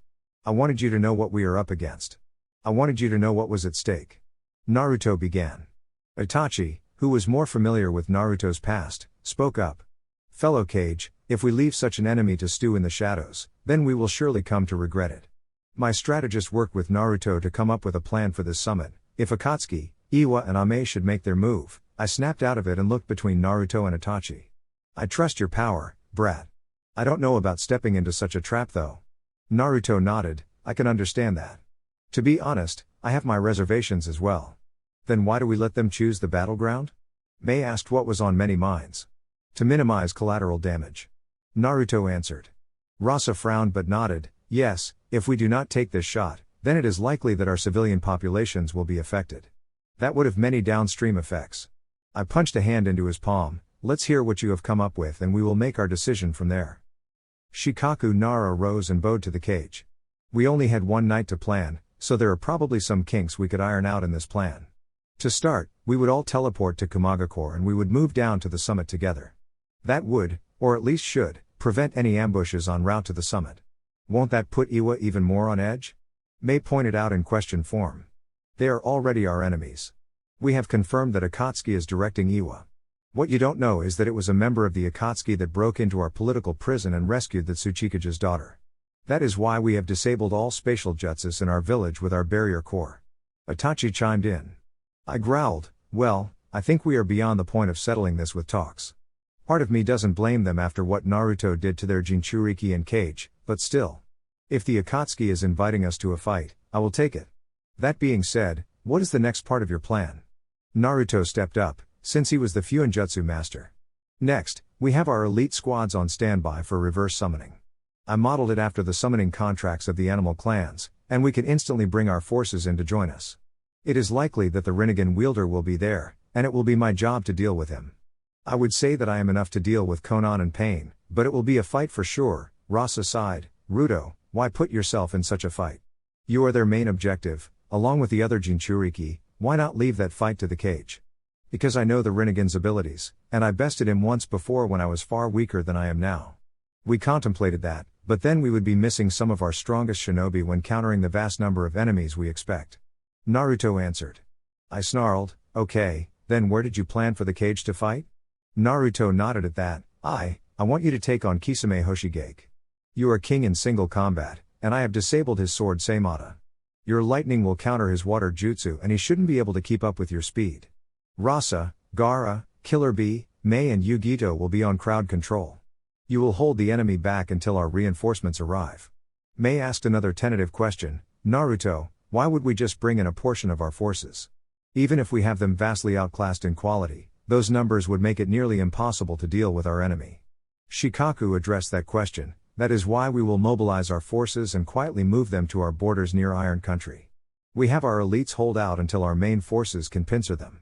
Itachi pitched in here. The most difficult part of this task would be mobilizing without the Akatsuki catching wind. I recommend sending more squads than usual out on border patrol and issuing quiet order to the squad captains. They have an effective information network, and we don't want them to know until it is too late. This whole plan is based on them thinking that they have the upper hand. Rasa groaned, which earned attention from the council. If we do this, won't that eliminate our relationships with Mifune? We all get most of our chakra metal from Iron Country. Naruto fielded this one. I think that Mifune is probably under Akatsuki's control. I will be able to sense that when I am near him, and I should be able to break that control. That being said, I don't know what other traps they would have prepared. For that reason, I recommend we all send shadow clones into the meeting until the building itself is clear. I grunted, Naruto, that is a Konoha jutsu. We don't know it. Naruto pulled several copies of the jutsu scroll out of his pocket. I presume elite shinobi will be able to master this jutsu within a week? Naruto put extra emphasis on the cocked eyebrow he shot at I chuckled and snatched the scroll up. Very well. Naruto handed out the scrolls and continued his plan. Alright, so, we set up in the hotel for the first night. We set up privacy barriers on our hotel rooms and I will equip them with chakra screens. We send our clones into the meeting and if they notice anything off, then they can dispel and inform us.